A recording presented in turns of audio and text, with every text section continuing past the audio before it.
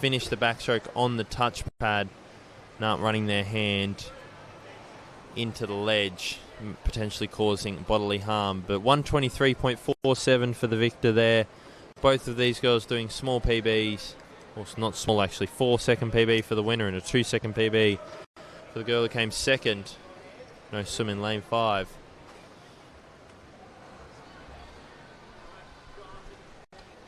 Congratulations to both those girls. Good start to their morning.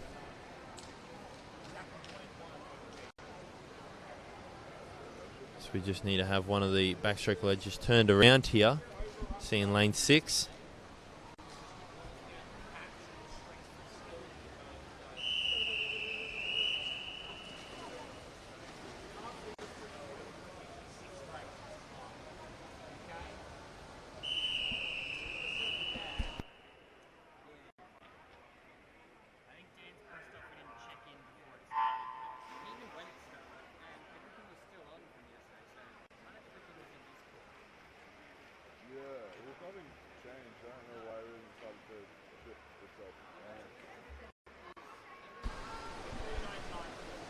We're underway here with heat number 2. Event number 82. These girls will be looking to try and do some good PBs, and if they have a great swim, hopefully make the final tonight.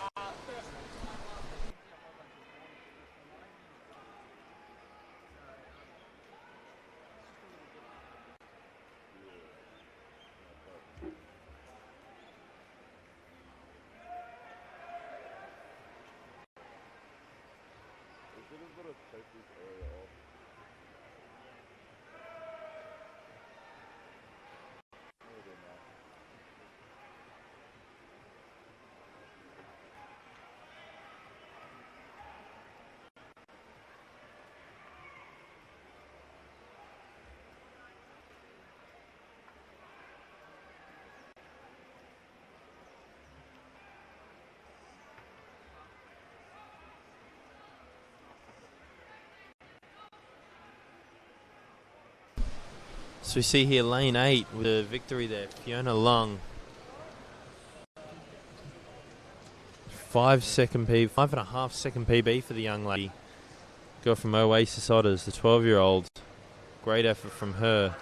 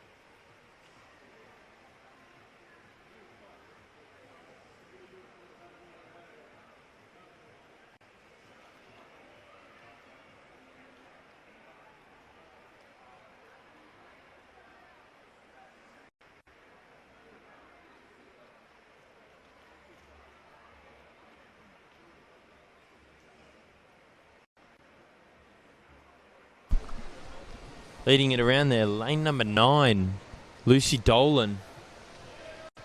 Excellent swim from her so far. In second place, Hayley Warren out there in lane 3. And in third place, Aisha Tagi. All three of those girls sneaking under the 40-second mark for that first 50. Looking to back it up here. Still Lucy Doyle out in front. She's got 3/4 to a full body length on her competitor Hayley Warren. Now they're in lane 3. They come down to the finish now. 119.35 for the young lass. It's a massive 6-second PB for her.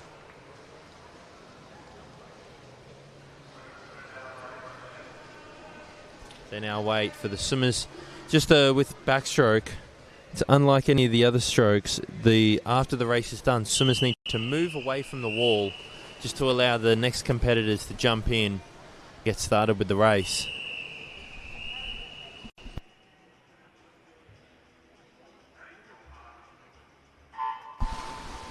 However, any stroke where you have a dive to begin the race, so IM, butterfly, breaststroke, or freestyle, you need to make sure that you move nice and close to the wall so that your competitors aren't diving on top of you, so that you leave them all the space they need to execute a nice clean dive into the water, and it is much safer for the athletes around. However, for backstroke, you need to move away from the wall so that you're not almost in the sight of line for those in the race. So when you're about to start those races, anything can be deemed as off-putting. So you need to make sure you have a nice clear mind. They do that by making sure that everyone's away from the wall. Leading it around there, Amelia Broughton in lane number 5. Nice close race here between those girls in the middle, and even girls out in 0 and 1 putting up a great effort as well. Chloe Howe was in second place at the turn. It looks like Renee Lister might almost take this event out. She does. Took an extra stroke at the end, but luckily it didn't cost her anything. Still got their hand on the wall first. Still just sneaking under that 120 barrier. It's almost 3 second PB for her, actually. Great swim from the young lass there. See all the girls in the water understood what I was talking about earlier. Moved nice and cleanly away from the wall. You can get the next race started as efficiently as possible. Heat number 5.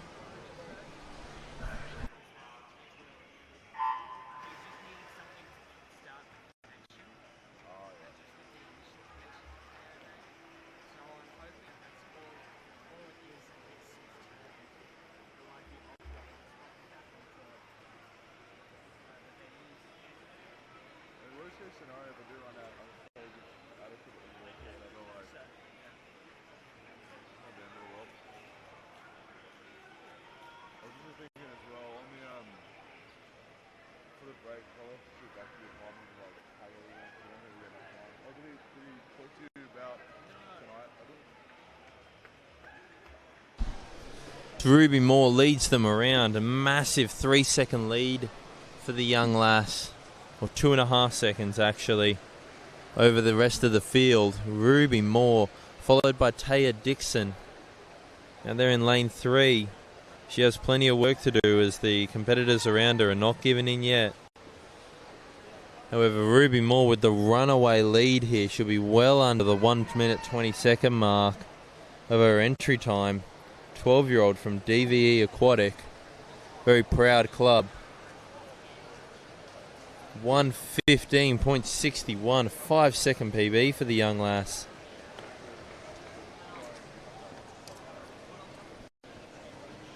Gets her hand on the wall first and almost gives herself a chance at tonight's final, depending on what other swimmers are able to pull out here, but a great effort nonetheless.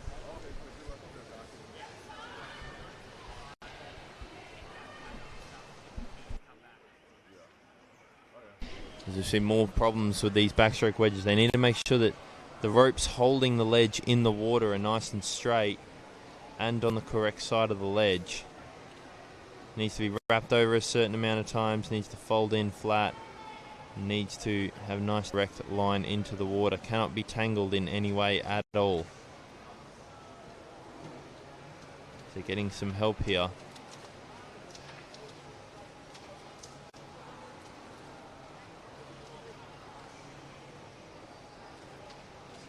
Still having issues with this lane 4.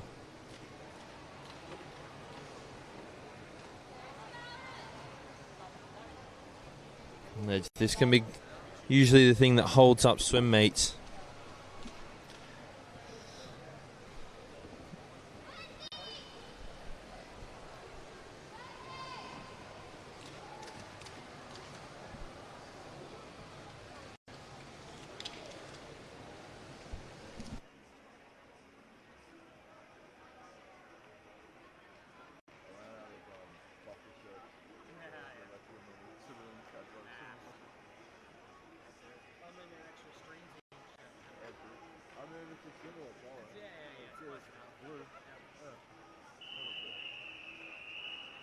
So we finally get it fixed by one of our premier officials, Harold.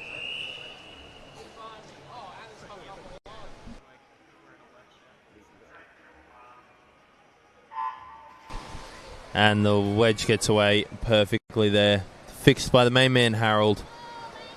Obviously, swim meets wouldn't be possible without a team of officials to oversee the competition. One of those officials that has been around for many years is Harold. He's officiated many international competitions held here in Victoria and even held across the country.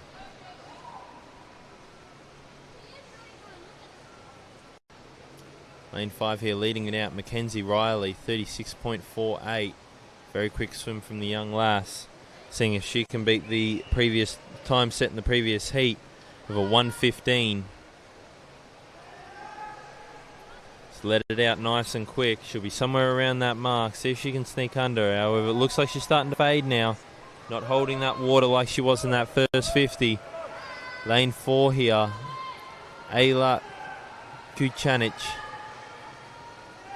Coming back at her, finishing very strong here. You're going to be around that 15-16 marker. 1:16.24 for the young ladies there.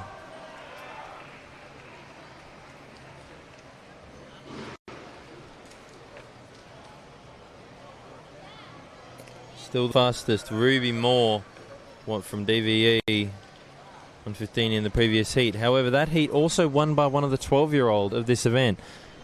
As we move on now to the seeded heats of this event.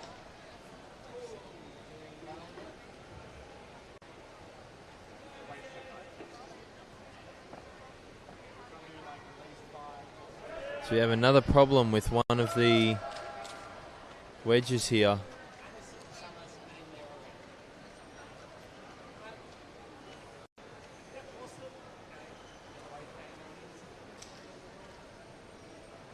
So they get it underway again.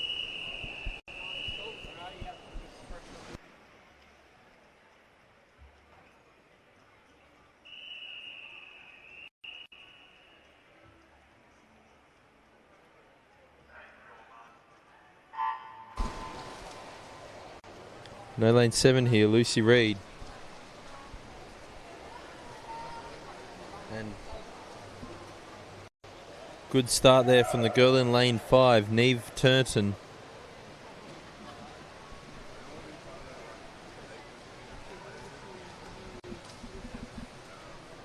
However, Lucy Ma already setting her sights on winning this heat, going through to tonight's final as the fastest competitor so far. Brilliant start from her, 33.84 for that first 50. See, she's got a very nice high head position, keeping it quite still, focusing on one point of the roof.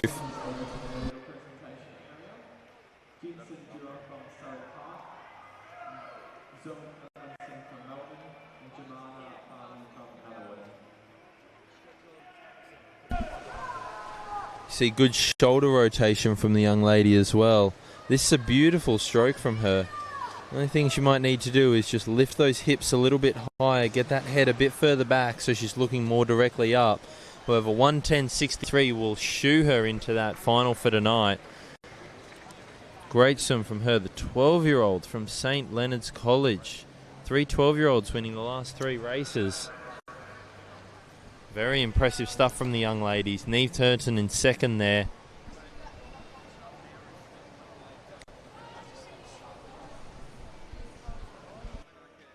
As we have another problem with the backstroke ledges, this time lane 0. However, it looks like they've already got it fixed. A little bit of help from the official coming over.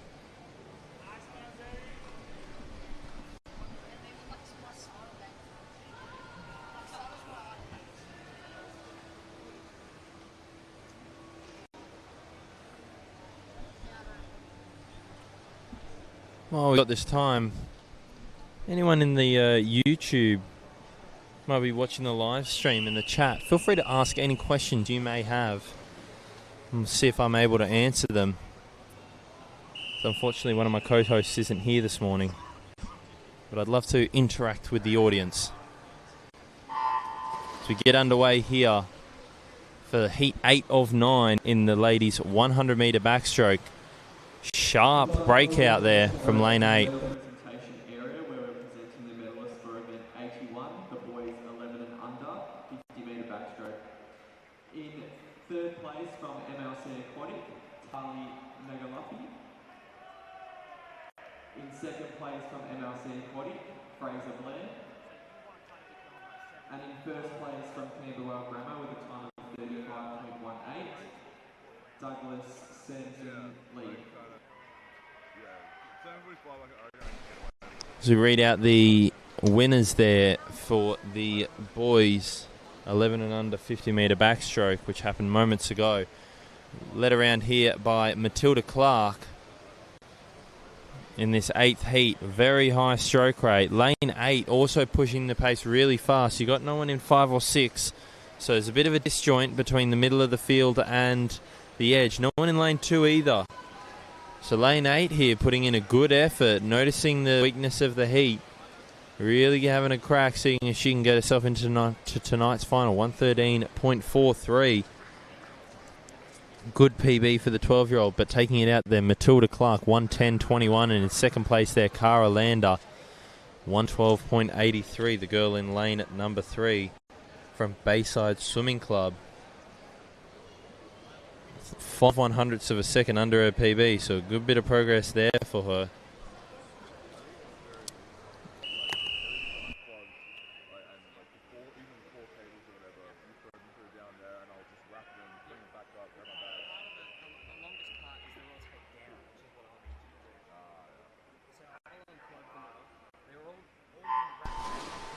Final heat here of this event. See who gets through to tonight's final.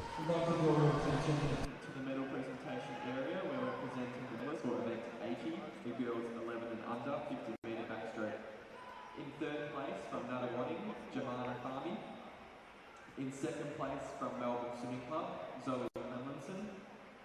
And in first place from Surrey Park with a time of 33.62, Jinson John. And there we have the winners of event number 80, the girls 11 and under 50-metre backstroke, being presented their medals. As in the water, we have the final heat of the 12-13-year-old 100 backstroke. Kira Jeffs with a massive lead, leading it out faster than anyone else has so far. Young lady is absolutely flying through the water. Excellent distance per stroke that she's got. Nice, clean, efficient swimming. She comes down to the wall. 107.85, comfortably going to be the fastest into tonight's final. And based off her PB, there's still plenty more in the tank. Tiffany Miet, 110.89 in second place there, and Megan Lee in third place, 112.30. Just off her PB. As we move on to event number 83, the boys 12-13-year-old 100-metre backstroke. 6 heats of this event.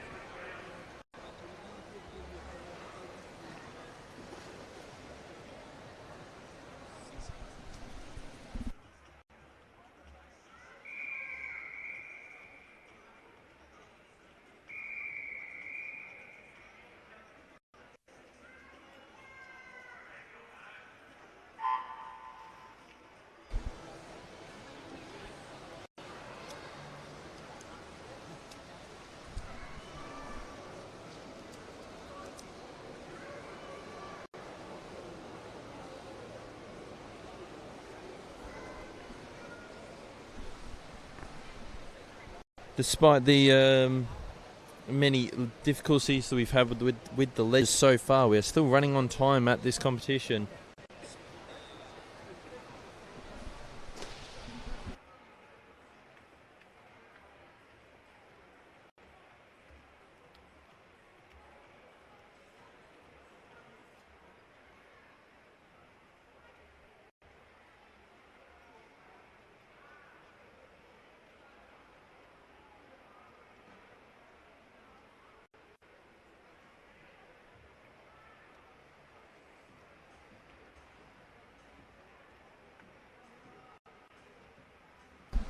As we see one of the officials running over to fix the ledge from lane 4. Hasn't been pulled out of the water. Can be quite dangerous for the athletes. Might jar a finger, unfortunately, as they finish. So need to make sure that the officials and anyone helping out with that gets it out of the water. So they come down finish here. 123.94.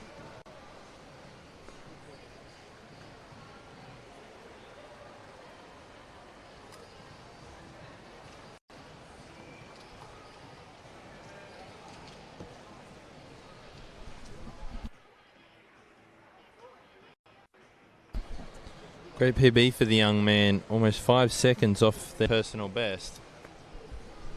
Second place there, Isaac Lim from St. Kevin's College Swimming Club. In third place, Linda Reichenbach from Camberwell Grammar Aquatic.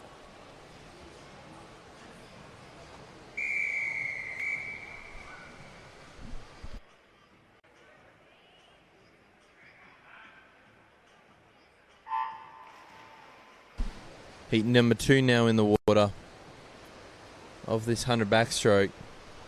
Boys up and swimming. Great start there from lane number 4. Christian Marks, the 12-year-old from Nuttawading Swimming Club.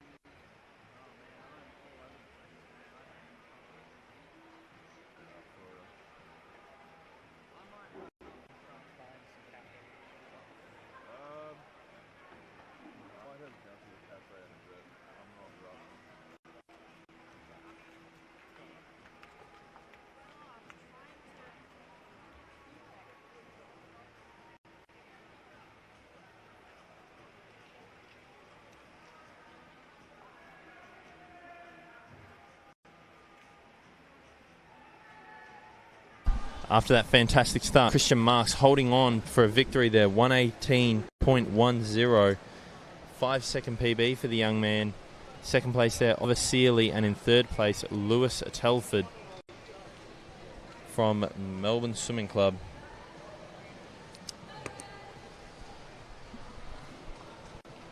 Moving on now to heat number 3.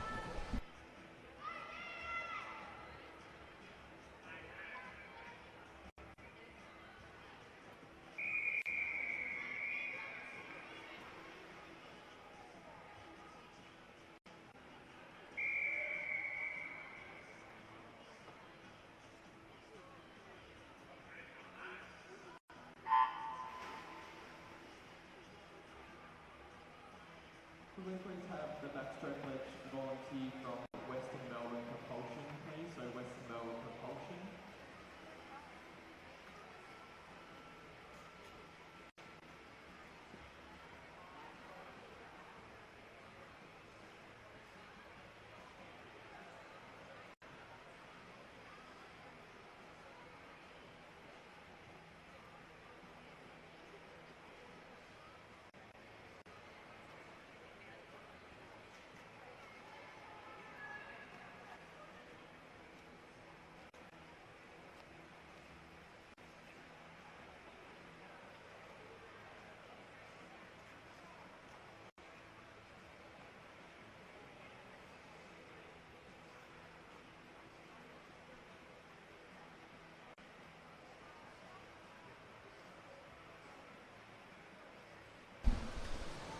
Kalen Theodore with a massive lead over the rest of the field here in this heat. Second place looks like Alexander Rose out there in lane 2. 113.53.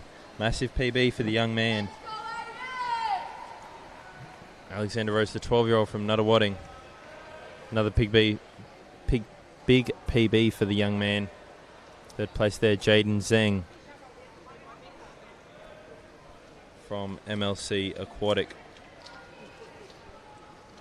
Great swim from those young boys. Seeing a lot of PBs this morning. A lot of good quality times.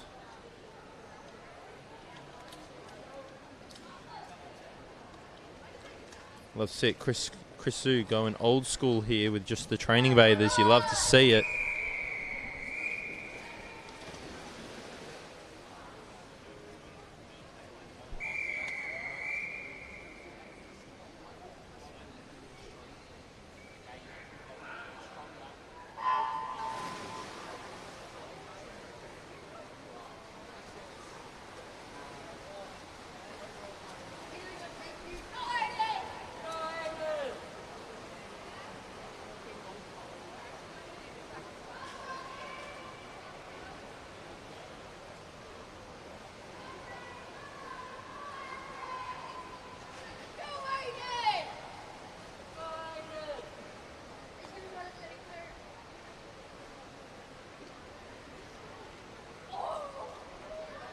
Aiden Ramos leading it out here in a time of 32.84.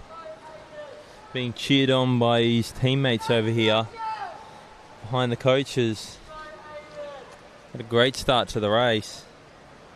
Entry time of 108.82. We're in the seeded heats here, so he'll be looking to secure his place into tonight's final. Nice firm head position. Has a quick look at the lane rope to make sure he's still swimming in a straight line. Comes under the flags and down to the finish. 108.64. Slight PB for the young man. Second place there, Julian Birch. Third place, William Chow.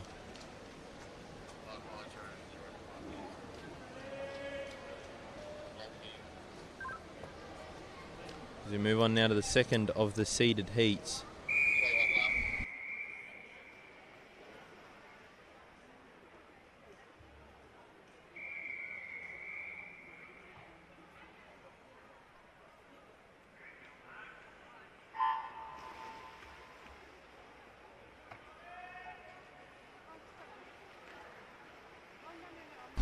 Outstanding start there from Alfred Hand. Not necessarily just the start, but the transition. You could see a nice, smooth transition between dolphin kick on the back underwater into the backstroke kick, moving the arms into the stroke gradually. Excellent work from the young man there. Able to hold as much speed off that start as possible, which is absolutely crucial. Gets a little bit close to the wall there. Still turns into 31.67. Second place there, Cade Faulkner out in lane 5, and lane 6, Oscar Magalotti. However, it's a dominant swim here from Alfred Hand, trying to beat the timer set previously by Aiden Ramos. Alfred with a very dominant swim here. Potentially be pushing his PB of a 104. He'll get under it. 104.48. Goes half a second under his PB. Great swim from the young man. Well put together. Great skills. Showing the importance of skills there in that race. Second place there, Cade Faulkner, 109.93. Also able to get under that 110 barrier. And third place there, Oscar Magalotti. Same as it was at the 50 metre mark. Fourth place there going to Han Tang Wang. Another 12-year-old in that race. Could do quite well in the years to come.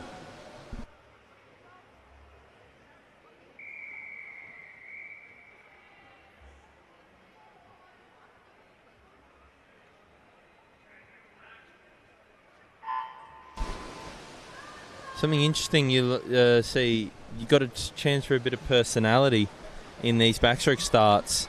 The way you jump in the water. I see many people just do the typical stand next to the block, jump in, bounce off the bottom of the pool. Some people hold on to the block the whole time. Others jump in backwards. There's a Hungarian 200 backstroker who swims over in the United States, likes to jump in head first, almost like a somersault. However, they had to change the ruling. I'm not sure what the ruling is now, but there was a ruling about you couldn't dive in. You definitely can't dive in past the flag and swim back to the wall, because you can almost get your feel of the water before the race almost starts. They outlawed that many years ago.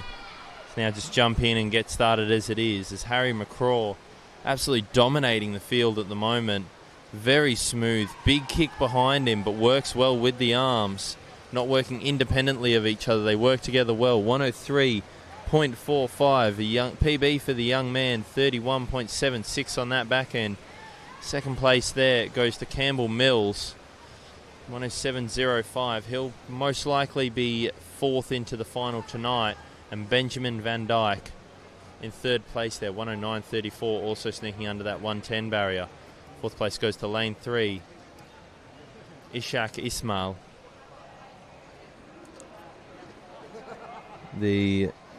Another 12-year-old from Surrey Park. Good effort from the young man. So we move on now. Just keeping the backstroke wedges out. Event number 84 now. The girls 14-15 years, 100-metre backstroke.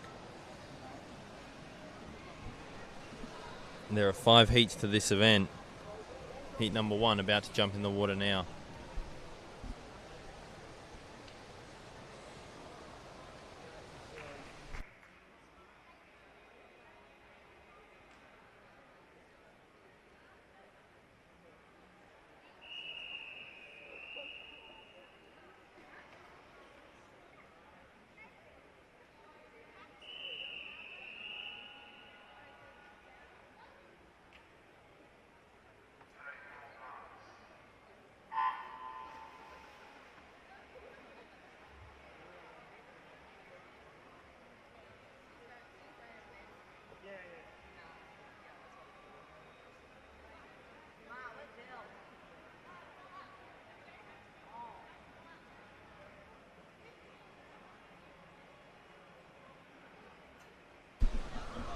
As we have heat number 1 in the water here, Eva Murray looks like she's leading out the field.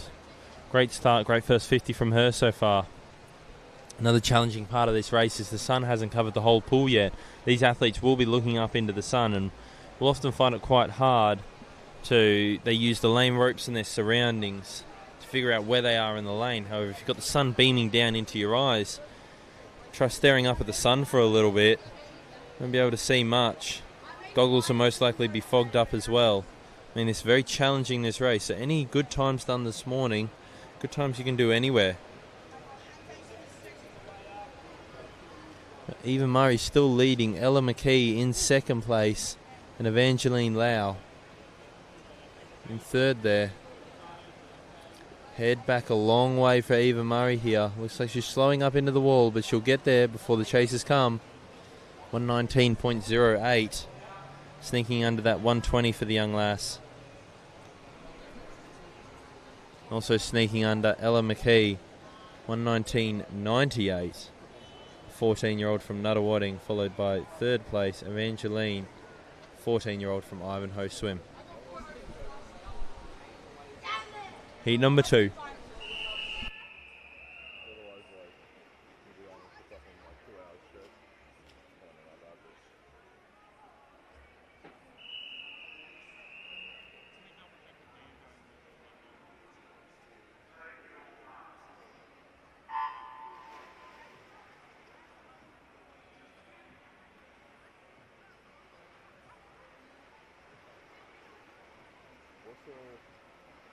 When I used to play repeat up whatever, I probably knew my phone in case something goes wrong or takes or whatever.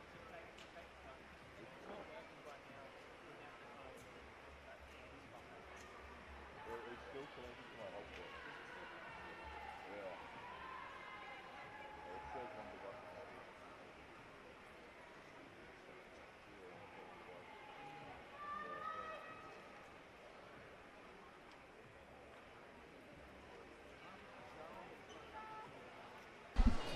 So they turn at the 50. Madison Klein leading out there in lane number 1. 14-year-old from Caulfield Aquatics. So we spoke to their coach on Saturday morning, Sam Purvis. Also being head coaches there, Kenny Monk. Followed also there by Sarah Scott. Lane 3, Claire Fleming, putting up a good fight here, good showing. So come down to the wall, see who gets their hand on the wall first. 116.53. Madison Klein taking out the win there. Claire Fleming in second, 116.86. Good PB for both girls in that race.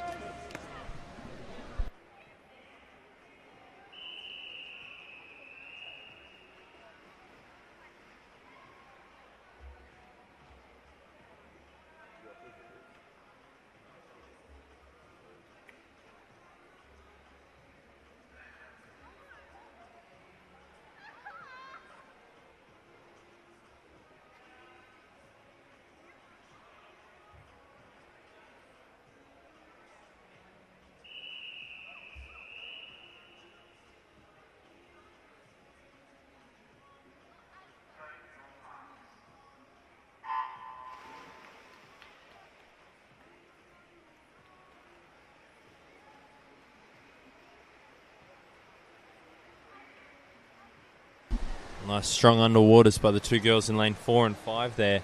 Lane 5 coming up a little bit earlier, however, it's worked out better for her in this first 25 metres. Strong start for her. Grace Cox. However, it might be Isabel Donart who might take this first 50. Gets on her front first and turns the feet over. 33.36, the young lass. Second place actually goes to Eloise Pride. In third place, you got Grace Cox. Lanes 4, 5 and 3 have run away with it a little bit.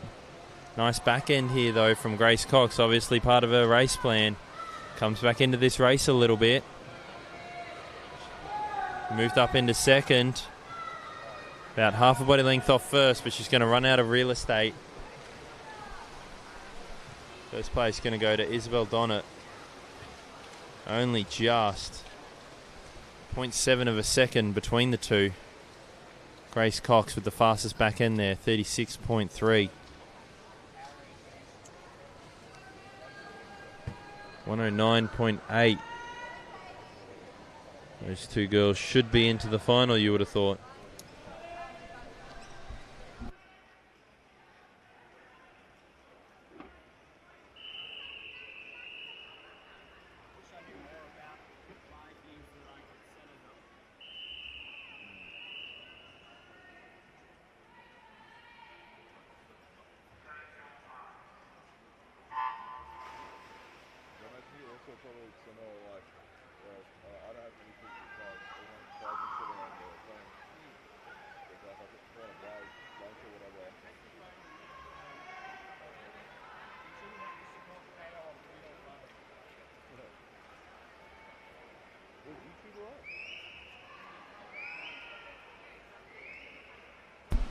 As we moved on to the second of the seeded prelims,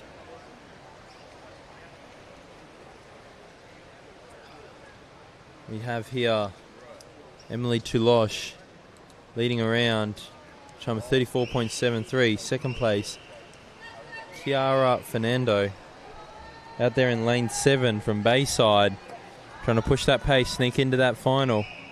However, challenges coming from all the way across the pool. Lane 6, 5, 3 and 2 also putting their names up there.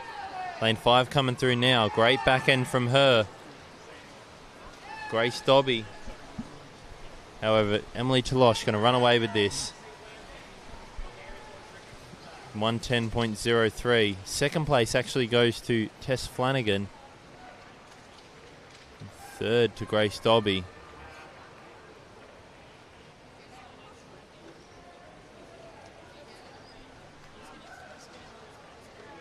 Final heat now.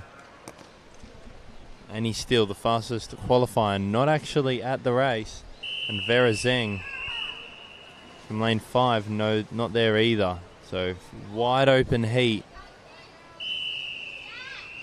Potentially take any chance of victory here.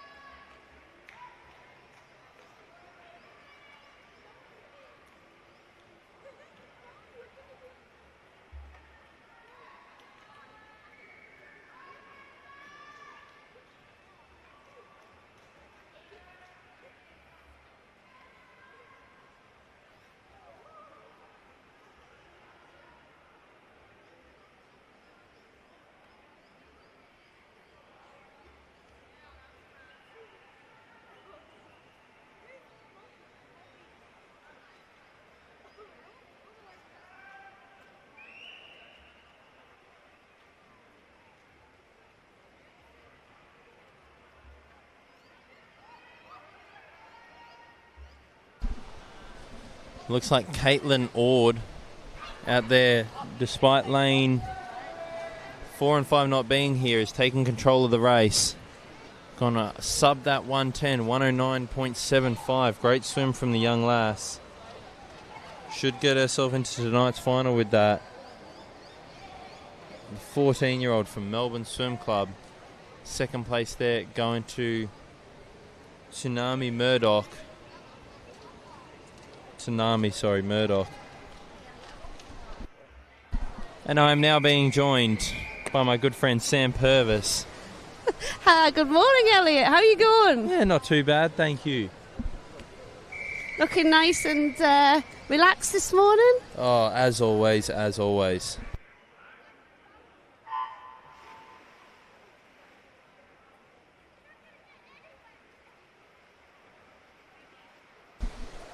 We are now up to event number 85, the boys 14-15 year 100 metre backstroke. We are running a whopping 1 minute ahead of schedule. Make sure everyone turns up for your self-marshalling. It's very important you don't miss your race. That's like we have right. seen sometimes this morning, but That's great that we actually are on time and ahead. Sometimes it's like running real late, and especially when it's been hot. You know, the heat, you know, it's quite draining to be here a long time, and I think that's great. lane 5 here, William Travis. I saw him earlier in the 1500 metre freestyle. The young lad backing up quite soon after his race. It's only been about an hour since a 1500 freestyle. If you ask me, you should have a week break before you do anything after a 1500 metre freestyle. However, it looks like lane 6 and lane 1 battling it out here. Lane 1 going to take the victory, 107.40. Yeah, that's outside smoker. Tag horn. Second place there for Jack.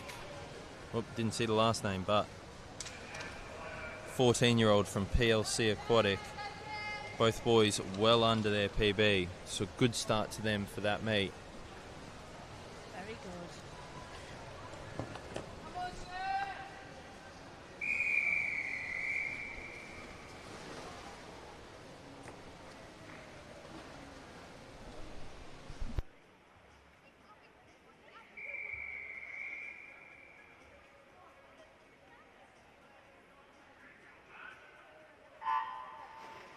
Well, we've got a swimmer here, Luca Lim in lane 2, a very dedicated young man who used to be at CA Tritons, and yeah, it's pretty close there, but I'm afraid we've got lane 4 who's missing, so a few people are missing out this morning, aren't they? Yeah, lane 5 that is by the looks of it yeah, actually. lane 5, yep. Jack Darling, very high stroke rate there in lane 4, being challenged in lane 3 by Owen Kruger. They go around this 50 metre mark. Owen Kruger taking it out in 30.84, followed closely by Jack Darling, 30.93. So we already move into the seeded heats of this event, straight into it. Only 40 entrants. So one non-seeded heat, as we just saw earlier. Now these seeded heats, looking to battle it out and hopefully make it into tonight's final. Yeah, very close there at the 50. But it looks like that gave Owen Kruger a bit of confidence to bring it back on that second 50. Might come home a little bit faster on the second 50 as well. Back in a 33.7, takes it out, 104.61. Second place there, Jack Darling, 105.05. And third place going to Samuel Hartley out there in lane 6. Another 14-year-old in that race with slight over his PB, 0.2 over his PB. But we'll see if that gets him into tonight's final.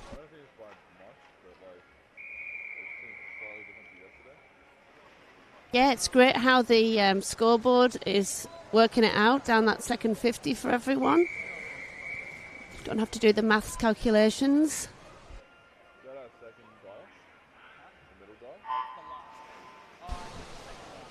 Went a bit early on that start, and all those athletes was in their set positions. Where I noticed lane 4 still moving actually on the block. Shouldn't get disqualified for that. However, usually the officials have to wait until everyone's up and in their set positions before they start the race. Yeah, that's right. The starter shouldn't really start the race until everyone's still. And then, of course, you can't disqualify for someone if they've moved before, they take your marks or anything. So, frankly, they should better be fine not. for that. Yeah, Xavier Aguirre there in lane 4 leading out the race, 30.42, very quick first 50 from him. Look at that lovely still head position and how he's got his head back, but he's really high in the water. Looks very smooth, Beautiful. like there's constant pressure on the water. There's not stop-start, one arm through, next arm through. It's constantly, as one arm moves out of the water, the next arm moves in. 102.05. Excellent swim from the young man there. Fastest so far this morning with a heat still to go. Yeah, back in a 31, and that was just an absolute masterclass in backstroke technique there, down that second 50.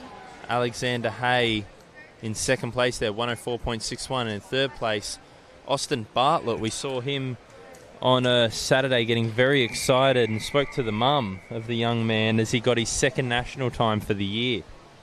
Oh, fantastic. He's had a great meet so far then. Fantastic meet.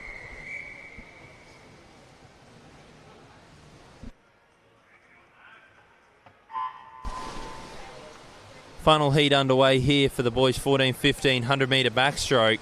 We see our wow, what a fastest start from lane 5. Great underwaters. Fraser Allen. Got that the wrong way around. Yeah. Fraser Allen. This is people with two first names. They're always that's tricking apparently, me. if you're going to be a movie star or a pop star like George Michael, you should have two first names. Elton in your John. Name. Elton John, that's Elton right. John. So, that was an absolute pop star of a start, I would say. It's not always even about the start. It's about how well you can transition that speed off the start into that first stroke.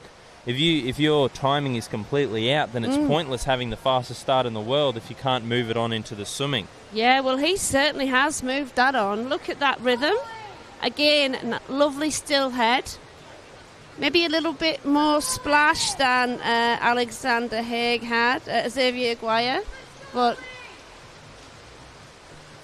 He finishes off here, comes down to 31 again on that back end. Brilliant. That's going to be some race tonight.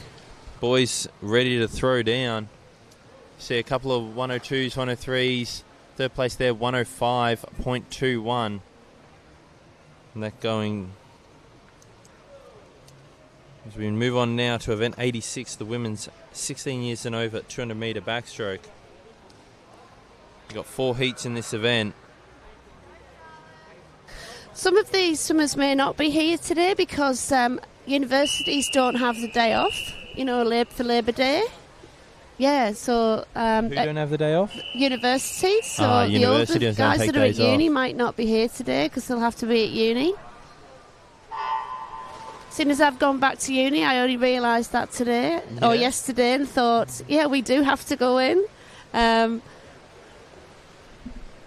And I suppose that's because Labour Day is about working people. Labour. Yeah, and it's not really academic, so they're making, I guess it's the schools got the day off, don't they? The schools do. No, but that's teachers. That's teachers getting the day off, isn't it? Not kids. That's right, because they are workers, yeah. Are professors workers? Well, I think they are, but they're going in on the day off. Professors barely come in on a day on. Yeah.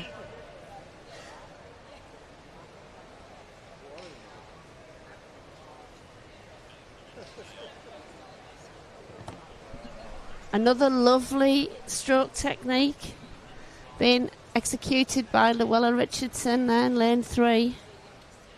So I haven't been to a final session yet. How's it been running? How's the meet been running through these final sessions?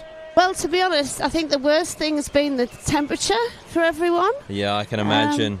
But I don't think it's going to be too bad today. Somebody said that it was going to be a 4-day heat wave, but I think maybe not. I think perhaps... pretty sure it's meant to be quite hot today. Yeah. It might kick in later. Right now it's beautiful. I'm quite happy sitting here in my shorts and t-shirt, but yes, we'll see how it ends up later. Well, I think that in the evenings, to be frank, I've watched a couple of the races from home. So it's meant to get up to 35 degrees this afternoon when we're coming back here for the final session. Wow, that's right. Still quite warm, but then starts to drop down after that. Yeah, Hopefully it'll autumn change kicks tomorrow, hopefully. in. Autumn, I need you to kick in, and I need you to kick in soon. I cannot handle this heat like I used to. Yeah. I've never been a big heat guy. I'm always a winter guy. I'd rock up 4 a.m. on a winter's morning in shorts and singlet to training. Yes, well, I do love the hot, dry weather. It's when it's the humidity. So they always say the humidity's what gets you. Yeah. Now maybe that's what makes Queensland so great at swimming. Oh, So well, they're just able to work through any conditions. They will do. have 40-degree temperatures, and then they'll have thunderstorms the next day. I know I had that when I went up there for a national event camp a couple of years ago. Great initiative by Swimming Australia, but the weather can just turn on you like that, and you can have flash floodings for a day, and then the next day it feels like you're in a drought. yes. As we come down That's here a to the good finish, time. Lula Luella? Richardson, Yeah. second place there, going to Charlotte Merrilees. That's a Third. 7-second PB there. That's exactly what you want to see. And swam with great style too. That's fantastic. Exactly what you want to see from these early heats. It's a nice PB to start off your morning. It's been an exciting morning for the kids here. The young kids have gotten to warm up next to Sam Williamson. Was he in the pool this morning? Yes.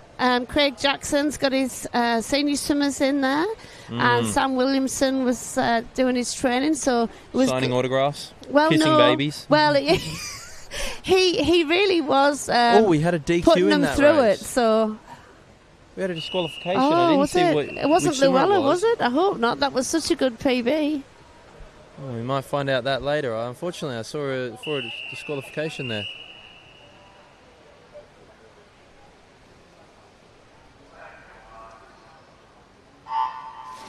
So yeah, some of the older swimmers aren't here, so maybe that is it. You know, they have to be at uni, etc. Yeah.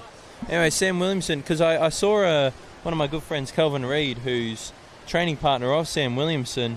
I saw his car in the car park when I drove past. I went, oh, they must be in this morning. Yes. And I was talking to another one of my mates who's Simpson Nuttawading. I believe they were over at the VIS this morning. Yeah. So They look good. no rest for the elite athletes. Even you got competition days out here for the younger swimmers, but the older swimmers, even when competition's not on, they get them working on public holidays. That's out right. swimming. Sometimes the coach might want an afternoon off, so he'll say, here's the session, get this done at your local pool at your easiest convenience, but you must get the session done still. Yes. He puts it on the athlete to determine how hard does the athlete want to work, how hard does the athlete want to drive. The thing with True. coaches, the old saying, you can take a horse to water, but you can't make it drink. If the athlete doesn't want to work hard, coaches can't force them to do anything. So Yeah. It's very much intrinsic motivation is the thing. You know, I remember there was a lot of girls when I was a lot younger, and they'd say, oh, you know, if I do well, my mum's going to give me £50 or I'll get a new swimsuit or whatever.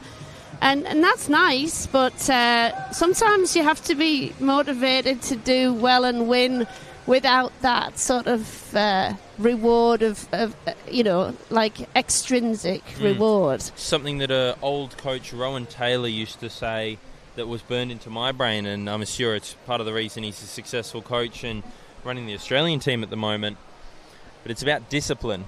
And the way he defined discipline is it's what you do when there's no one watching. This idea that the coach could walk off pool deck and you would still perform just as well no matter who was there to see you, not taking shortcuts.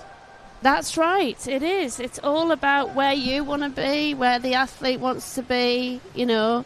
Them also being able to, from a young age, you know, be a master of their own destiny. And it's empowerment, you know. Rather than catching them when they fall, you learn by mistakes. And, you know, a mistake's good because you want to train harder to not have the same thing next time. We've got Alana Torrance here winning Very the nice. 200-metre backstroke for the 16 and over age group, or this heat, that is. That's a good time from Bella Murchie in lane 7. I've coached Bella down at the pool down at Yarwood down on the peninsula. And we'll see if 2:31 can get her into the final tonight. Yeah, I think it will. That was very good. She looked very comfortable too. Anyone who was listening on Saturday, will know that I spent about 5 minutes talking about a really good pen that I borrowed.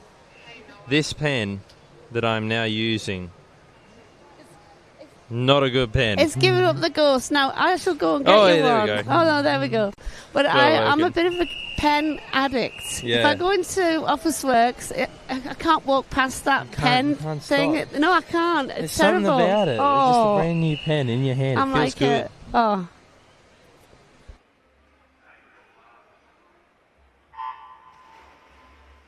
As heat number 3 gets underway here. Just going back to what we were talking about, getting the older guys who realise that it's important to drive your own. For event 86, heat 1, lane 4, turn not initiate at the completion of the arm pull after leaving the position on the back at the 150 metre turn. That is event 86, heat 1, lane 4. So we just heard the infraction report there for heat number 1. It was Ela Ord. But something, once again, speaking of my own personal experience, getting the kids to drive their motivation. One thing that when I was waking up, I had my parents come into my room, wake me up, say, hey, it's time to go to training. Something that changed when I was 12, 13 years old that my coach recommended for me to drive my progress, I go wake my parents up. Little things like that drive how much the athlete, shows how much the athlete will care about what they're doing.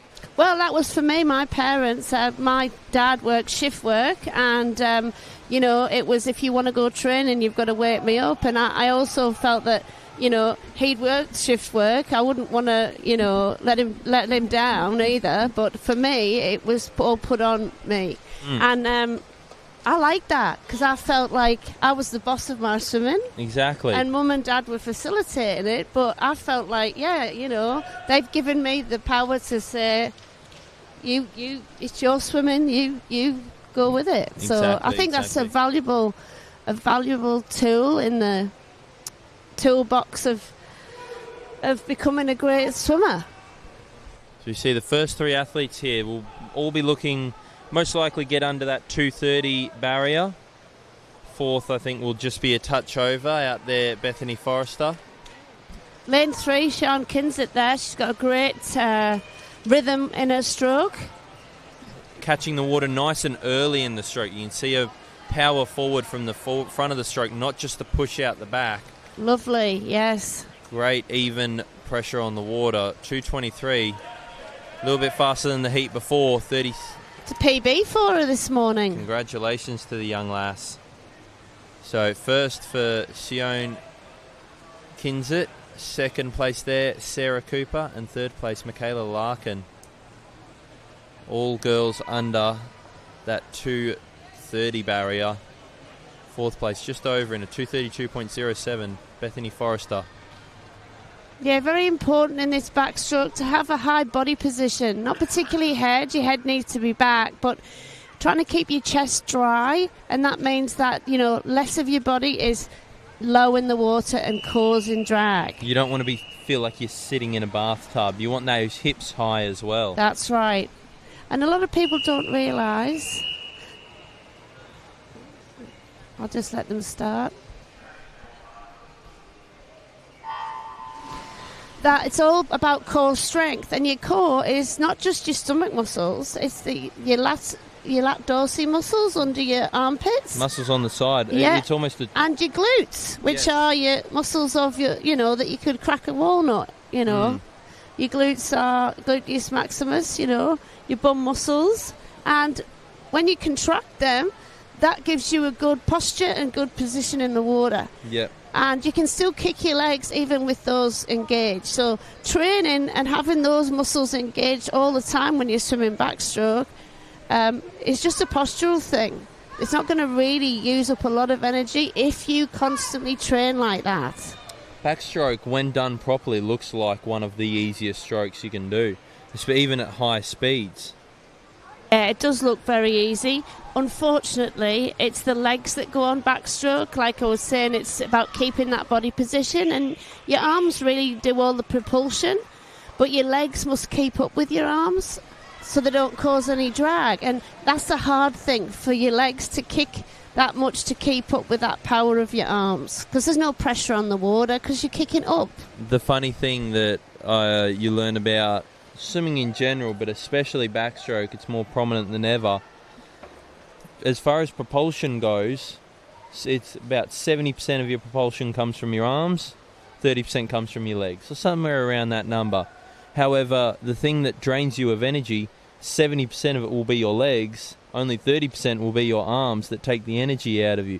So it's not doing as much, and it's taking more effort out of you, your legs. That is why it is so important to take care of them in a backstroke race, and especially backstroke where it's so important to be efficient off that last wall. You see backstroke, one of the only strokes where they always push that 15-metre barrier at the elite levels. Oh, absolutely. And you know, your quad muscles, your thighs, are the biggest muscle group in your body. So they're going to use the most oxygen. So if you're overusing them and you're not getting propulsion from them, really, you're wasting your energy, as it were, you know. Excellent swim there for Alana Banks, 2:20.40. It's a bit over her PB, however, doesn't need to go it this morning. We'll be waiting for tonight's final. No. We have 4 girls under that 2-minute 30 barrier. Yeah, so looks like Bella Murchie might make it, but I don't know. We'll probably. have to see. I think she'll make it. Yeah, that would be good. I saw. What's that? 2, 4, 6, 9 people under the 2:30 barrier, so she might be 10th with that 2:31. That'd be good. Hopefully she sneaks in. But a great swim there from that heat. The 4 girls there pushing each other, especially 3rd and 4th there. It looked really good. The MLC in Surrey Park.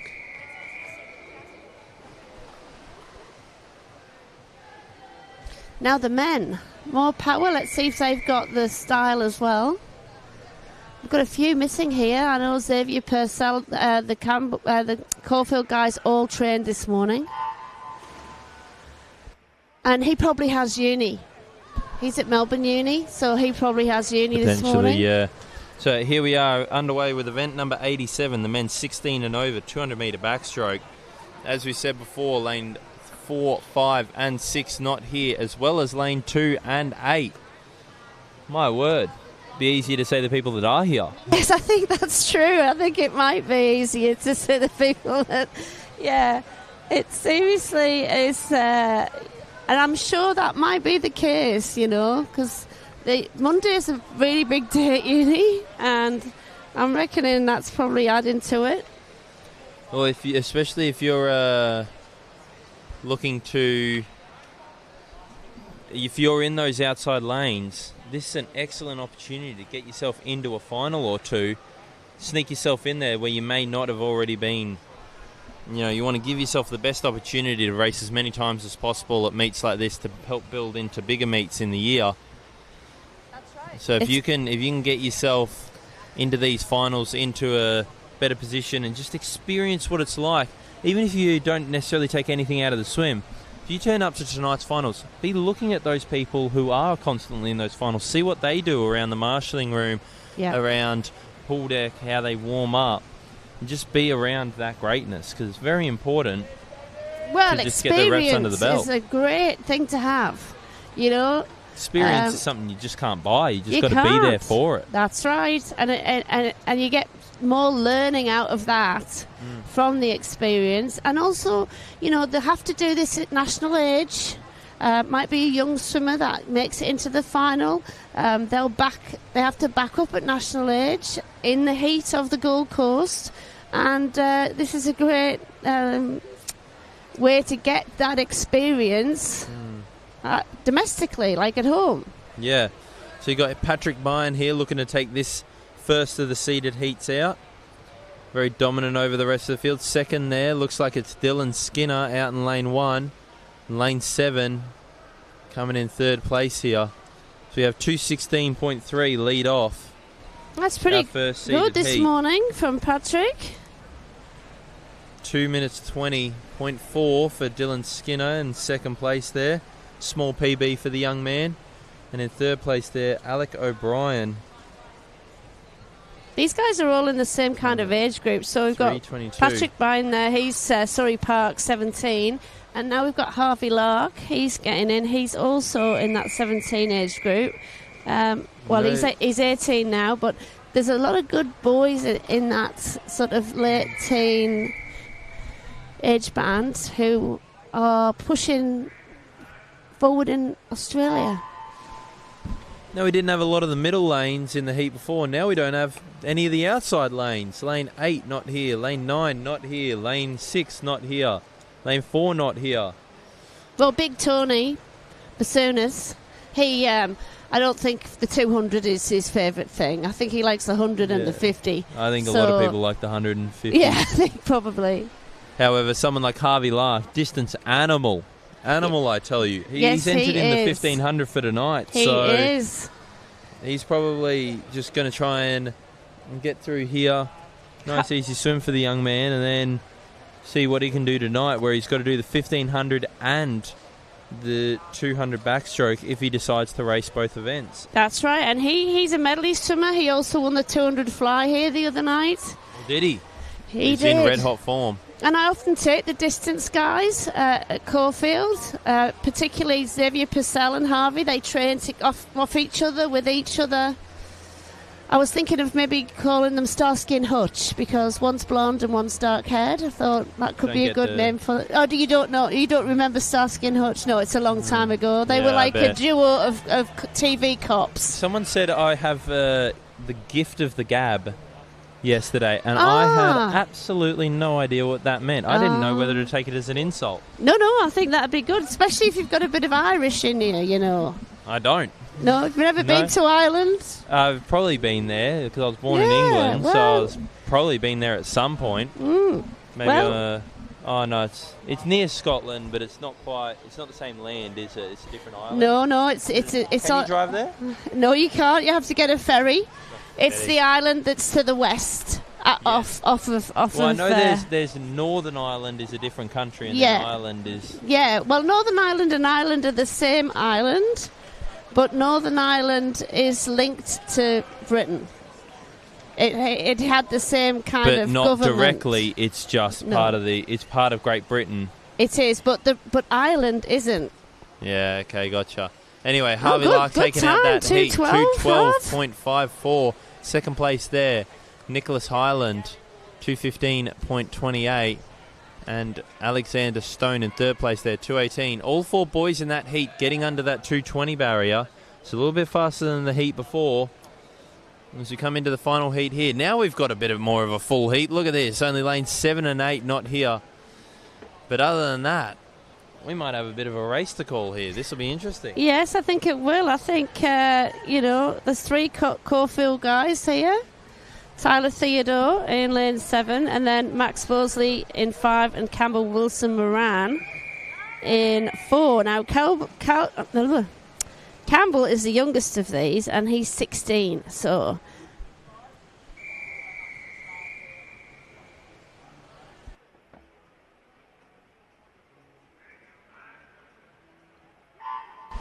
So a couple of boys here from Caulfield Grammar. What can you tell me about them? Well, they all train very, very hard, and they are really great, a bunch of kids. I would say kids, young men and young women. When you look at Campbell, he's going out slower. So the thing with Campbell is when we do sets of stuff, he always sometimes backs off. Say it was set of 4, he might back off on the third one and then absolutely kill the fourth one. We call that a bit of a save up Sally. Well, I think that's what we have been telling him, but he's getting better at it. I think that's just, sometimes you get into the way of not pushing yourself, but when it comes to a race, you've got to say that he does bring it home. So I know we're saying that, but he does really bring it home well, and you can see he's got a very, very relaxed, rangy stroke. It's lovely to watch him when he is training in, you know, he has quite a slow stroke rate. You can see that he's just taking his time here. As we see Alan Yui leading around at the 100-metre mark. I remember Alan from Saturday because he went 17 metres off the start and in the 200 IM. Unfortunately got himself disqualified. I didn't actually check to see whether he got up before the 15-metre mark in this race, but I hope he did. Oh, Alan. But he's rather dominant in that first 100. The gap's closed a little bit. In fact, it's been taken over by Campbell and Wilson Moran. And in second place there, going to Max Bosley. Oh, nice turn. The thing about Save Up Sally's and people who finish fast in sets, it's fine to finish fast in sets and you want to finish fast in sets. However, it's only relevant if you've been doing what is required in the 50s before. That's true. If you bludgeon through the first 50s and you're not achieving the times that the coach sets, it's completely pointless. You need to make sure that you get up, put yourself under pressure, and then add more. That's when you get the best benefit. 2:11.2, it's good. And then Max second, 2:13.3. Very nice from those two boys. And then third, Alan Uy. So 2:15.01. So I guess they'll all be in the final there. That's a PB for Alan out there. Another two of the 2:18s there. So a lot of people under that 2:20 barrier. Looks like Alan did get up before the 15-metre mark, didn't get disqualified there. Yes, I think he probably has learnt by his mistakes, as we were saying before. As we come now into event number 88, the girls 11 and under 200-metre freestyle.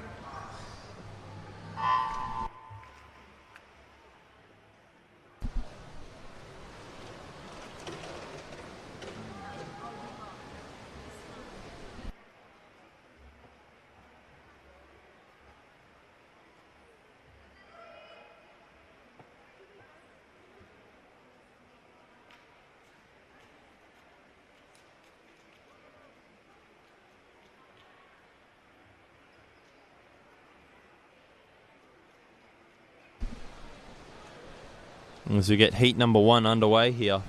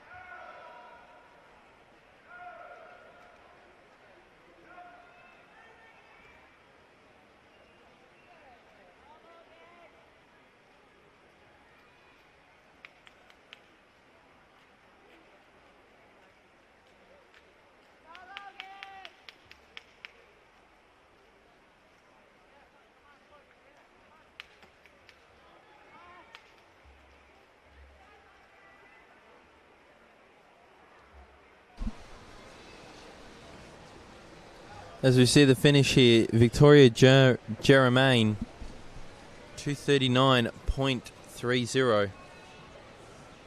Outstanding PB for her. Completely skipped the 240s.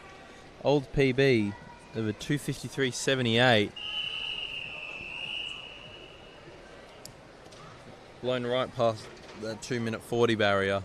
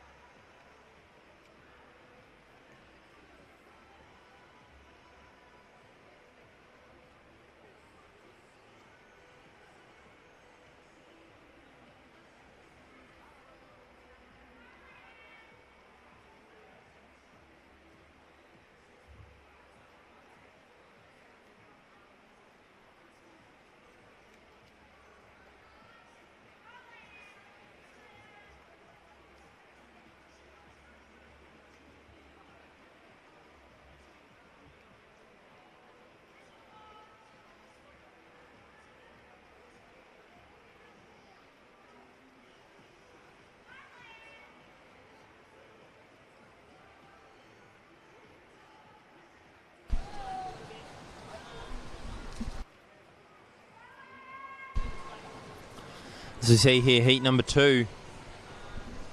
You have Mariella Simmons out there in lane 6. Very dominant swim from her. Followed by Layan Hussein Emman.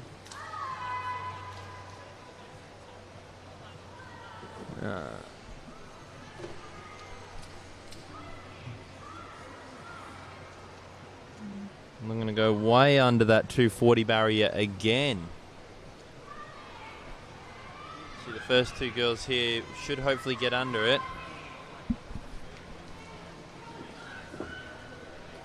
Fortunately, third place there in lane 5 will just miss out on that 240 mark, but good PB for her if she can get close. Going to go under the 230 barrier here. Mariella Simmons, 229.56. Massive PB for her, almost 15-second PB for her. She skips the 230s. 234.79 for Layan in lane 3. And Bridie Steele in third place there, also another PB. 240.42. As we move on to the final heat, see who can win a medal out of these girls. Only 10-year-old in the field, lane 5. Victoria Dang looking to put some pressure on these 11-year-olds. Jemana Fahmy, in lane 4, fastest qualifier for this event, 4:22. See if she can get close to that time.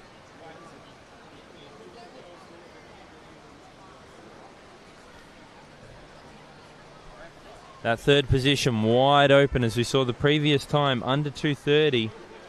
These first two girls should hopefully get under that based off their personal bests. 31.92 lead out 50 for lane 4. Followed there in second, Zoe Clemenson out in lane 2, 32.67, and Amy Bay, 33.39 in lane 1.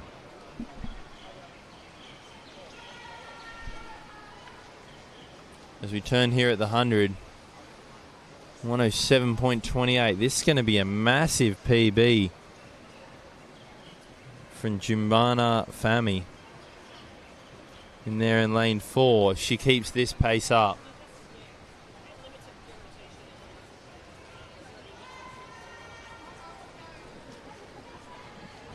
second and third place still up for grabs. Fight between lane 1 and 2. Lane 1 there, Amy Bay, really flying on this third 50. Turned at third position. Now going to turn into second. with a 2.5 over her competitor in Zoe Clemenson. Jumana Fami, way out in front over Amy Bay. Really strong effort here in second position. Looks like the top three of this race are going to be the top three medal winners. Can she get under that 2-minute 20 mark? She might just miss it.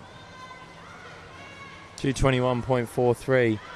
Nice PB for her. And a massive PB for Amy Bay.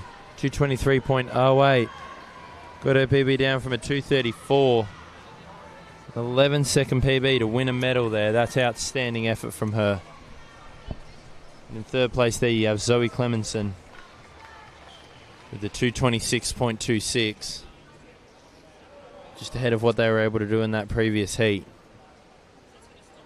But now we'll move on to event number 89, the boys 11 and under 200 metre freestyle.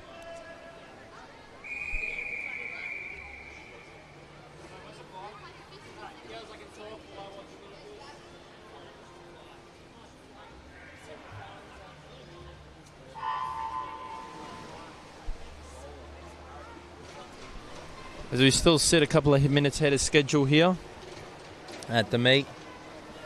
Now we actually, sure many of you noticed the distinct lack of Britain in the previous event, but Sam Purvis has actually got one of her athletes swimming in this next event. In heat number 3, lane number 9, Kinsley Chung will be out there, hopefully doing Sam proud.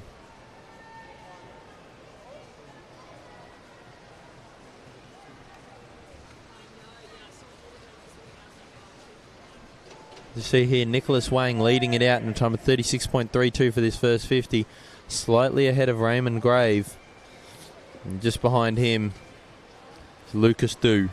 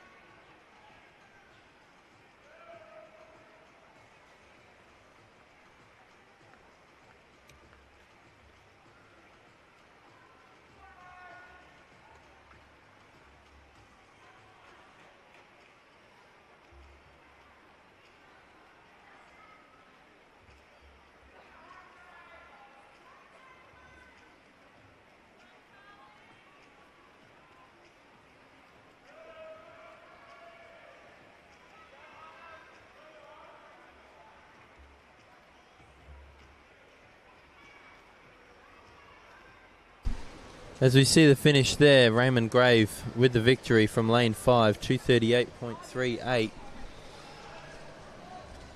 Big PB for him, once again skipping that 2:40 mark. Monstrous, all these boys just about getting under 2:50. Which pretty much means all of those boys. Nice PB for him. Heat 2 now.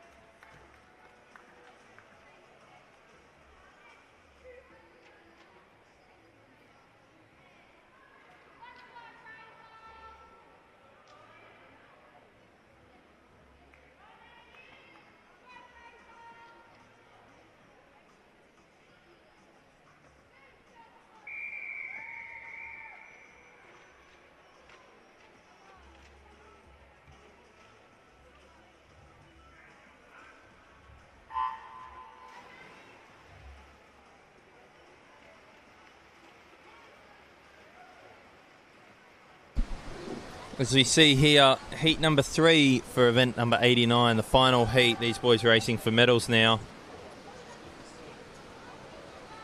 We keep an eye on Kingsley Chong out in lane number 9, coached by Sam Purvis, who has joined me on the commentary.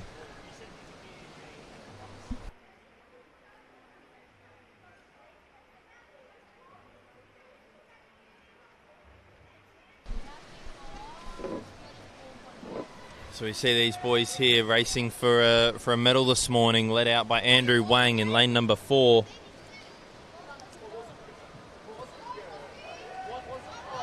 From Nuttawading Swimming Club. Second place here, Lachlan Bull, also from Nuttawading Swimming Club. These boys have gapped the field a little bit. Third place, there's a nice battle between Rain Lee and Fraser Blair in lane 5 and 3 respectively. But it's Andrew Wang out in 108. Followed by Lachlan Bull at 109 and 111 and 112 for Rain and Fraser. These boys really setting the tone here. Blair turned in 4th, but had a good change of pace for him. He's moved his way up into 3rd now.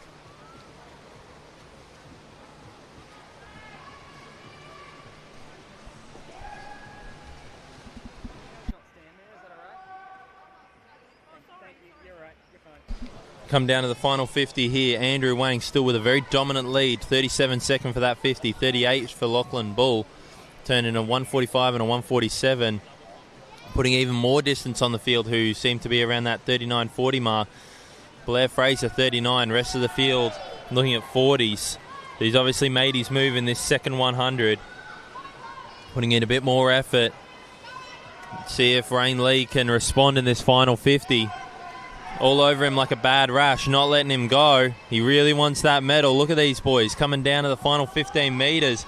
Rain Lee with a great finish here, saving up a bit of that energy. Andrew Wang is going to take it out with Lachlan Bull in 2nd. But Rain Lee, can he swim over him in the final 5 metres? Oh my goodness, what a finish from Fraser Blair. Just holds on to his 3rd medal position. Fist pump to the crowd. He's very happy with himself. Splashes the water a little bit. Boy from MLC slightly edging out Rain Lee from Oasis Otters. Rain, I thought he had it with 5 metres to go, but another kick there from Fraser Blair meant that he just got his hand on the wall and got that medal.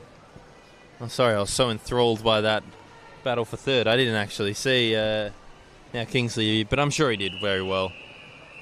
Hopefully a slight PB. Hopefully.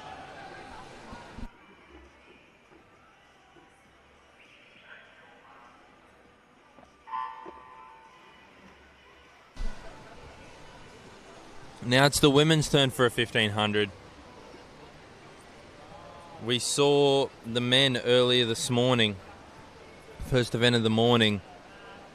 Event number 78. Now it's event number 90. The women's 12 and over 1500 metre freestyle.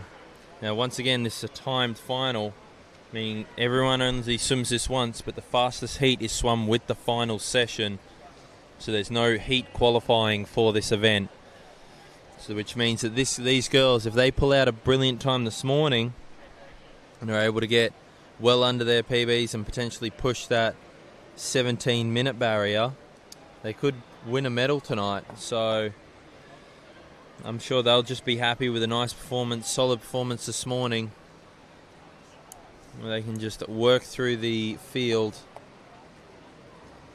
for the 11-year-olds, jump back in the water a little bit later on for their 200 IM. But a nice start here from Emily Doyle, girl from Nuttawading. Looks like we've had a reseeding as well. Obviously meant to be in lane 7, now moved up to lane 3, meaning that a couple of these swimmers might be moved into the final if people didn't check start correctly.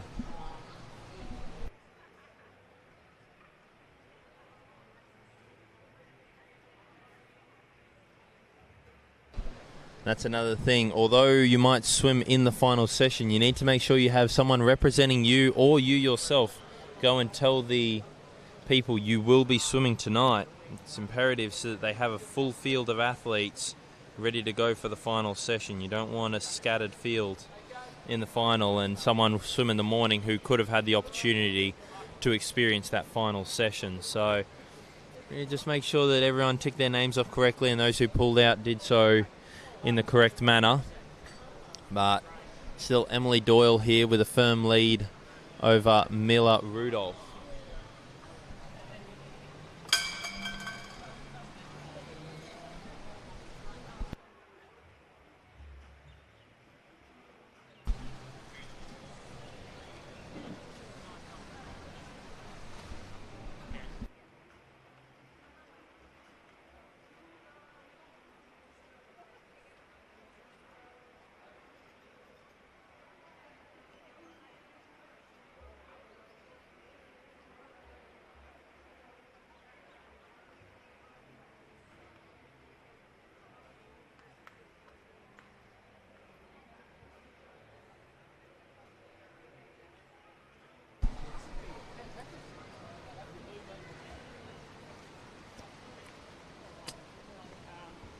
Emily Doyle still with a nice lead here, holding around that 38-second mark. Miller Rudolph in second place there, holding just under 40 seconds, and Olivia Toe with a 40-second 50 there. There seems to be a bit of a closer battle between second, third. The fourth is just off the back of them, and fifth is just off the back of them. So it's Olivia Toe in third. Fourth place, Matilda Terhag. And then India Condon, I believe, swam in the 800 free a couple of days ago. I remember calling that race where she swam over the top of, can't remember who else it was. So we know she's got a good back end on her. So we'll look to see her in this second half of this race, especially that last 500 metres. Out there in lane 1 all by herself. Doesn't help that there's no one in lane 2. Pippa Hall.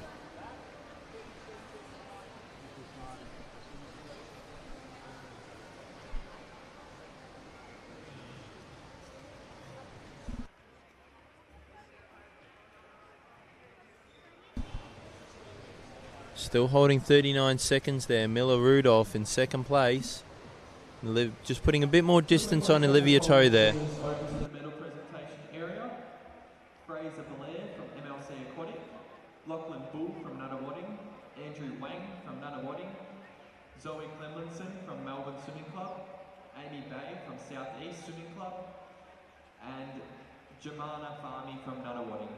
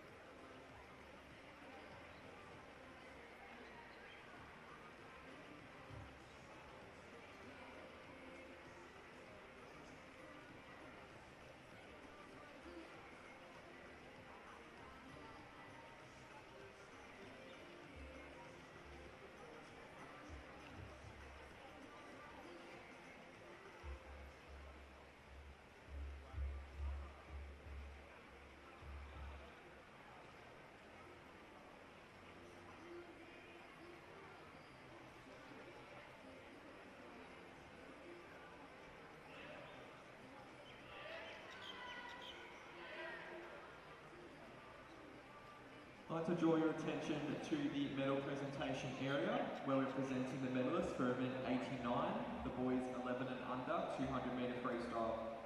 In third place from MLC Aquatic, Fraser Blair. In second place from Nunawading, Lachlan Bull. And in first place with a time of 2 minutes 23.05 from Nunawading, Andrew Wang. Congratulations to those boys there. Obviously had that race call a little bit earlier. We had Andrew Wang for the win there. Lachlan Bull in second and Fraser Blair in third position.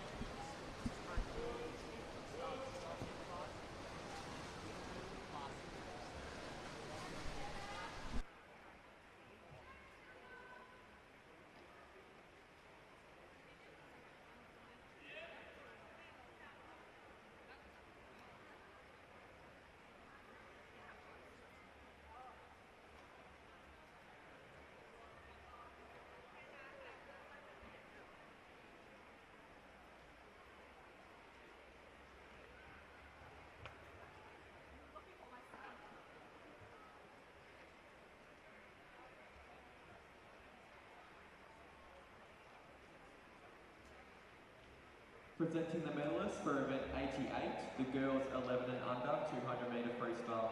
In third place from Melbourne Swimming Club, Zoe Clemlinson. In second place from South East Swimming Club, Amy Bay. And in first place with a time of 2 minutes 21.43 from Nunawading, and also her birthday today, Jemana Farney. As we hear there, on her birthday, Jemana Farney turning 11 years old today, I believe. Well, she might be 12 actually. She might have just turned 12 today. On her birthday, picking up the medal for that 200 freestyle earlier. So congratulations, young lass. Great swim there. And back to the action. About halfway through the race now. Almost exactly halfway through. 9 minutes 36 for Emily Doyle here. So she's going to be looking around that 19-minute flat mark if she can keep this pace up.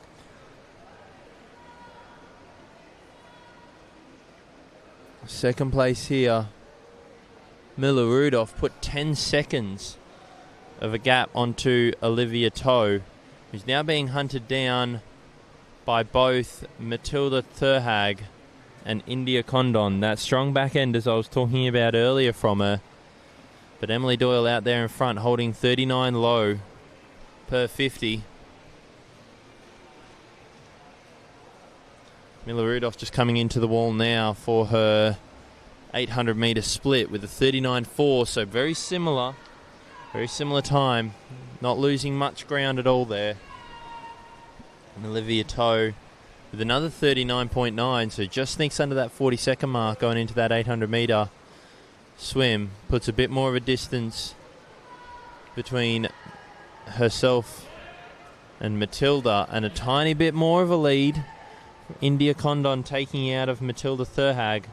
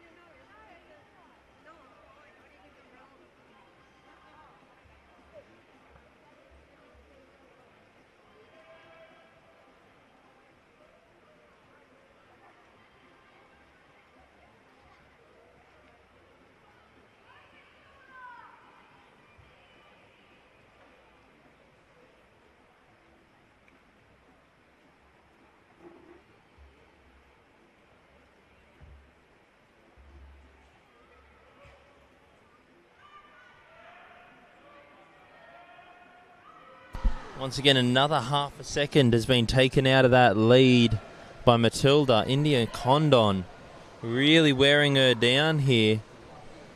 1.9 second lead for her now, so there's not much in it.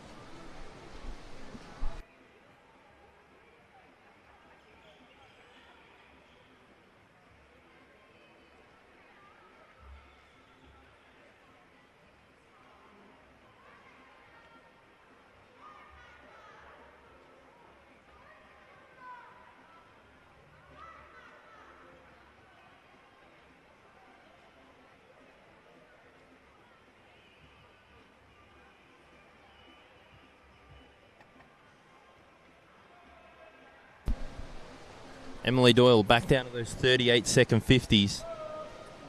Really pushing this last 500 as much as she can.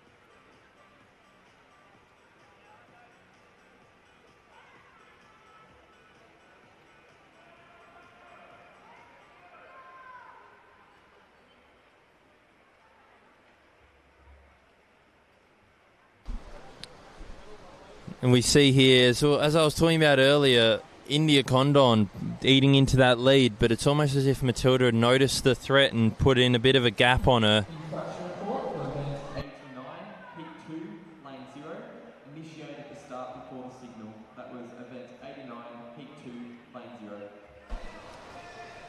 So you have here Matilda turning here in 4th position, down to those 39s. She was almost up at the 41-second mark and putting a lot of distance between her and India Condon, who's just slipped into those 40-second 50s for herself.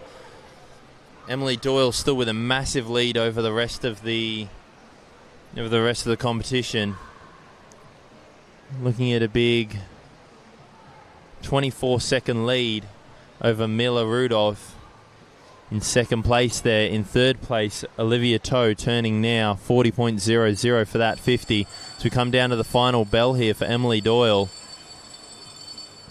She turns with 100 metres to go. Coach on the side of the pool telling their athletes to kick harder, swim faster, move better through the water.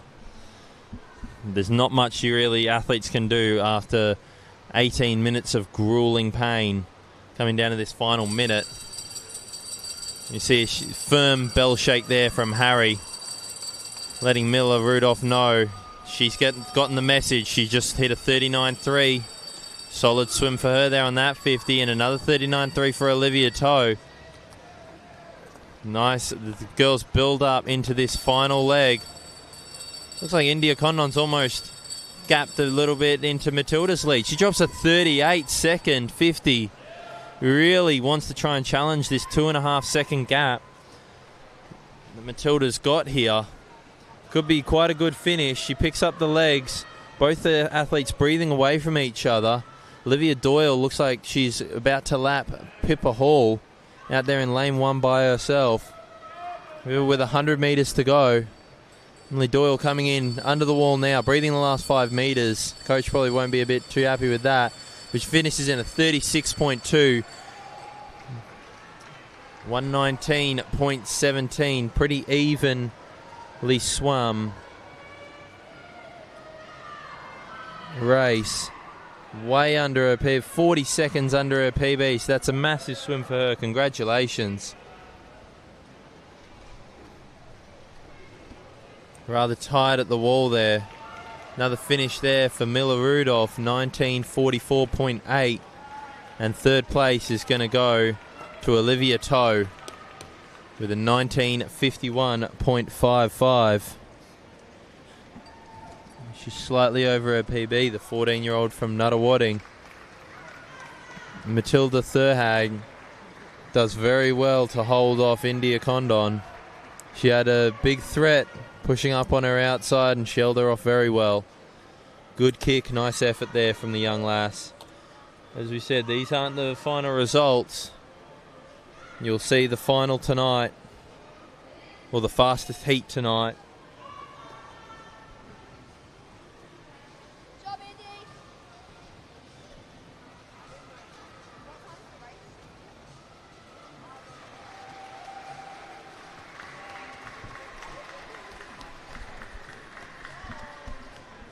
And a nice finish there from Pippa Hall. Unfortunately, the boys' time is being shown on screen for some reason. Not quite sure why that is. As we move on now to event 92, the girls 11 and under 200 metre individual medley.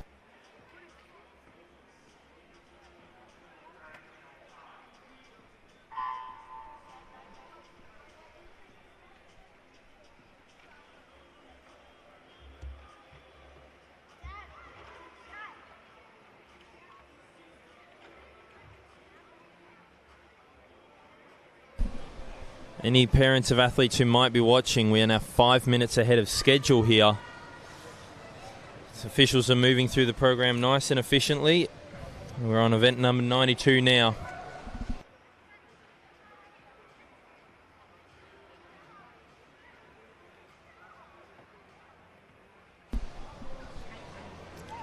Girls 11 and under 200 IM. There's 4 heats of this event. Heat 1 in the water now, being led out by Melody Wang. So only the 2 athletes in this race, with Yolanda Yu in 2nd place, 41.36 there for her in that 50. in the backstroke now. So individual medley obviously standing for butterfly, backstroke, breaststroke and freestyle.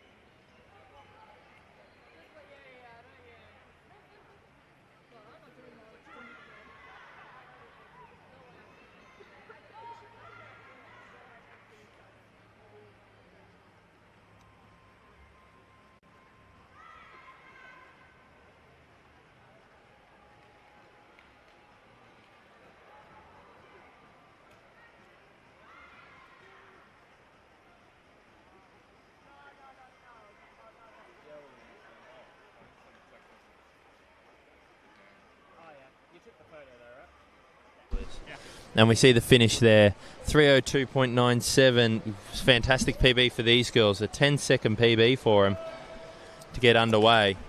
As we move now into Heat 2.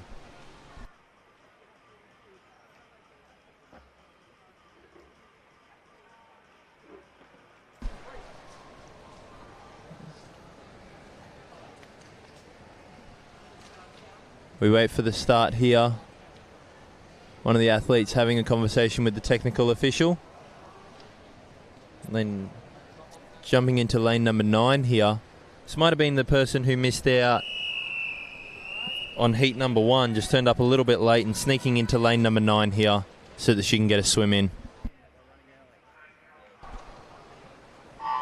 We're underway, and I am joined here by Joel Fink, one of the premier coaches of Victorian swimming at the moment. How are you doing this morning, sir? Oh, I'm fantastically well, Elliot. How are you, mate? Oh, loving it, loving it. So you worked your group rather hard this morning on this Labour Day. Would you like to tell the people what you had them do this morning?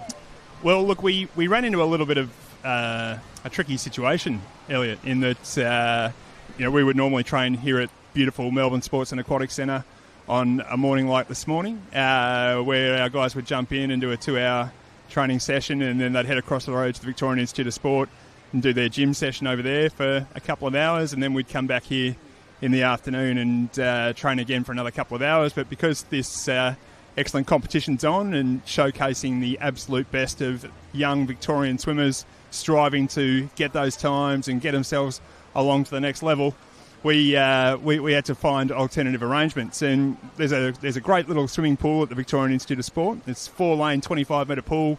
Great, absolutely fantastic to jump in there. And look, we thought, we'll train in there in the morning and then we'll probably train there in the afternoon as well. But unfortunately, the pool was booked out in the afternoon. So instead, we just did our morning session, and then 15 minutes later, we did our afternoon session straight after that. That might be one of the worst things I've ever heard. Now, I used to do 3-hour sessions on Saturday morning to end the week when I was a bit of a young child, but you got these older guys giving them a 15-minute break and you're saying, okay, let's do another session again.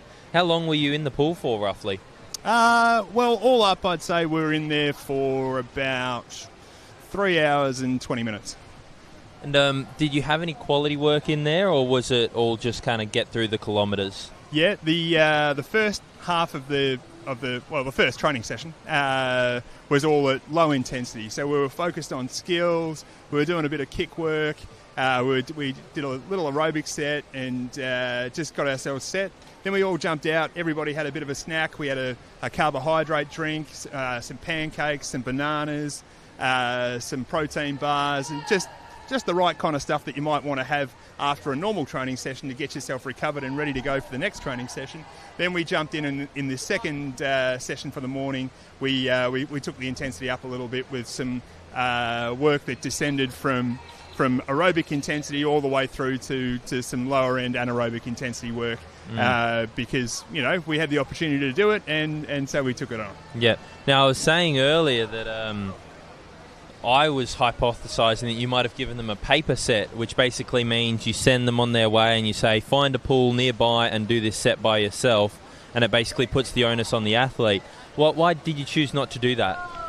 Well, we're this week we will leave on Thursday to go to the New South Wales Open Championships, and 11 of our swimmers are off there to do that one. And so if we'd gone with the old paper on a day like today, I mean, it is a perfect day for a paper set, 25 degrees, blue sky, sun shining. It is actually the perfect day for something like that. But just given the nature of this week, where we won't train on Thursday morning because we'll be travelling that day, and then we'll be racing the meet Friday, Saturday and Sunday. We'll probably have Monday off as we go into next week, and then we'll get started again on Tuesday. So we just wanted to make sure that we got what we needed to do in this week, because, we are only 13 weeks now out from the trials, and so we just need to make sure that we are getting everything we need to do done. So will you be tapering these athletes into this meet? Into the New South Wales Open meet? No, look, yes. we won't be resting into that. Oh, gee, look at this heat. Fantastic. Full of superstars.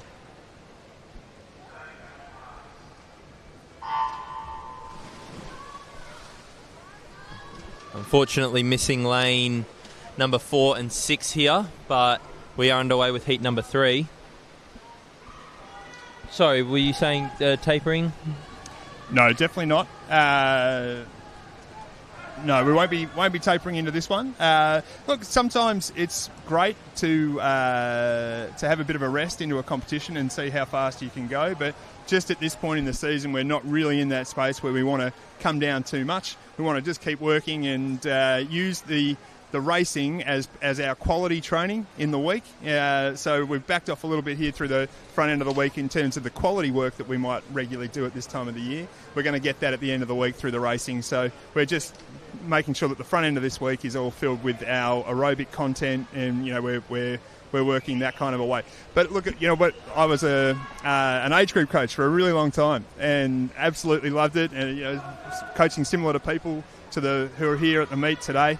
And my thinking there, we wouldn't necessarily always rest for the various meets. We'd try and swim as fast as we could, maybe at the state championships, and then perhaps that might mean that you qualify on and go to the national championships, national age or something like that. And that was awesome for the swimmers that I got to work with. But for a meet sort of like this one that we're at the moment, what I would certainly do is, rather than perhaps reduce the volume of work that we were doing, we'd take a real focus into a particular skill for a couple of weeks leading into the competition, where we might be thinking about starts, we might be thinking about turns, we might be thinking about how we pace races and how we put them together, and we'd be really directed in the way that we came to the racing and raced, where we'd want to get those process pieces absolutely right, and that would take the form of the way that we would prepare into a competition like the Victorian Metro Championships. Yeah.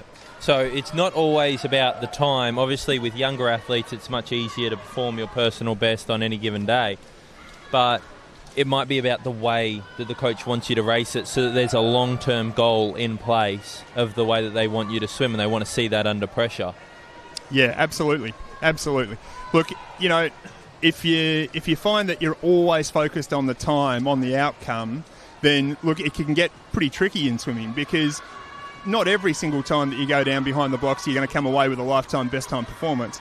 But if you can come away having learnt something about what you've done in the swim, then you're going to be better prepared for the next time. And perhaps that next time you will be a little bit better prepared. Your coach might be targeting the meet and getting you ready to go swim really fast.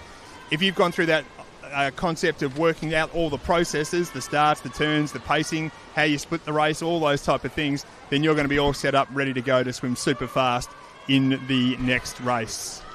So we see a good finish there from Rana Liu out there in lane 3, just coming over the top of Erin Paris to take out that heat there. Heat number 3 of 4. We're coming up to the final heat here in the girls 200 IM. Always great to see a Nuttawading swimmer winning a heat as well. Couple more in this next race. A little bit biased there, I think.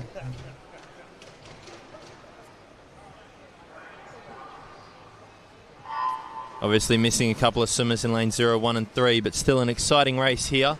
Amelia Lau, the fastest qualifier.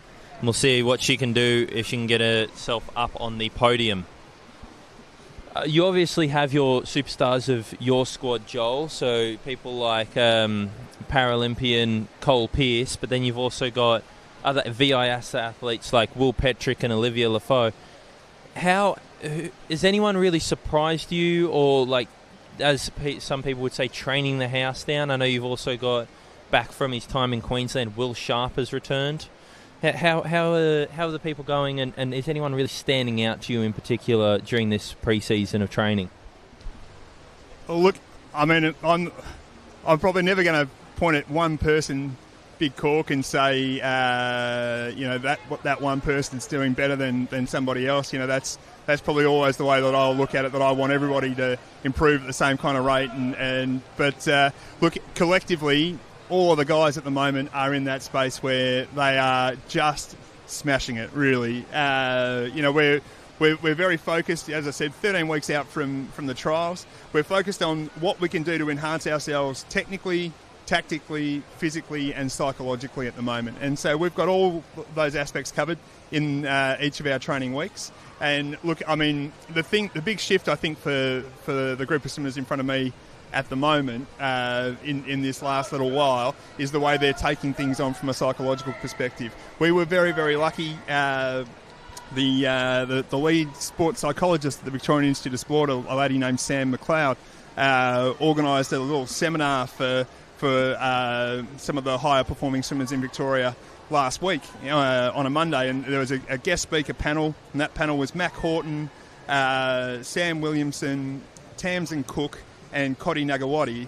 and each one of those people spoke about their experience in sport, the times where they've succeeded, the times where they've failed, what they did to handle success, what they did to handle failure.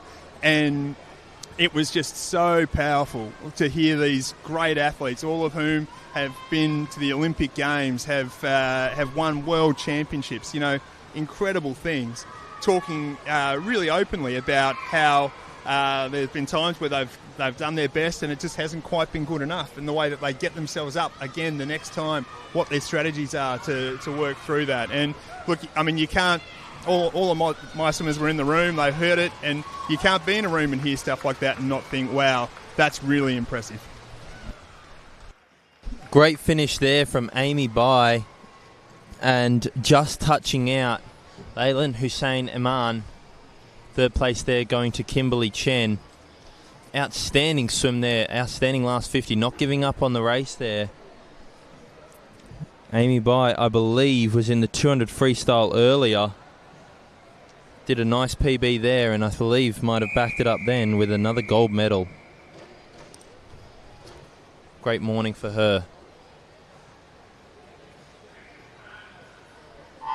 We now move on to event number 93, the boys 11 and under 200 individual medley. I would like to apologise to anyone if they wanted me to call the race, but it's not often we get to talk to someone as decorated as Joel. He's been to how many Olympics? 2016, 2020?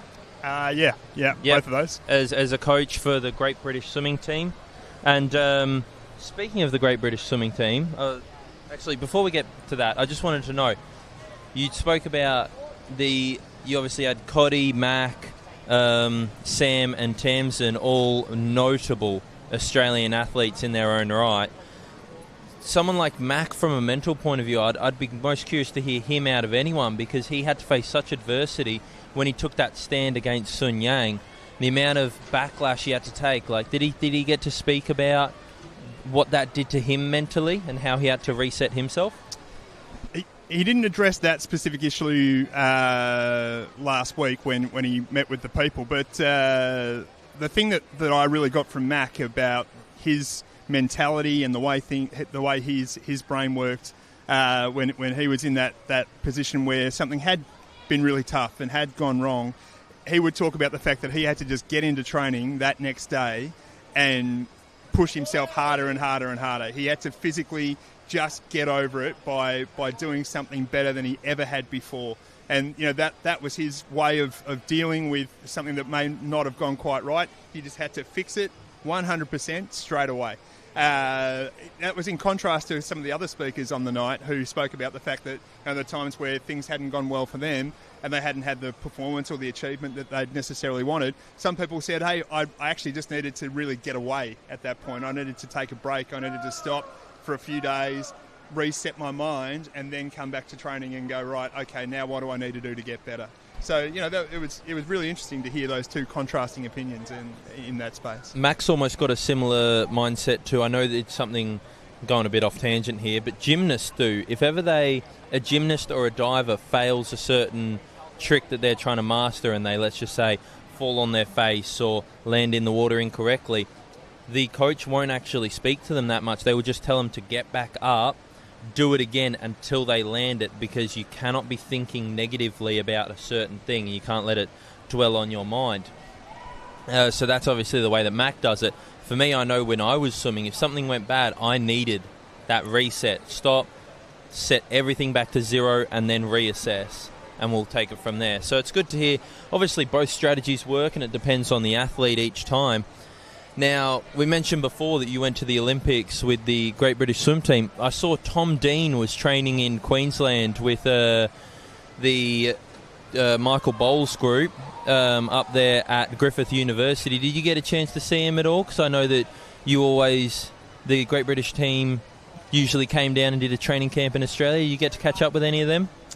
Tom Dean, medal machine. No, I didn't on this occasion. They were up on the Gold Coast for 6 weeks. Just wait for the start here. Heat 2. And they're underway. A good PB from that previous heat, over 10 seconds by the boys there. So great effort from them, and now on to Heat 2. So 6-week training camp, that's usually, I'm assuming, just to get a bit of temperature into the body, because in England, Lord knows it's -5 over there at the moment. And at the moment, we've had 3 consecutive days over 35 down here in Melbourne. I can only imagine it got worse in Gold Coast. But would you like to tell us about what the training camp means to a group of athletes? Yeah, look, I mean, training camps always have their place for all groups, whether it's an age group program or people preparing for another competition or how that might go. I mean, I know at Nuttawading right now we've got 2 of our groups at Mount Thredbo in New South Wales, and they're up there. They're at Thredbo. Sorry, yes, yeah, Mount Kosciuszko. That's where. Yes, of course they are. Yeah, been out of Australia for a while. And they're up there just experiencing some higher altitudes and training it in that space and seeing what that can do for them physically. We've got 3 of our other groups are down in Tasmania at the moment, and they've done a little camp leading into the Tasmanian age group championships that are on at the moment. And look, those camps always provide a great opportunity for the swimmers to come together, the coaches to work perhaps in a slightly different way and to focus on some skills in a different environment and a different concept. And well, it's always a really good time. I know you were a swimmer for a long time, Elliot, and I, way back in the day I was a swimmer as well. And the thing I remember about my swimming life, I wasn't much good. In fact, I was no good at all. But the thing I really do remember was the being part of a team and being part of a really good team and going away on those camps and trips to a competition,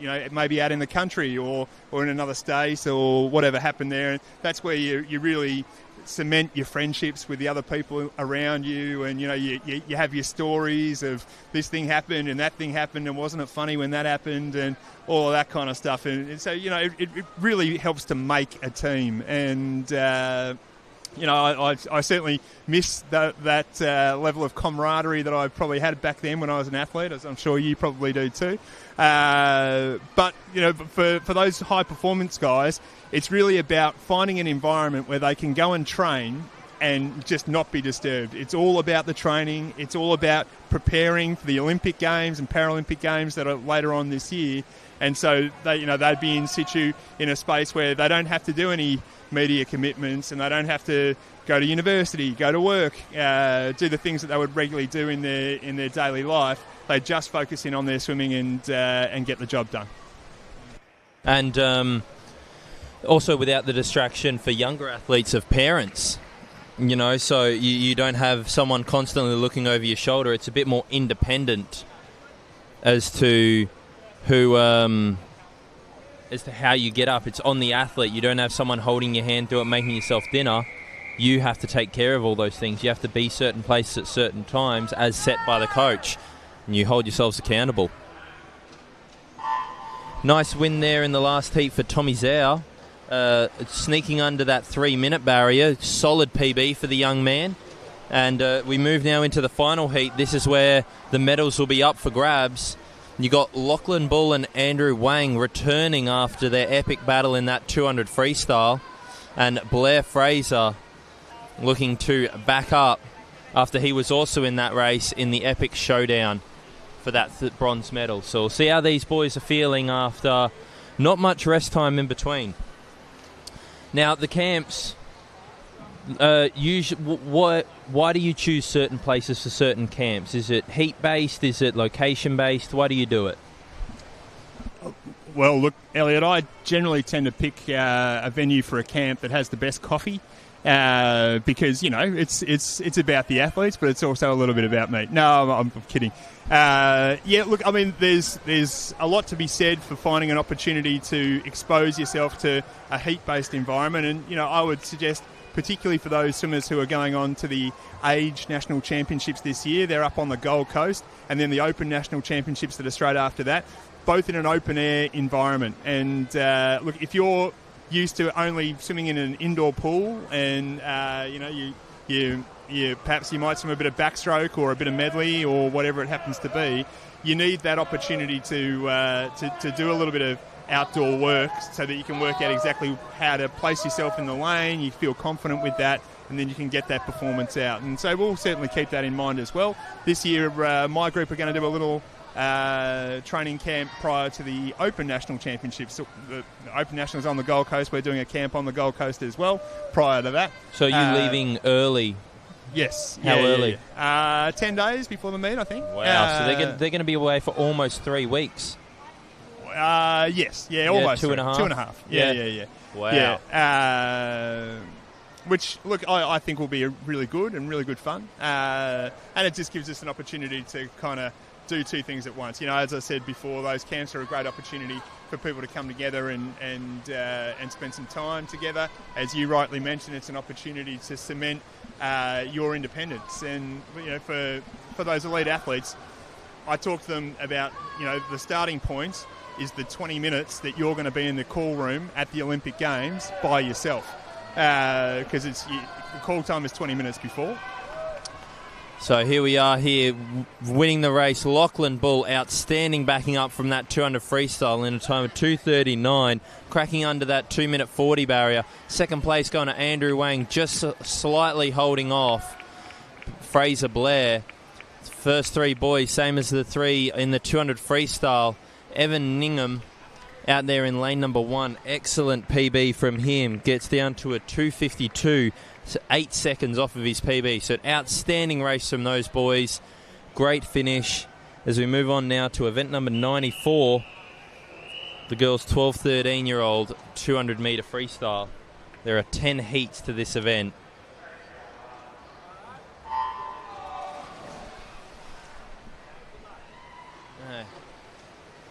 So, obviously, Joel, you have a family down here in Melbourne. Your 2 young boys and your lovely, darling wife. What are they? How do you convince her that you need to go away for 2.5 weeks? Well, yeah, a box of chockies and a bunch of flowers. That's usually the way to go. Look, I'm incredibly lucky that my wife gets the idea of high performance sport, and she's quite a high performer in her own field as well, and so she understands what it takes to get where the swimmers that I work with want to go. And we've been together for 10, 12, I should know, years. It's our 10th wedding anniversary in 2026. Figure the date out. I know that. We can cut this out. We'll cut this out in post-production. We got married just after the Rio Olympics, so that makes it easy for me to remember. Wasn't that in 2016? 2016, yeah. So 26 8 years? is 10 years. 8 years this year that we've been married, but we were together for about 10 years before that. Yeah, okay, gotcha. Okay. Yeah, and look, my wife's been with me through my high performance journey. It's notwithstanding, as you said, I've got 2 young boys, and one's 5, just started school. He's in prep and he's having the best time ever. Thinks that's absolutely amazing. And then I've got a younger son, Henry, who's 2.5, nearly 3. And look, Henry has Down syndrome, and he's an absolute superstar, little legend of a guy. He's able to do all sorts of fun things now. Probably since the last time you saw him, he can stand up and he can talk and he can do all sorts of amazing things that we're all super impressed with. And but look, notwithstanding, his care is right at the forefront of everything that I do. And so yeah, it is hard to justify. Can you go away for a week, 2 weeks, 3 weeks? But we have an excellent network of support that we've built up over a number of years, and those people help us out. But I also, I say no to a lot of stuff too, which is absolutely who I am. And I talk to all of my swimmers and say my family comes first, and so I do say no to a whole bunch of stuff as well. Well, your family was part of the reason. So as we said, you were coaching at a very, very high level, like the Great British Swim Team at the Olympics. And now, with all due respect, I used to be in the squad. We're not an Olympic. Like, we might have some kids who go to the Olympics, but we're not, like, on that Olympic level. So you almost took a tiny bit of a step down in your career to come over to Australia, give your family a better life, because you're from Melbourne. You've coached incredible athletes like Grant Hackett, Ian Thorpe at some point. Oh, not really. Michael Klim, definitely. And other incredible athletes. My God, if we listed the people you have coached, you wouldn't be here. Oh, that looked a little bit early from lane 5 there. I think it was the wind. Got a bit jumpy on the start there. We'll see if that comes back for a disqualification, but hopefully she can just still swim out the rest of the race. But yeah, you've obviously coached incredible athletes. And to go from coaching someone like Michael Klim to then coaching, well, me, it's a bit of a jump down, but you knew that this lifestyle is the one you wanted to raise your kids in.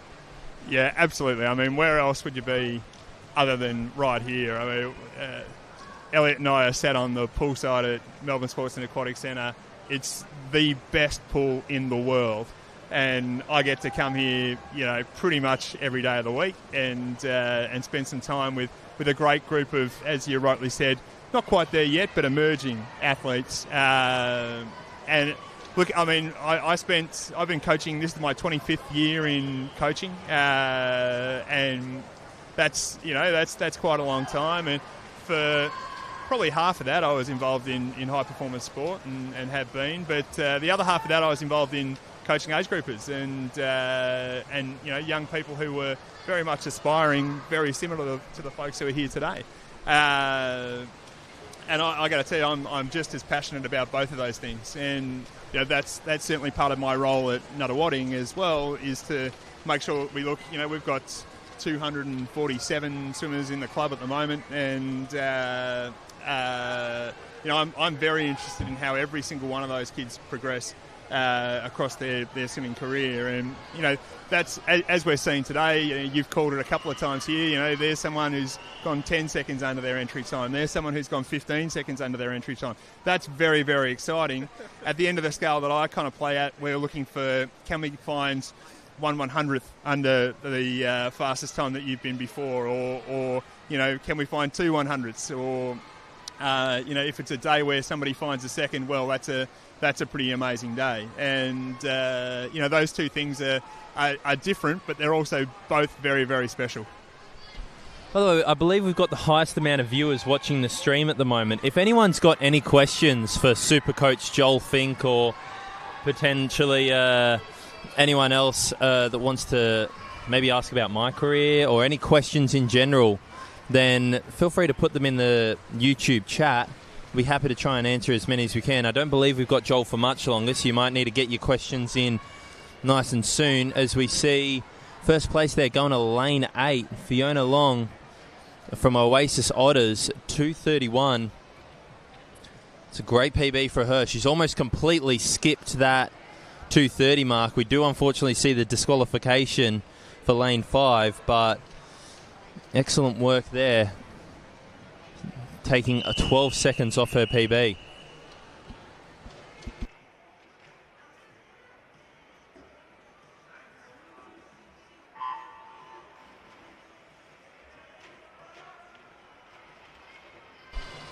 Something that I obviously still have many friends who are in the swimming game, both at a national, international level. I didn't see anyone post about the national event camp this year. Did they do it? No national event camp this year. So this year, the World Governing Body for Swimming, World Aquatics, hosted a World Championships in Doha that was in February. And February would be the normal time that we would have the national event camp here in Australia. And the national event camps are an absolutely amazing event. It brings together the current and future crop of talent in the events that, across the board, all the different events, male and female, some open water as well. And it's just a great environment to be a part of those camps. This year, because of the timing ahead of the Olympics, we had the opportunity that some swimmers went and raced at the World Championships in February, and so as not to put too much owner on the time of the athletes as they prepare in their own individual way for the trials in June, ahead of the Olympic and Paralympic Games in July and August respectively. The national event camp wasn't on this year, but boy, oh boy, they were good fun. I know you were on the last one. I was on the last 4, I think. Last 4, there we are. Oh, no, they didn't have one in 2020. I was definitely on it in 2021, 2 and 3. Genuinely 3 of the best weeks of my life.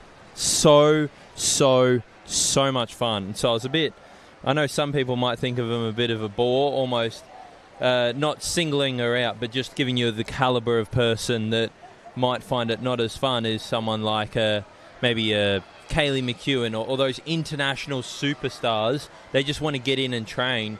Whereas for someone like me, I was just happy to be surrounded by some of the greats of our sport, Emma McKeon and the likes, Kyle Chalmers.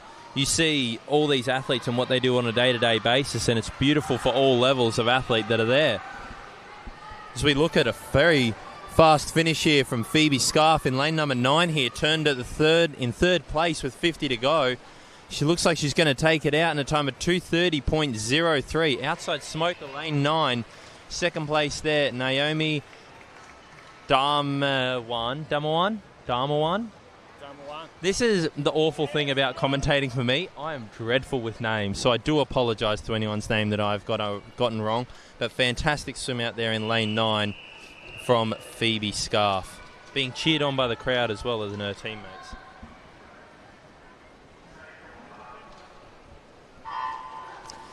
You obviously train a lot at MSAC, and so does the coaching group run by Craig Jackson.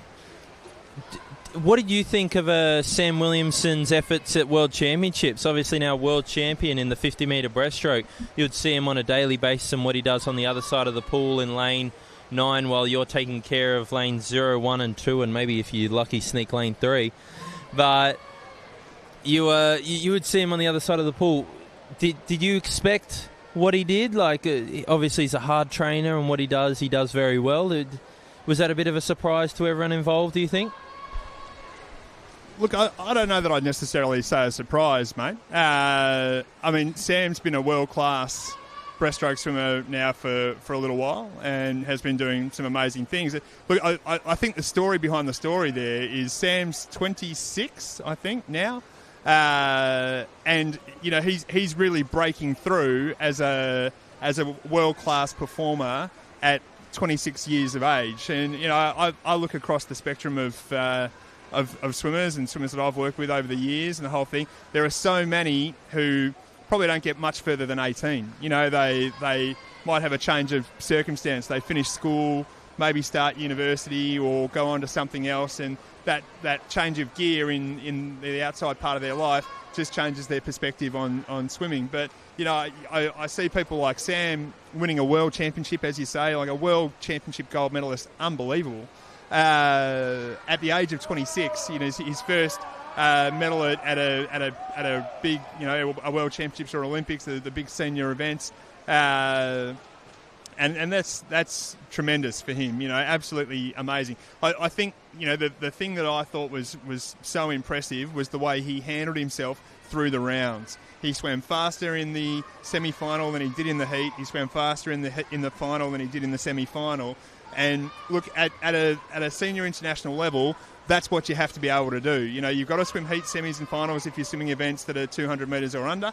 And you've got to be able to continuously get better from those heats to semis to finals as you go through the rounds, because there'll be lots of competitors. You know, everybody there is very, very good. It's all very close together, and you've got to find that way to get the advantage. And I think that was really the highlight. Outside of the outcome, that was the highlight of the performance from Sam from the World Championships this year.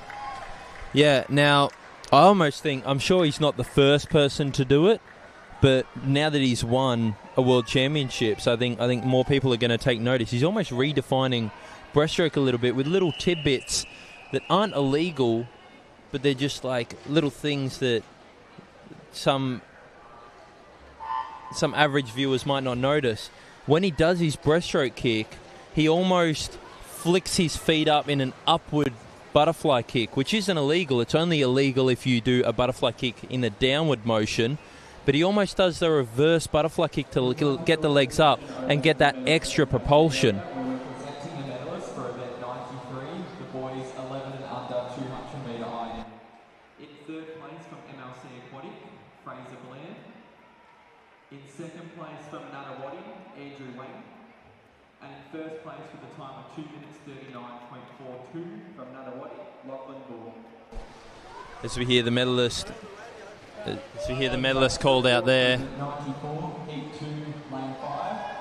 Initiated a start before the signal. That is event 94, heat 2, lane 5. And the infraction report. Okay, so Joel, as you're about to head off now, I don't really have a final question for you. Unfortunately, I hadn't thought about this, but thank you for joining me for this chat. You're a big believer in ice creams. If you determine that the session needs it, you've taken us before for ice cream during a training session. Why? What do you notice? Is there something about the demeanour of the squad, or is it just, I feel like ice cream today, let's go get ice cream, it's 35 degrees?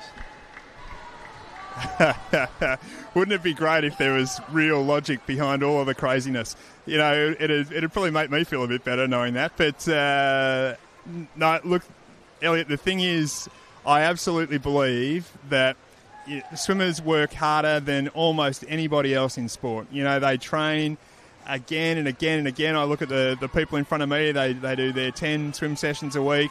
They do their 3 gym sessions a week. They do their 2 Pilates sessions a week. They do their 2 land-based aerobic sessions per week. They go and get their massage. They get their physio. They have to go and see the psych. They have to go and see the performance lifestyle analyst, the nutritionist. It's a full-time job, you know. And I think from time to time we can lose the fact that it should be fun. And that's by far the most important thing. And, you know, so every now and again I'll do something a little bit crazy, like we'll go for an ice cream, but it's just because we're all going to have a bit of fun. Mate, it's been lovely to have a little chat with you today, and I hope I'll see you again soon. Thank you so much. It's been so nice to catch up with you. Yeah, you too, mate. See you later.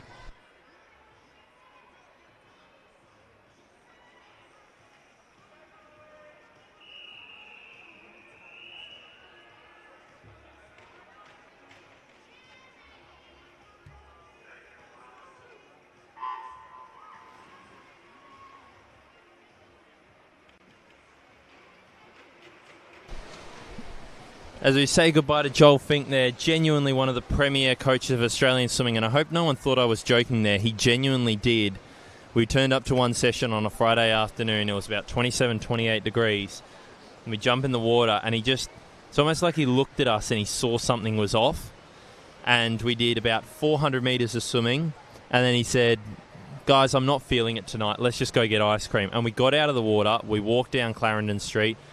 Then walked down near the beach, I believe, got some ice cream, and then I think just said, see ya. I think we just sat down, had a chat about swimming, and then everyone went on their merry way. We did 400 metres of training that afternoon, and he went and bought all of us ice cream. So, young kids out there, young players, nag your coach for ice cream. Nah, don't do that. That'll just end up annoying them, and you're going to be ending up swimming 4Ks further than you really want to. But you can understand why when he's got his swimmers swimming like 9 kilometres this morning, you can understand why there's some times where he can afford to just take them out, say, hey guys, I'm just not feeling it today. They're already doing 20 plus hours in the pool a week, so you've got to find some time to let them up a little bit. And you see it over in Queensland. Those guys, every squad in Queensland almost pushes themselves harder and harder each and every year, just trying to say that they're more intense than the year before. It almost becomes a psychological game. When I get up on the blocks, or when I used to get up on the blocks, I used to look at the guys across from me and say, you genuinely, I know for a fact that you haven't done as much work as me, and I'd back myself in, and it would give me the mental edge over certain competitors. So, listen, all of this is a little bit complicated for a metro competition, potentially. But it's just so that you know, it's all fun and games out there. However, obviously there's times to get serious about it. As we see the lead here, almost led from the very start. Zoe Macaulay. Zoe Macaulay. I'm so sorry, I'm awful with names. Zoe Macaulay almost led from start to finish. The young girl from DVE Aquatic, 12 years old, does a 9-second PB there.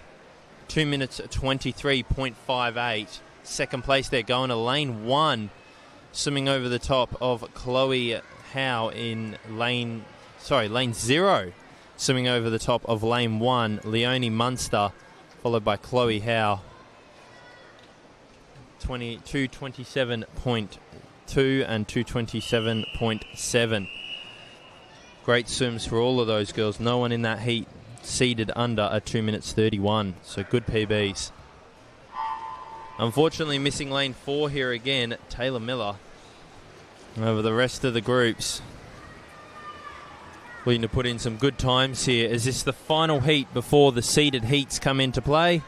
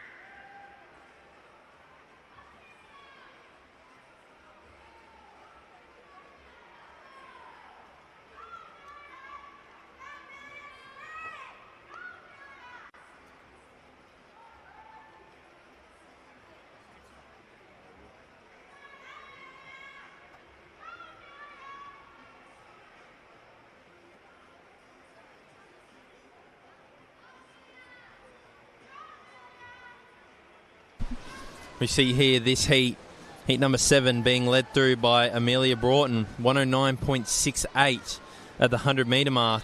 Second place, Callie Young. Third place, Jemima Collins. Amelia looking around, breathing twos. Quite a high breath.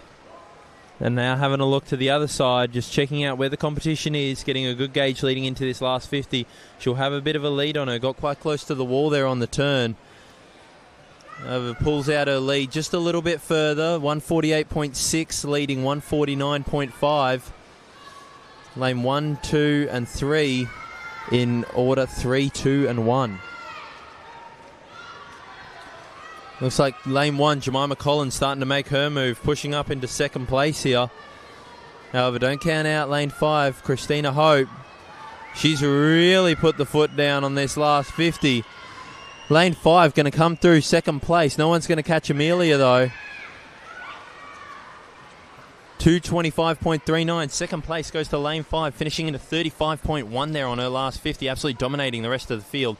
225.80 for second place, and third place was Thea Styring, 13-year-old from Loretto Aquatic in Victoria. We have the first of the seeded heats here. Lucy Ma, not here. We remember her earlier from the 100-metre backstroke, where she had quite a good performance in that, but not here for this 200-metre freestyle. Mary Steele now the fastest qualifier in this heat. We have the coaches watching on the sideline, the pool deck.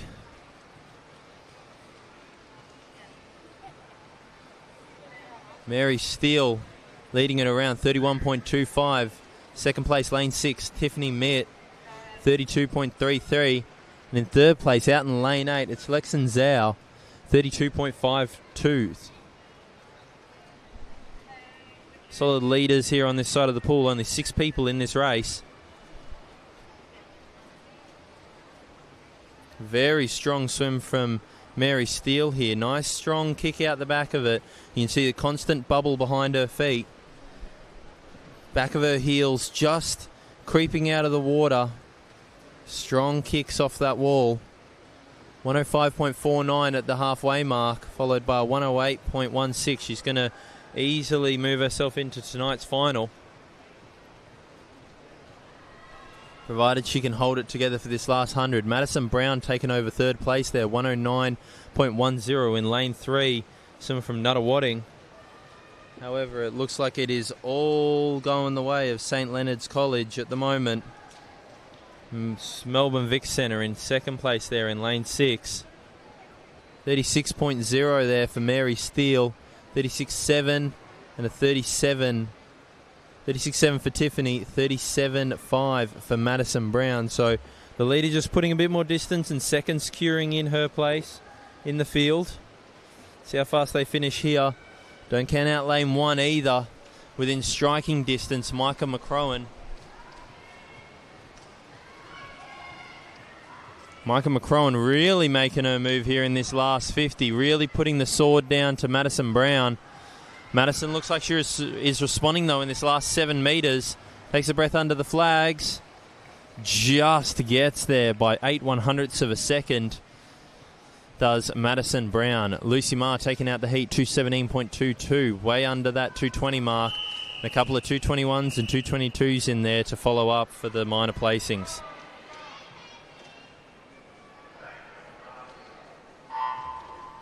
Once again, missing quite a few athletes out of this heat. The final heat looks rather full, but no lane 5, no lane 3. Lucy Reid missing again, obviously not here today. Lane 0, all by their lonesome. Maisie Graves. Lane 1, 2 and 3, all missing, so she just has to try and swim her own race here. Her closest competitor is going to be lane 4, who you would have thought will be a bit out in front here with no 5 or 3 either. We'll see what the rest of the field can do here. Octavia Marnie leading them out 30.53 for that first 50. Second place goes to Olivia Yang in lane 6, 31.2. Third place, Lucy Dolan, 31.41. On the outside, you got Maisie Graves, Wendy Jin. Both young athletes. Wendy Jin, one of the only 12-year-olds with Lucy Dolan in this field.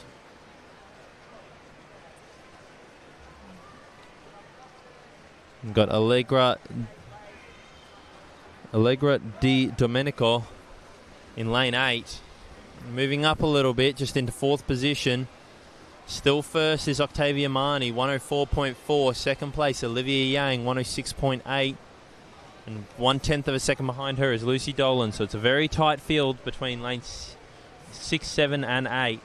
All fighting for those positions to try and make that final tonight. They need to be faster than those 2:21s and 2:22s in the previous heat if they want to stand a good chance and secure their place in there. Octavia Marnie going to be way under. It's going to be quite close, but it looks like 2nd, 3rd, and 4th might sneak under that 2:20 mark if they can come back and race each other really well in this last 50 metres. Splitting there a 144 for 3rd and 4th place. 2nd is definitely going to be Olivia Yang. She's pulled out a bit of a distance, a body length on lane 7. And Allegra Di Domenico might sneak in for 3rd here. We got a nice finish here from these girls over in lanes 6, 7, and 8. They are going to be around that 2:21 mark, so it's going to be really close in the final. We've had 8 girls around that 2:20, 2:21 mark, so it's going to be really close to see who gets on the wall first. But 2:14 for our leader. That's going to be our fastest in this heat session so far, with 1 heat left to go.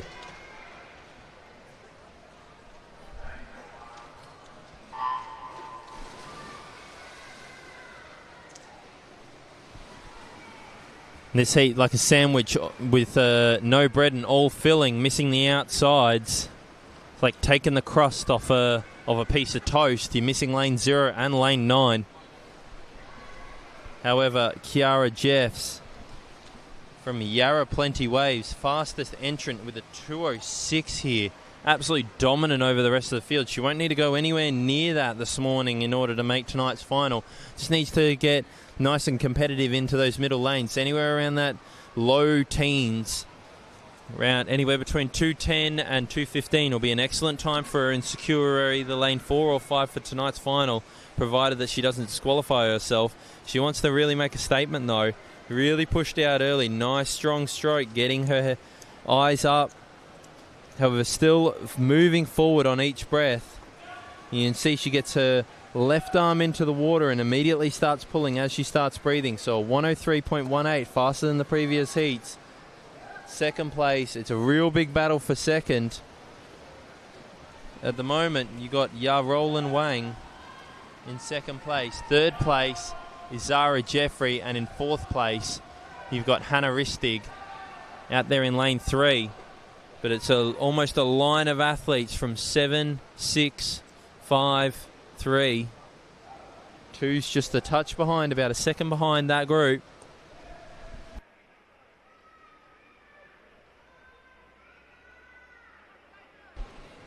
Almost taking her foot off the gas just a tiny bit here, Kiara Jeffs. Whether she means to or not, that was a bit of a slower 50 there for her. Here she goes down into the final 50 now. It's still going to be a dominant win, and I would assume somewhere around that 2:11 mark is where she's going to sit and going to be the fastest qualifier of tonight. 2nd place, a real good battle between 2, 3, 5, 6, and 7. These girls, this is going to be really close as to who makes the final in what position. 2:11.0 as I called for Kiara Jeffs. She'll be the fastest qualifier for tonight. 2:17s, 18s. 2:21 might not even cut it. You had 6 swimmers go under 2:19 there. Previous heats, you've only had 1 or 2 others. So, honestly, the 2:21s and 2:20s of previous heats might not even make the final tonight. Sad to see, but great swim from that heat. Everyone bought in well and went after it.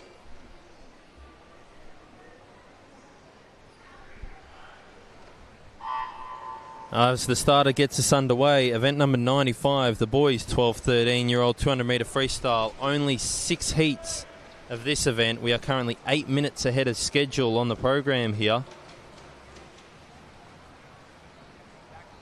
We've got the 10 heats out of the way there.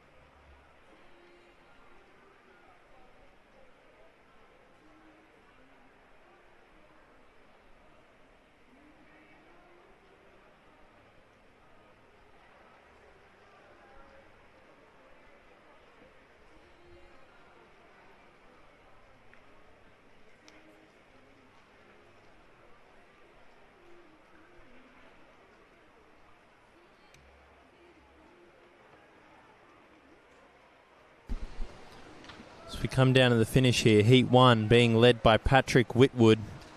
Second place to Harry Kazup. And third place, Samuel Nyung.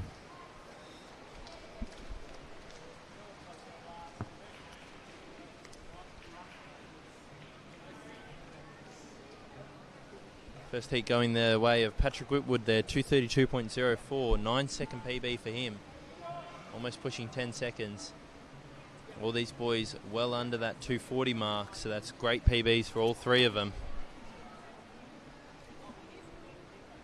Move on now to Heat 2.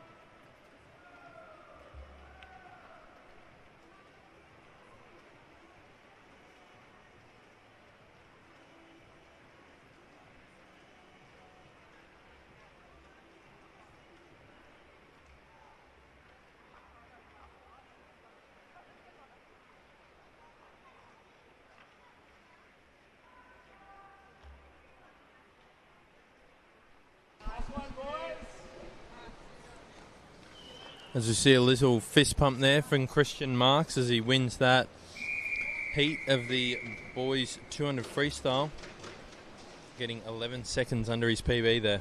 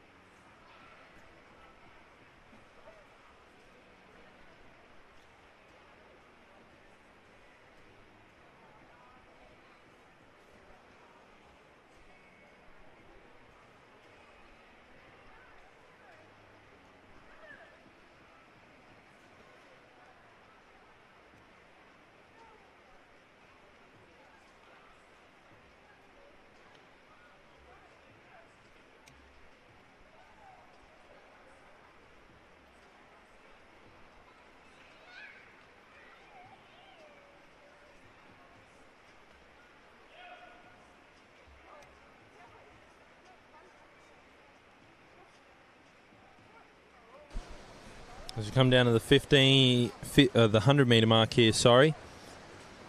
Dash Richardson, by the looks of it, taking it out. Took over the lead from Kaylin Theodore. They lead out here in a 109.24. Second place, it goes 109.70. Third place, 110.13. Benjamin Nolan. They're in lane 7.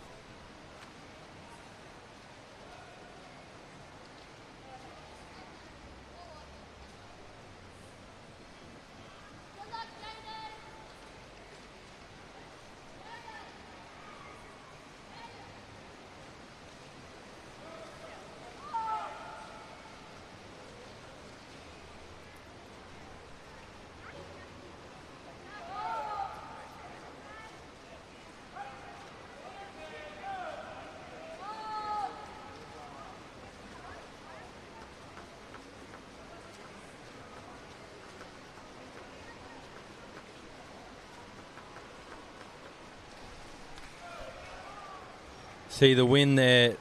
Kaylin Theodore taking it back over from Dash Richardson after leading after 50. Dash took it over at the 100. Now Kaylin finishes fast in a time of 2:23.74, faster than that previous heat. And way under PB once again.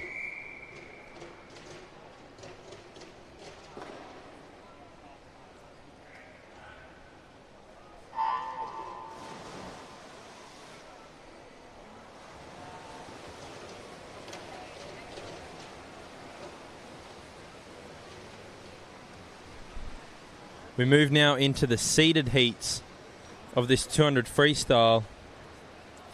Han Tang Wang leading it out here in lane 4, but it was a good start there from Hamish Dervin.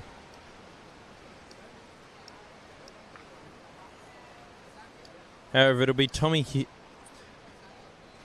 out there in lane number 2, leading it around 29.56, the only one to get under that 30-second mark, so he's really setting his authority early.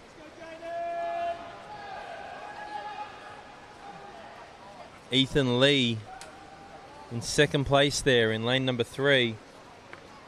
A bit of work to do for Han Tang Wang from lane 4. Doesn't want to fall too far behind. Currently sitting in 4th, almost 5th place. Still Tommy Hun in lane number 2 there, leading him out 103.5. Second place to Ethan Lee. Third place, Hamish Davin. 105.25. Fourth there, just sneaking in, Han Tang Wang. And then in lane 6 there, Samuel Pozzoli. He's in 5th place. He's just taken it over to 4th now. It's a nice close race here. We've got 139.87, and then you've got the next 3 boys all sitting around that 140 mark, so they're coming for him in this last 50. He's gone too early, unfortunately, Tommy. He's dying. He's fading behind here. He's got nothing left. He's spinning the wheels and going nowhere. Needs to turn the traction control on. Looks like it's going to be Hamish Davin biding his time, just been there and thereabouts the whole time. Finishes in a 33.16. Really tough last 50 there of a 36.71 for Tommy. But it was a good effort getting himself out there, having a go. 5th place there, Titus Tang in lane 7. But anywhere around those low teens is pretty good. 2:13, 2:14, 2:14 and 2:16. Your leading times there.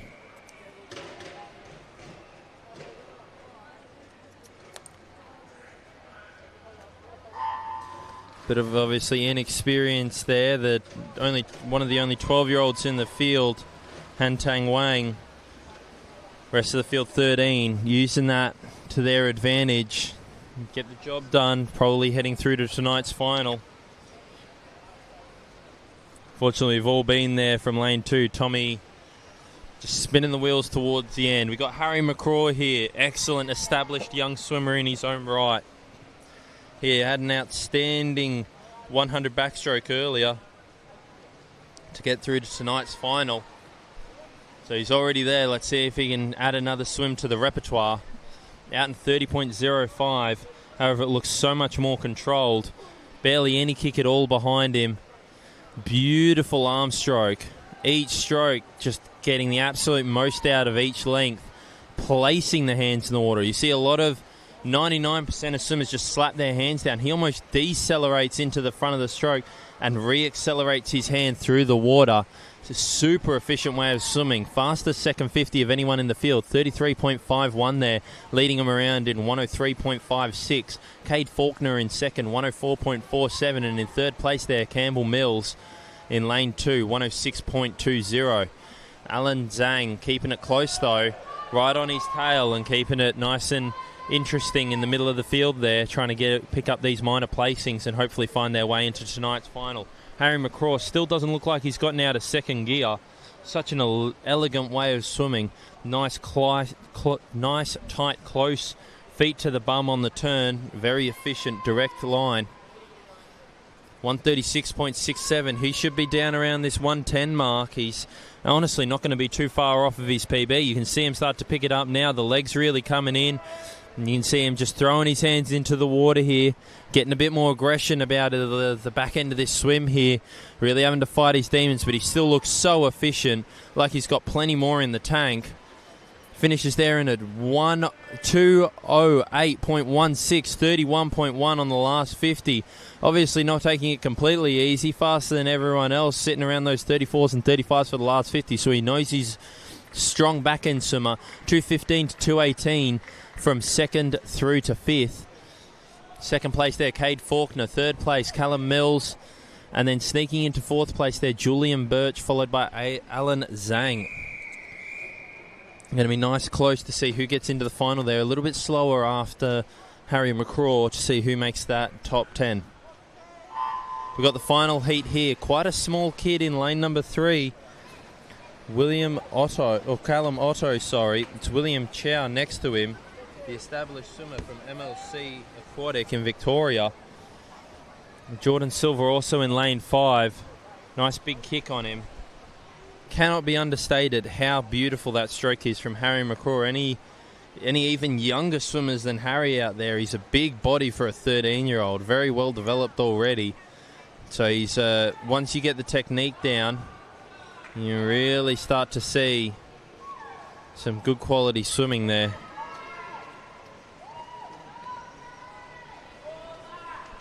Leading it through here, we've got Margad. I'm not even going to try and pronounce that last name because I'm sorry, I just don't want to butcher it that much. But he's leading him around in lane 6, 31.26.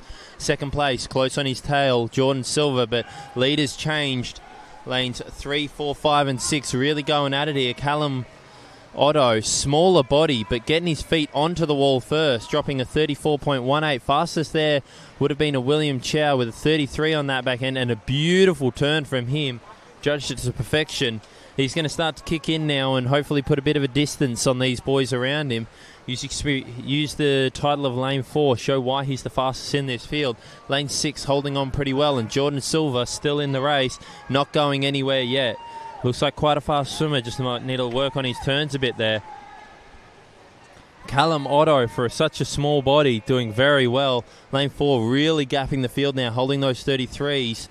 Callum Otto in second place, 140.49, followed closely by Jordan Silver, 141.75, still there or thereabouts. Unfortunately, lane 6, Margad,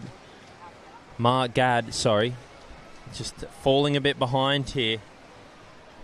Boy from Melbourne Vic Centre, struggling a little bit with this last 50, but this is a really clinical swim from William Chow. We'll come into the wall, 2:10.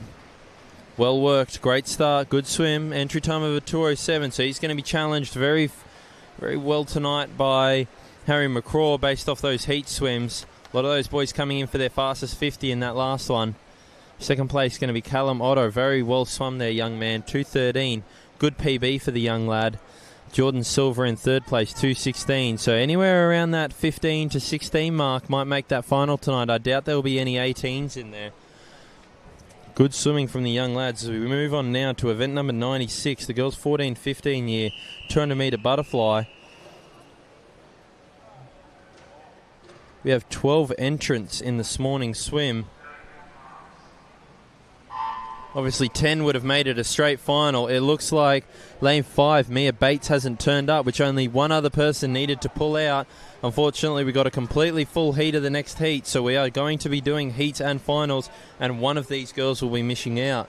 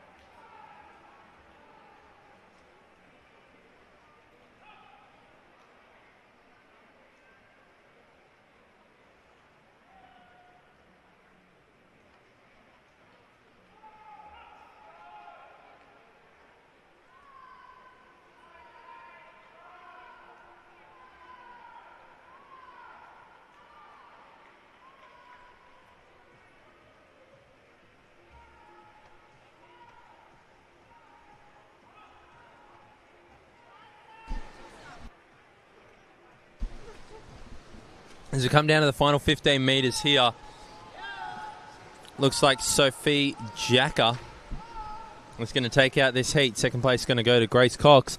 Obviously, all these girls have got to do is just avoid disqualification and not come last. Sophie Griggs in a bit of trouble here, coming down to the final 15 for herself.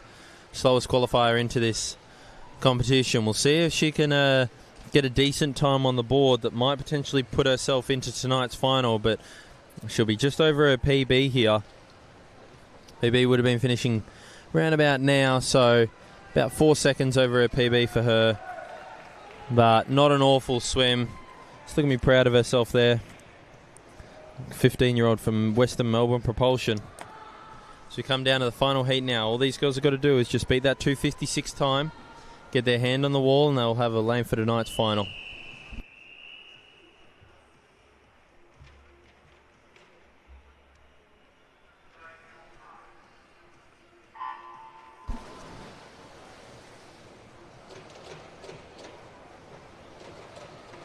Beautiful start there from lane 5, Rihanna Chen. I was just looking at her. There's not many times you get your eye attracted to someone on the blocks just by the way that they start. But she has a fantastic start. Diving into the water nice and clean, staying underwater until the 14, pushing that 15-metre rope, but obviously not going past it. Fantastic stuff from her. She'll turn in third position though, so just taking this first 50 nice and easy. It's not a sprint here. First is going to be Mia Mifsud, 32.58. Second is going to be Amelia Otto. We've seen her earlier today. Third place, obviously, Rihanna Chen. And in fourth place, Chloe Burke. But these first three ladies in the middle of the field, lanes 4, 5, and 3, really putting a gap on the rest of the field. These guys at the back end can't afford to lose too much touch with them. They still got to get under that 2:56 mark in order to make it back for tonight's final.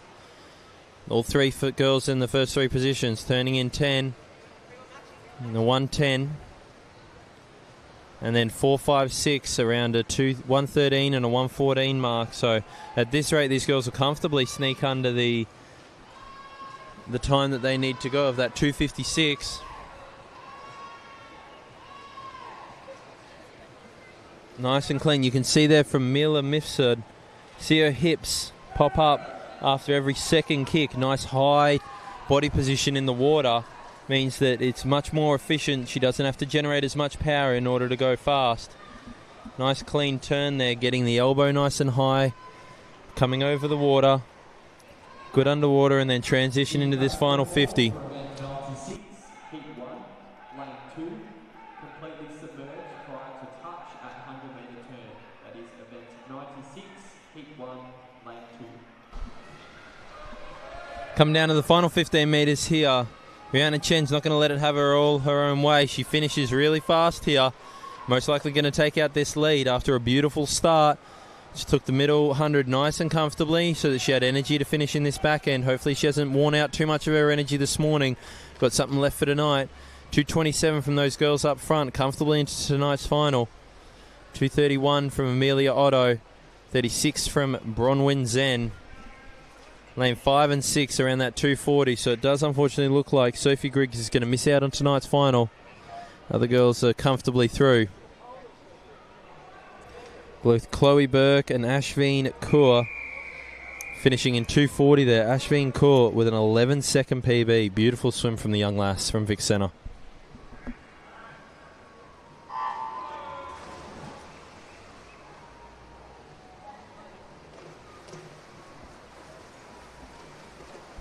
I say Vic Centre, she has a Vic Centre cap, but down here is a Ringwood Swim Club member, so maybe she borrowed that off a mate of hers, or she's in the transitioning period of moving to a new club. We move on now to event number 97, the boys 14-15 year 200 metre butterfly. There's 2 heats once again. It looks like we have 17 entrants.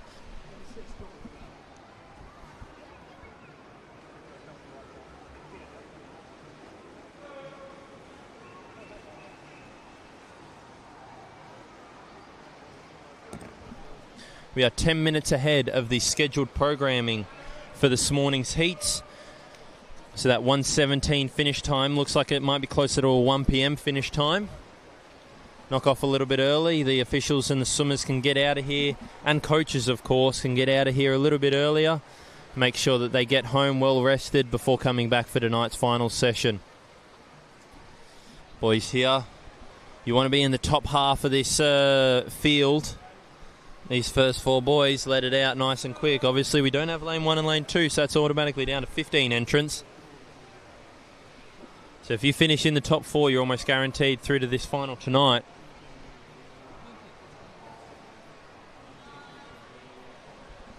Leading it out here, Riley Hodgins, second place. Keenan Power in third there, Scott Robinson. Fourth going through there, Eli Billman. Making a bit of a move now with Oscar Tan. Just a touch behind those first 4 boys.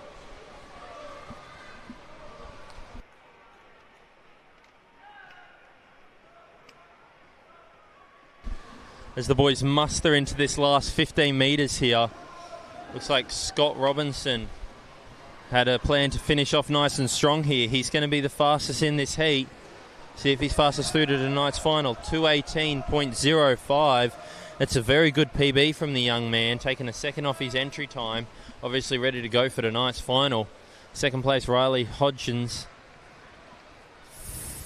Third, Eli Billman. Fourth, Kyan Power. Fourth, Grennan Lim. In the fifth place there, Oscar Tan, just running out of steam towards the end there.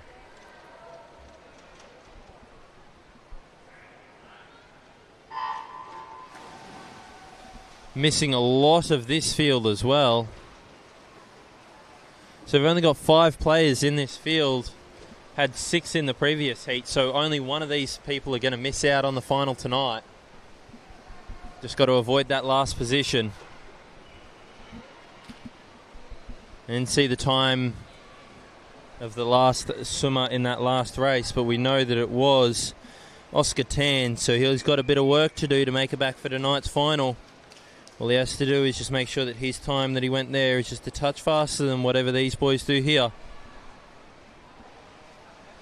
After this, we will be moving on to the 16 and over 100 metre butterfly.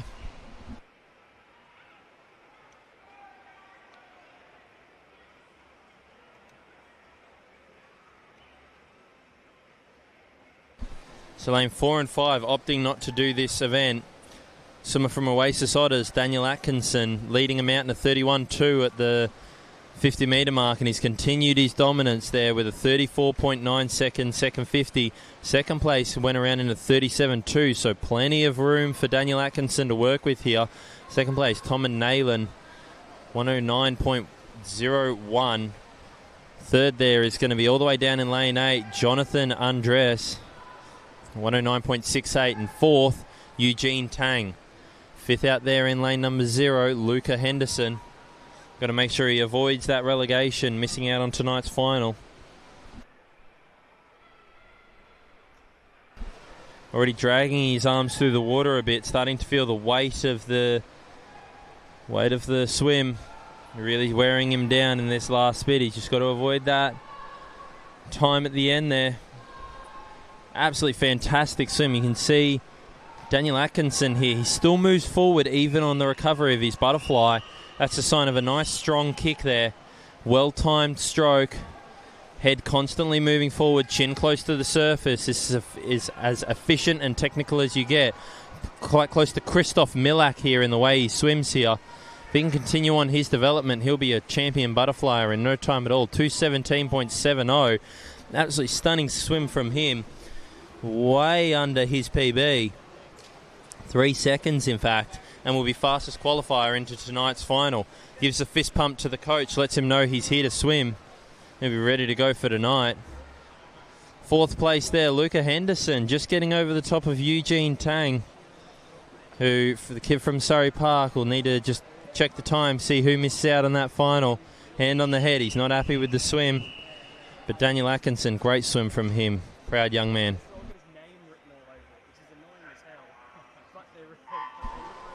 And we move on now to event number 98, the women's 100 butterfly. There are 4 heats in this event. This is the only unseeded heat. Lane 4 here, Bridie Walsh. Unfortunately had a bit of a slow start there. Kate Morrison, nice quick early 25. Beautiful stroke on her. You can barely see her breathe. She keeps her head that low. She's alternating, breathing every 2. Obviously, butterflies, each to their own. Someone like Michael Phelps breathed every stroke. Someone like Kate Morrison got her own way of doing it. Breathing every 2. Takes 2, 3, 4 breaths in a row here. Obviously, second 50 is a breathing every stroke lap. She led out there in a 32.31. Second place there, Elysia overall. 33.41 for her. She's trying to back it up. However, it's the swimmer in lane 7 here, Dania Barnett, finishing nice and strong here. Looks like she's going to take second place. No one's touching Kate Morrison, though, in lane number 3, sorry. 111.29.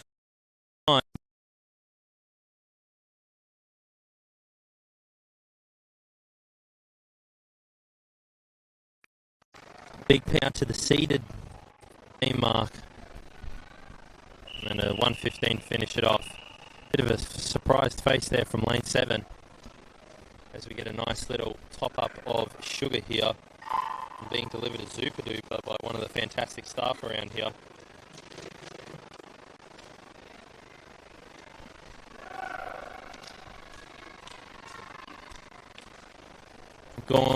I've personally, I don't know what you other fans out there do. I'm an orange flavour Zupadupa guy myself. Like orange or cola. I don't know what the purple one is. Is the purple one great?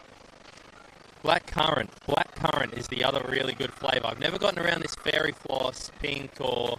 Nah. What's the blue one? Bubblegum? Bubblegum. I'm not about bubblegum either. What's your favourite? Raspberry. I'm assuming that's pink or red? Red, yeah. See, red's okay. Nothing wrong with it.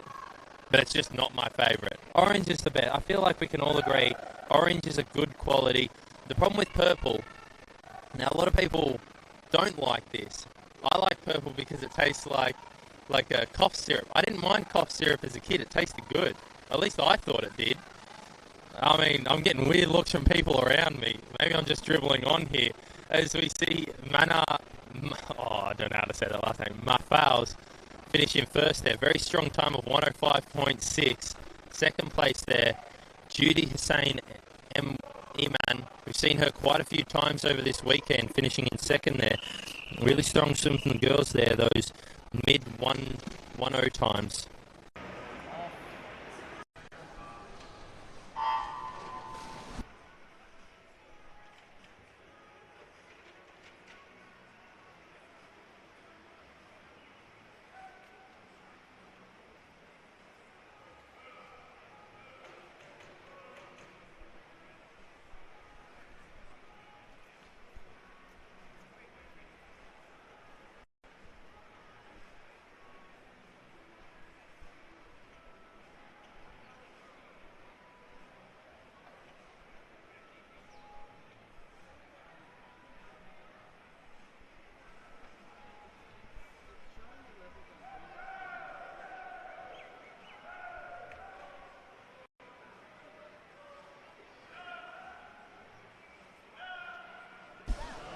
We've got Giselle Davey here out in a 29.0. Brilliant start from her.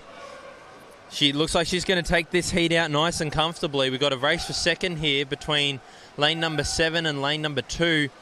Kia Carson and Alicia Brownbill. Just fading towards the end there was Alicia. Second place going to Kira Carlson. Third place, Clara Seidel. 103, 106, 107 and 108. So all those girls around that 105 mark.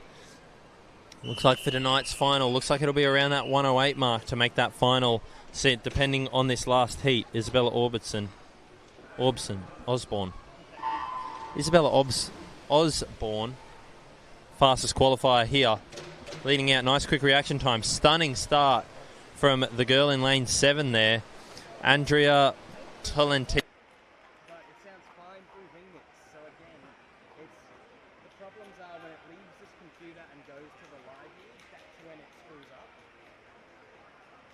So there's really no way of me knowing that unless I'm watching KO or YouTube the entire time with my ears in. Which I'm not doing that. For 12 hours a day, I'm not doing that. I'm already here doing this. That is surely enough.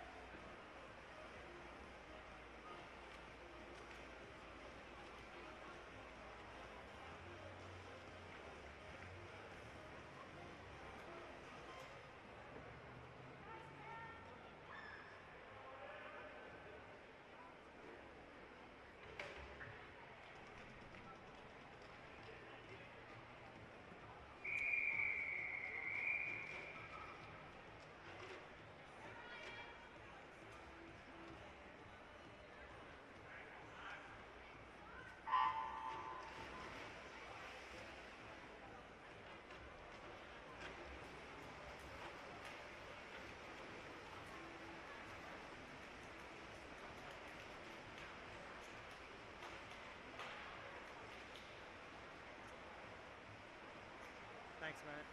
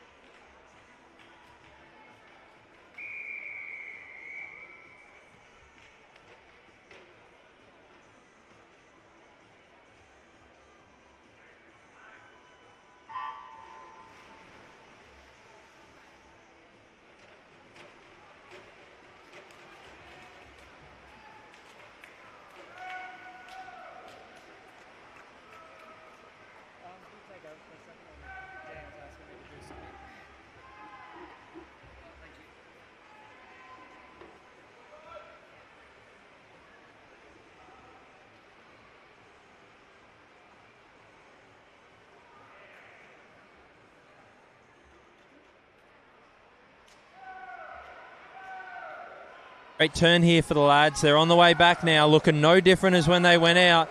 However, it's going to start grinding in now. You'll see slapping down on the water there is lane 0, Brian Zeng.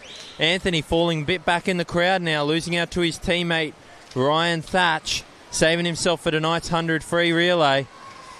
Lane 6, John, coming in for a strong finish here, going to finish in second place. First place there being held on by Brian Zeng. Second place was John Jorovich.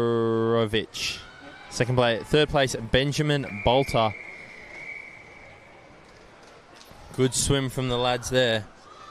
Anthony Lynn just falling away at the back end, unfortunately. Didn't unfortunately see his time, but he'll be around that 1 minute and 2 second, I would have thought. As we look now, we are into the seeded heats of this event. I repeat, the seeded heats of this event.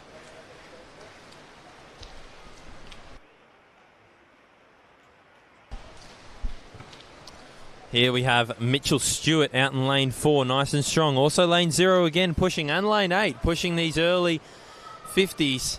And 27.10 for lane 4, Mitchell Stewart. Lane 2,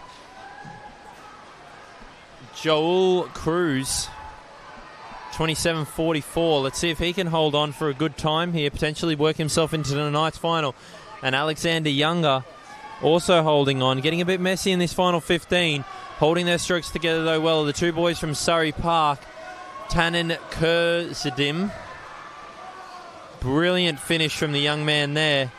finishes in a 31.20, but the star of the show, Mitchell Stewart, 30.0 on that back end to finish in a 57.16. You had 3 boys there get under the 60-second mark, including lane 1 there.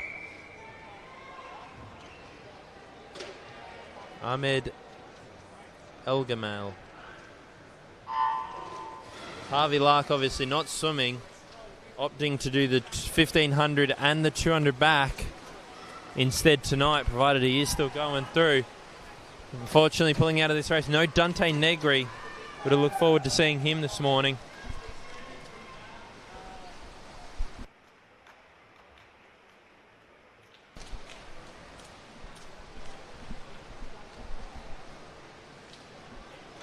Good quality swim here. Yash Patki, Yash Patki leading it out in lane 7. Great start from the young man. He's got a brilliant second kick on him. He moves a long way through the water on each one of these strokes.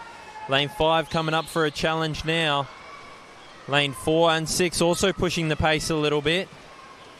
But it looks like Yash Patki will lead them out here. The boy from Melbourne Swim Club comes back in a 30.90.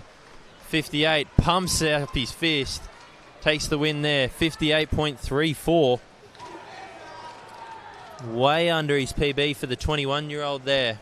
Great swim from the young man. Quite a few 58s and 59s there. The top 5 all getting under that 60-second barrier. So really pushing the pace, and it's going to take well under 60 seconds in order to make this final.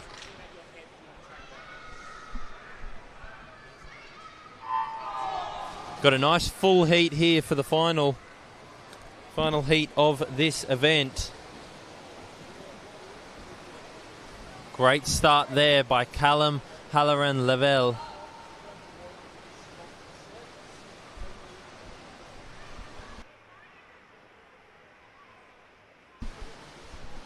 Nice clean stroke from the young man.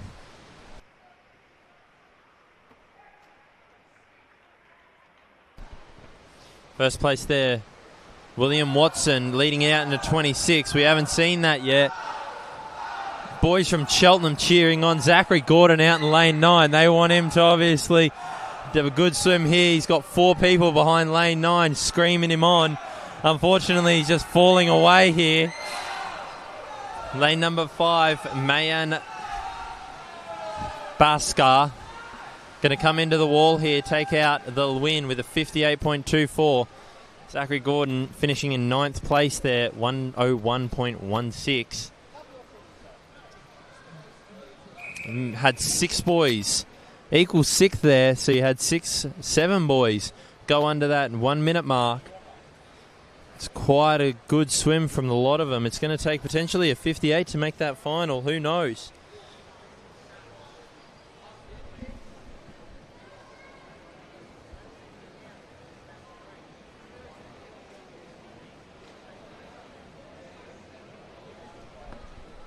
Here we go now to the girls, 11 and under, 50 metre freestyle.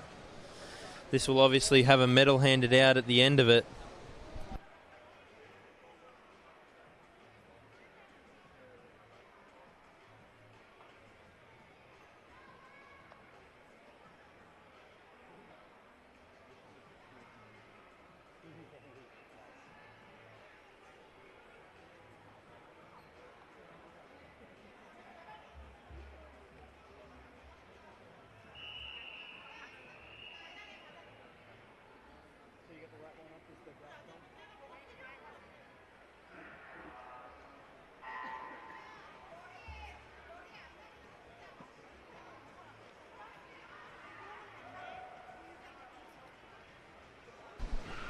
We'll start off here with heat number 1 of the girls 11 and under 50 metre freestyle event 101. There are 8 heats to this event. We have heat number 1 in the water now. Strong swim between the 3 athletes that are racing. It's a race between lanes 4 and 5. Lane 4 looks like she's just got the edge at the moment. We're coming under the wall. It's all down to this crucial touch. It's a big win for Catherine Liu. Grace Cox, unfortunately taking a breath on her second last stroke there, may have cost her the win after only losing by 11 100ths of a second. be something that a coach will want her to focus on potentially. Doesn't matter how old you are, skills are a non-negotiable. You need to make sure that they become second nature to you, so that by the time you get to my age, or hopefully younger, you don't have to think about it leading into a race. It's just second nature to you. Helped me many a time get my hand on the wall ahead, unfortunately sometimes behind certain athletes who did have better skills than I did. One of the most famous examples of good skills is the 100 freestyle at the Rio Olympics. Caleb Dressel didn't breathe for the last 15 metres of the race, and that helped him win by 1/10 of a second over Kyle Chalmers, who got the silver medal. Need to make sure that we're not breathing into those walls. Getting the win there, Charlotte Ford, 33.72. Massive PB for her. You're going to see a lot of PBs in these earlier heats. That's 3 seconds off her 53. By Lord, if I was doing that by my career, I'd be a world record holder.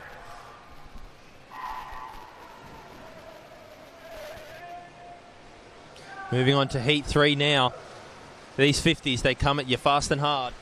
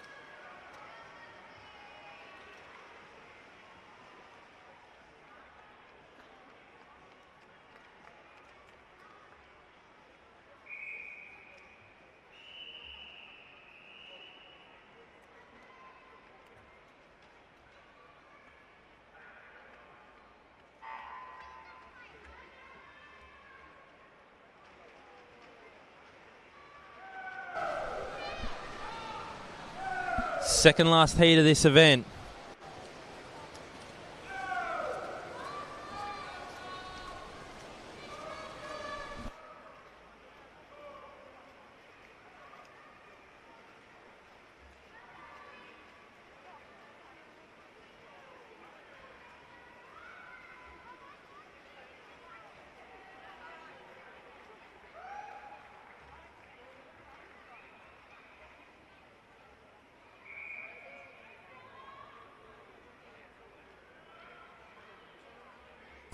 There we are there with a 31.59 to Maya Zhang.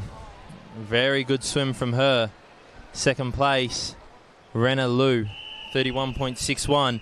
As we move into the final heat now, we're seeing the defending champion in the 200 freestyle come back for the 50 freestyle. Jemana Fami. Now, it's actually her 12th birthday today, so she is 12 years old in an 11 and under event. However, it does say in the rules, it is your age as of the first of the meet. So the first day of the meet was 2 days ago, sorry. So she was 11 then, so she can enter in the 11 and under events. Although she is 12 today, it is completely legal for her to enter the event at this time. It's just a case of having a lucky birthday. 28.11, that would do well at any age group. 11, 12, 13, any of them. She gives a high five to her competitor who came second in a 29.37. And that, just like that, we move on to the boys 11 and under 50 metre freestyle. Another win there for Jemana Fami from Nuttawading. Good time there for Zoe Clemenson as well in second place. And unfortunately, I didn't see who got third place there, but they did a fantastic job nonetheless.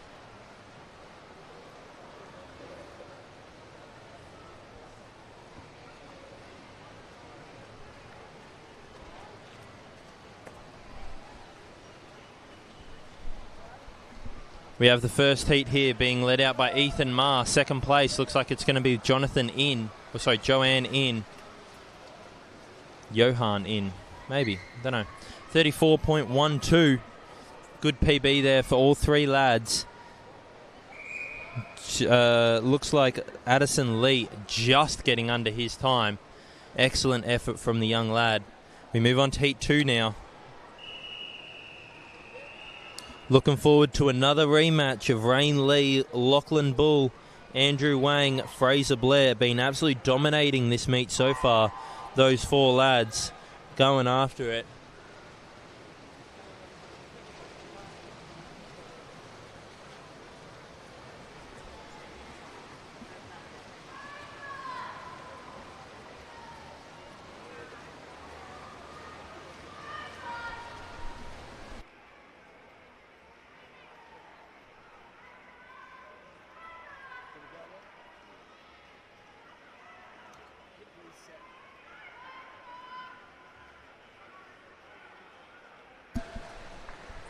Good win there for Aiden Advahov.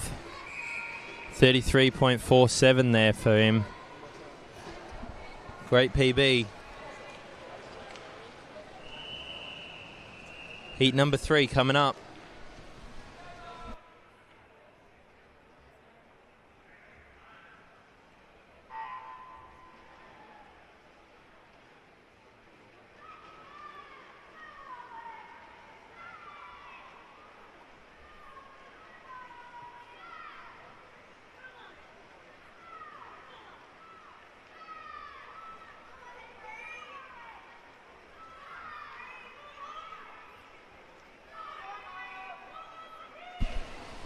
Here we are underway here with heat number 3 coming down to the final 5 metres. Lane number 8 having a fair dinkum off Aussie effort here. Lachlan Henderson, 33.04, going to take out the heat. Brilliant swim from him. 1.4 second PB for the young man. Second place there going to be Dale Yang. And in third place, lane 4, Jack DeFinanash. Move on to heat number 4 now. So we power through these. After this event, we'll be able to catch our breaths a little bit with 100 breaststrokes to finish off the morning session before we come back and do it all again tonight. However, without the 11-year-olds and a couple of relays tagged on to the end for a bit of fun. We see here lane 1 having a go at it, but also lane 5 really pushing the pace, really kicking those legs nice and hard. Well-timed breath. Don't want to be breathing too much in a 50. Want to keep that head down. Took her breath on his second last stroke. You know how much I've been going on about that so far today. 31.87. Nice clean swim for Tommy Zhao there. Followed up by Jordan Chu out in lane 1. Great swim from both of those young lads. Unfortunately, when you get in the patterns of breathing 4s, you need to make sure that Even if you have six strokes left in the lap, it's only 2 more strokes before you take a breath at the end of the pool, and you can breathe as much as you want. So make sure you keep that head down for all you young swimmers out there.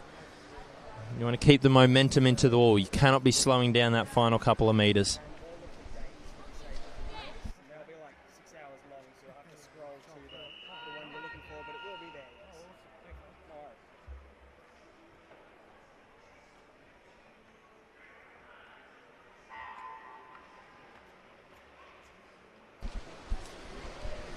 Here we go, the second last heat of this fantastic event, the 50 freestyle, the splash and dash. Get your head down and go, go, go. These boys sliding through the water nice and efficiently. Not a whole bunch of splashing. Looks like lane 7's really having a go out here, and so is lane 1 being sandwiched in the middle. Lane number 4. Lane number 1 gets his hand on the wall first, 31.74. Second place goes to Matthew Hu. In third place, Raymond Grave. In lane 4, by the looks of it there. First, second, third for that race. But here we go. The showdown again. Lachlan Bull, Andrew Wang, Rain Lee, Fraser Blair. Let's see who gets the best of the starts. Last one up looked like it was Lachlan Bull. Just because you're last up doesn't mean you're necessarily the fastest. These boys going after it. Andrew Wang out there in lane 3, really pushing the pace early. Got a nice big kick behind him. Rain Lee really coming back now. Rain Lee and Lachlan Bull pushing the pace here. Lachlan Bull with the fastest swim time over the water, all over it like a bad rash. Gets his hand on the wall first, 7/100ths of a second over his teammate Andrew Wang. Third place goes to Rain Lee. Exceptional swim. All 3 boys under the 30-second barrier. And Fraser Blair, honourable mention in 4th place there. Good effort, 30.4 I believe it was. Excellent swim. You saw there Andrew Wang take a good start off the wall. That first 15 metres, very dominant, and a lot of people might think it's over after a start like that, but Lachlan Bull had other plans. Gets his hand on the wall first. Great swim from him, putting his head down, not giving up on the race.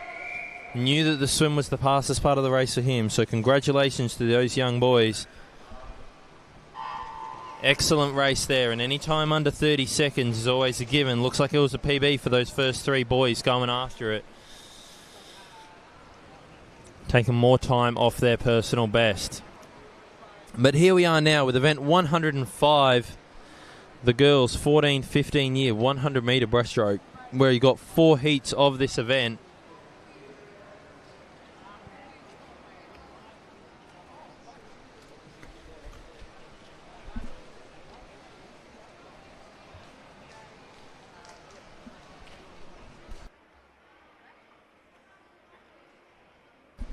Obviously, we've got seeded heats after this, so this first heat is not seeded, and after it, we've got seeded heats all the way down to Annie Steele. Lane 4 of the final heat, the fastest qualifier in a time of 1:14. We'll see how close she can get to that this morning. However, obviously, just need to make it through to tonight's final, and that's where the all-important race happens for the win. Any improvement is always a good one. Looks like Lane 5 has lost their cap. Always rather unfortunate. She's going to have to go in and get that a bit later. Might have to wait till the end of the session. We're so close to the end now. Only about half an hour left of swimming in this morning's session. And see if she can sneak in there, grab her cap, and then pull it out. Trying to find where it is. Can't quite see it. But it looks like it's going to be lane 7 there for the victory. Followed closely by Alora Chan, lane 6. Lane 3, Olivia Mack in 3rd position, 126.92. First 3 swimmers all divided by 0.2 of a second, and I'm rejoined by Sam Purvis. That was a long swim from Kingsley, don't you think, in that 200 freestyle? Yes, that's right. Yes, it was. Yeah. Oh. We return now. She better late than never is what I always say. That's right. Well, I think he has to start to train consistently. Yeah, but I think he's learning. He's had some good swims this weekend. But 2 200s in the space of 10 minutes is a lot for someone who's 11. Yeah. And that's why I was so impressed by the likes of Lachlan Bull and Andrew Wang, who backed up and just did it again. And they've done it again now. They just in that the 50 freestyle there, just thrashing out a quick 29 seconds. Very impressive for anyone around that 11 years old. So absolutely, well done to them. As we now move into the seeded heats, and missing lanes 5 and 3. So this heat is wide open. Obviously, Grace Dobby's going to be the firm favourite to take this one out, but we'll see how the rest of the heat goes. It looks like lane 2 is going to lead him around after 50 metres. Frances Boudeville, second place Angelina out there in lane number 1, 37.34 for her. Yeah, they're stretching out there, looking nice, holding on to that glide. 2 Nunawading girls obviously trained together. Oh no, Vic Sender, sorry. Yeah, we've got some good sorry, movement. Sorry, it's an M, not an N. I think I got a bit confused there. Jasmine Hume has moved herself up into 3rd place here out in lane 7. As we said, Grace Dobby taking it out, 118.60, followed closely by Frances there in lane number 2, finishing 2nd, both under that 120 mark. Yeah, that's really good coming back in a 41. Remembering that they have a final this afternoon in not so long off. Final session start in about 3.5 hours, where I'll be back for it. And these girls just need to make sure that they're taking care of themselves for this morning swim. You don't need to push it too hard. Obviously, 41 coming back when you swim like a 118 is a pretty decent back end. So it's not necessarily the worst to have a more even race in the morning. That's right, yep. In fact, sometimes it's taking it out easy and then seeing what you can do for the final by bringing it back well. Testing yourself out. We've got Amelia Otto, who just did the 200 fly, did a PB, just missed her national time. Now she's backing it up with this 100 breast. Lane 7 looks good though. Yeah, Yuji Lu. Yeah. Great effort from her. She's out there from Surrey Park. Got a good timing of the kick into her stroke. Yeah, Amelia picking up her rating there. She must feel good. She probably can't see Yuzi out there. Must be feeling good. She'd know that the lanes next to her are pretty clear, but she wouldn't have much of an idea about 4 and 5. Well, I'll just tell you what, you're ahead of them, young lass. Ooh, finishing first so there, 117.82. Just touching out Amelia Otto. Probably a little bit fatigued from that 200 butterfly in that 117.88, but still 3 competitors there getting under the 120 mark again. Looks like that's going to be about the standard it takes to make this final. Yeah, very good.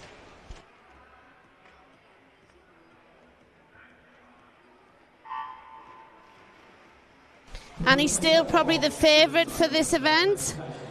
They all had good reaction times off the start, just a half a second there. That's pretty good, the reaction times.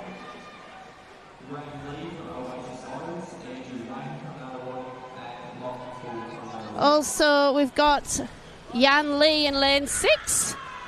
She's taking it out with that nice rangy stroke. Almost looks a little bit jolty. Breaststrokes are very unique. There's so many different styles to breaststroke. A lot of people get up high in the water.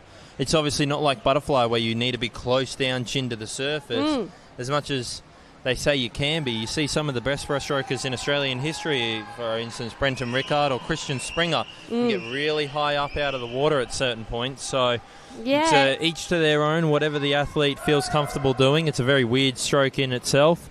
But you have a great battle here between Annie Steele and Salia White. Yeah, that's right. It's kind of like there isn't a one-size-fits-all, and it's about seeing what happens underneath the water. Sometimes they can look all different techniques on top, but as long as you're very efficient underneath, that's the main thing. So yes, Annie Steele does take that out in a 119.11. A little bit. Funnily enough, slower than the other heats. Slower than previous heats. So we're talking about that 120 might make the final. It's going to be pushing it close for Yan Lee. And I didn't quite see who got 4th there, but they might be in a bit of trouble missing out on this final. As we move on now to event 106, the men's 14-15 year 100-metre breaststroke. So we got 6 heats of this event. The first one's in the water.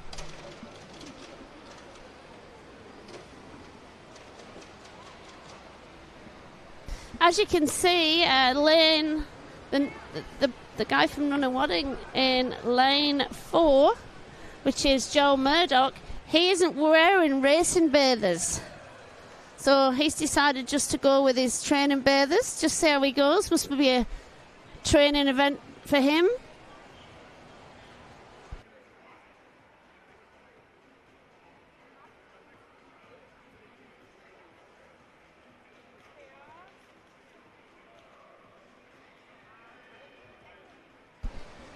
We're now 15 minutes ahead of the scheduled programming, so we might be finishing just about bang on 1 o'clock here as we get done with these 100 breaststrokes from the 14-15-year-old, and then it's the 16 and over's turn for women and men, where we've got 10 heats between those two events.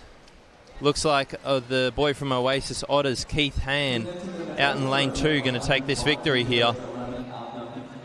Yeah, Keith coming back well there. Jeremy Watson in lane 5, second. Third, Ryder Brown. And fourth, Joel Murdoch. And then Kynan Power, fifth. First place with a time of 28.11 from Nunawading, Jemana Farney.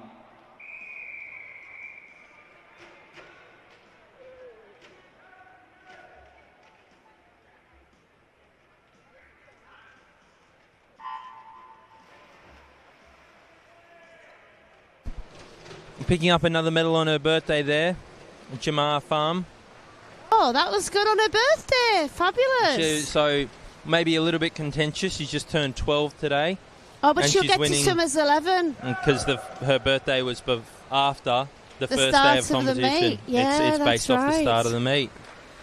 So well, dem's the breaks, isn't it? If you got it lucky, you got it lucky. Unfortunately, it's a very unlucky birthday for an event like National Age, where come next month or two, she's going to be a year older. That's but right. A little bit less developed than her competitors. Yeah, so next year she'll be 12. She'll turn 13 now in March, and that's the first year that girls can compete at national age level. So she will be one of the youngest at that competition. So it'll work well for her here, but maybe not so in the national arena. But obviously once you get to opens, which is the thing that most people care about most, it's just open, it's whoever's there. But you can obviously see she'd be 13 and 1 month old rather than other people that might be 13 and 10 months old. That's right. And in a club like Nunawading, you have the ability to make relay teams. And so being the youngest up against the competition of the rest of the girls at the club, you know, she may miss out on that, for example, just because of her birthday.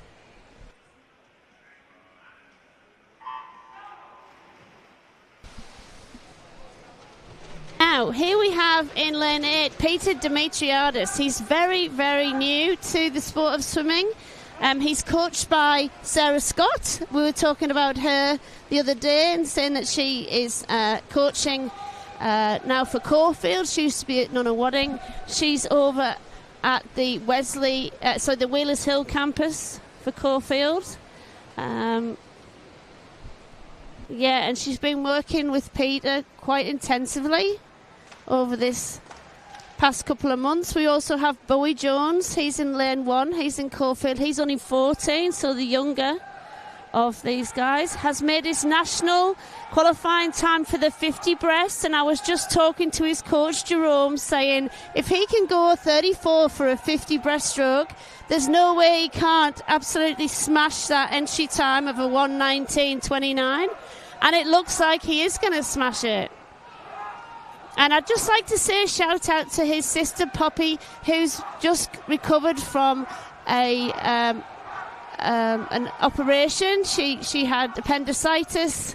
Wow, 5 seconds off. Good job.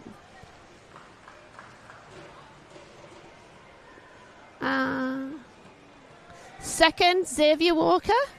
Xavier's from the Melbourne Swimming Club, next to his partner Liam Walker. So they may be twins, perhaps.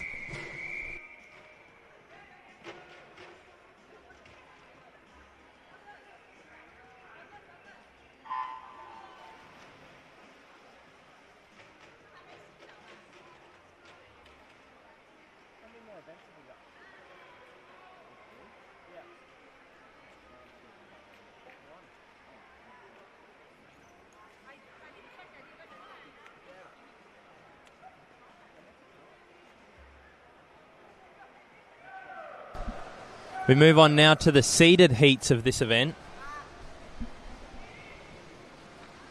We have here Darcy Stewart in lane number 4 out in a 32.73. Excellent start from him. Lane 2, Xavier Lay, 33.80. Ethan Chen there out in lane 2 in third place, 34.00. Going to try and hold on to his lead here. Yeah, these boys were going stroke to stroke with their timing, first and second. Just looks like Darcy Stewart's going to take this in a commanding way. But you can see the spearhead. That is how it's meant to be for finishing. When you go to seeded heats, it's meant to be like a spearhead. So lane forward, win it, and then the slower it goes to the outside. Good PB there for Darcy Stewart. See if anyone can get under that 110 barrier this morning. There's a lot of people around it. Just need to try and get under it. That'd be fantastic.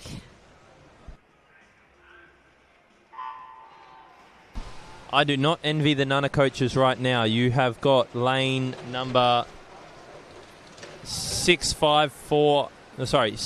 7, 8 and 9, all from Nuttawading. It's a good job that they have so many coaches so they can get the stroke counts, but then again, I'm looking and I don't think they're counting. But maybe they'll do it tonight. Or not this morning, but maybe yeah. they'll watch this. Maybe they'll watch this back on the YouTube YouTube the TV, live stream. That's right, absolutely. And who wouldn't? Or the KO freebies. Yeah, who wouldn't?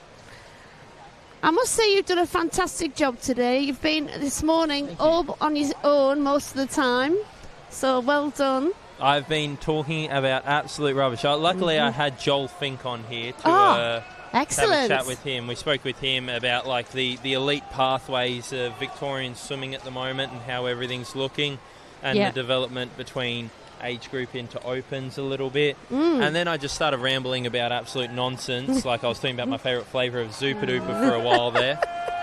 But now we're back to the racing here. Max Malone has just taken this out, 108. We just said in the heat before, if anyone can squeeze under that 110, two boys have not only squeezed under 110, under 109, 108.93, 108.97 from Milo, Dressel, De Bruyne. I've got to say, 14 Surrey Park. years old. Yeah, Surrey Park have won both those heats there.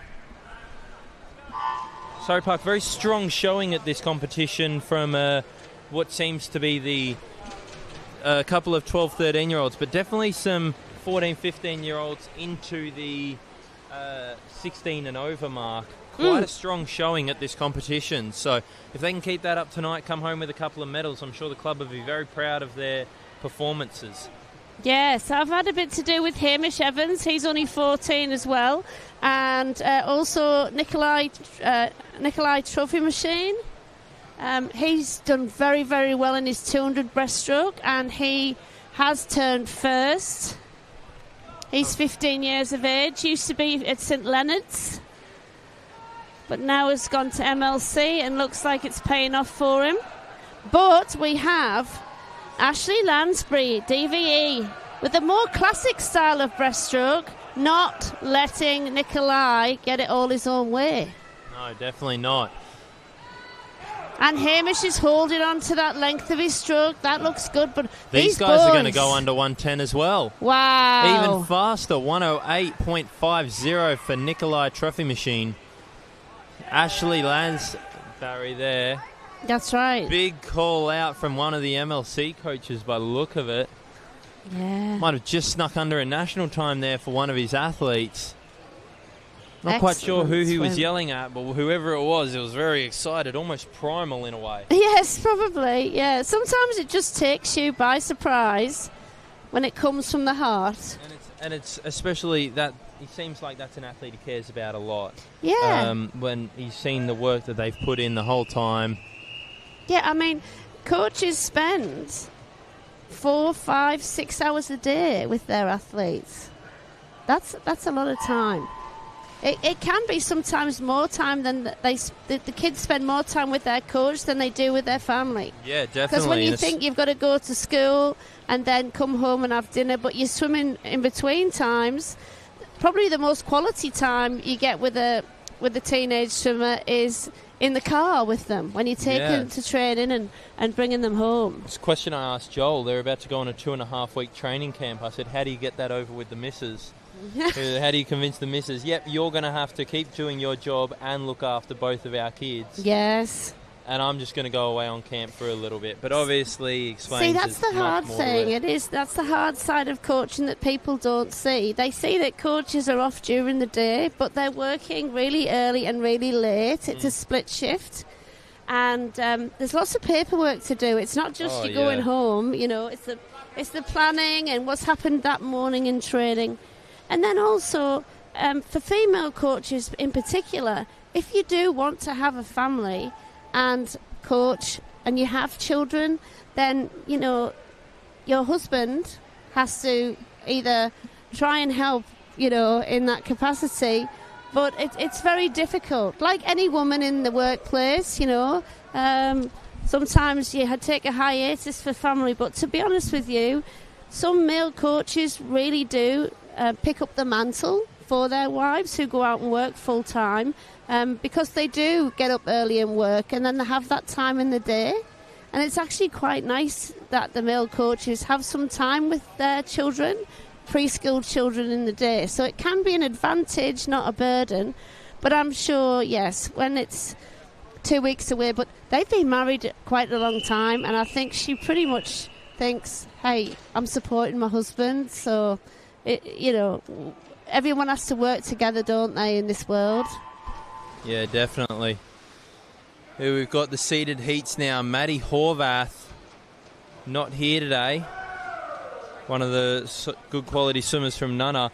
Might be in now I think about it, she might be in Thredbo, because I believe they're doing a training camp over there, so she might not be even in the state of Victoria at the moment, yet obviously accidentally put her down for this meet. But it opens up the field a little bit for people like Romy Hurd, Amelie Volich. Yes, these girls have been around quite some time. Maddie, I think she won national age, so she's been quite dominant in her age group nationally. But Olympic trials are coming up, so she's obviously on the training camp looking at that. But we look at these girls and Amelie Volich.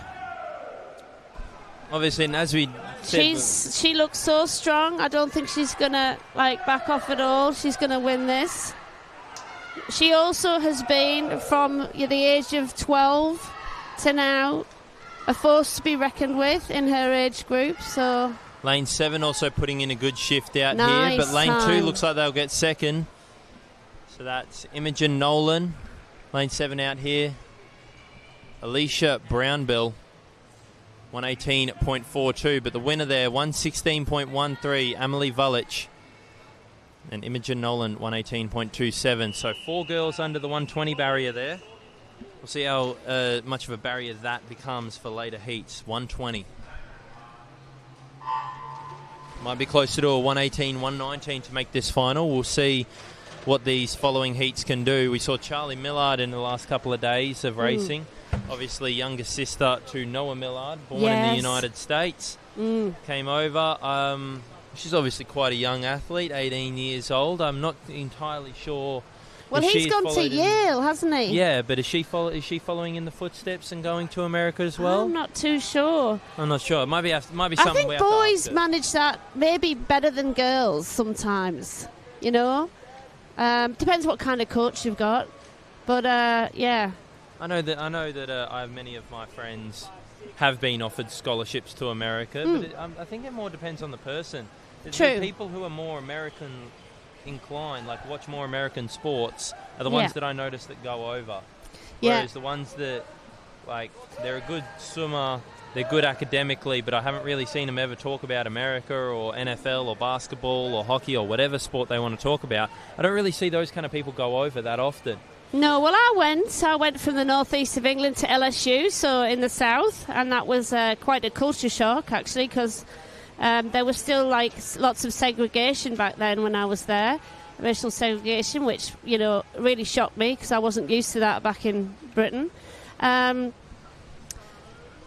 think it's a good opportunity. I wanted to go to the States, but I ended up being with a bit of a sprint program, and it wasn't really, conducive to my 200 back, 200 fly and all that. But I think if you get the opportunity, you shouldn't give it up. Now, that was such a good time there, the 112 from Charlie Millard. Second place was obviously Amity Lansbury from DVE Aquatic. Now, once again, you had 4 athletes go under that 120 mark, so it's going to be quite close to see who gets in and who doesn't. You had a 119, but you also had a couple of 116s in there. Yes. So there could be quite a bit faster than that 118 round there. You've had a couple of 119s so far. We'll see how this last one goes. Middle lane is obviously Micah Vraj. Yeah, she's done such great things. I think she's been on 109 before, if I'm not mistaken, or maybe she's got 110 here. Just the time on the sheet isn't necessarily your fastest time. She's 26 years old. Yes. One of the veterans of Victorian swimming. But the time has to be that you enter for this competition has to be done in the last 2 years. So it might not be her PB. She could have been a 108 before when she was, let's say, 24, 22 years old. But it wouldn't count because it's only the last 2 years of swimming that counts. She gets down there in a 112, similar to Charlie Millard in the previous heat. And Farida Taha there in lane 5, her Surrey Park teammate, gets in second.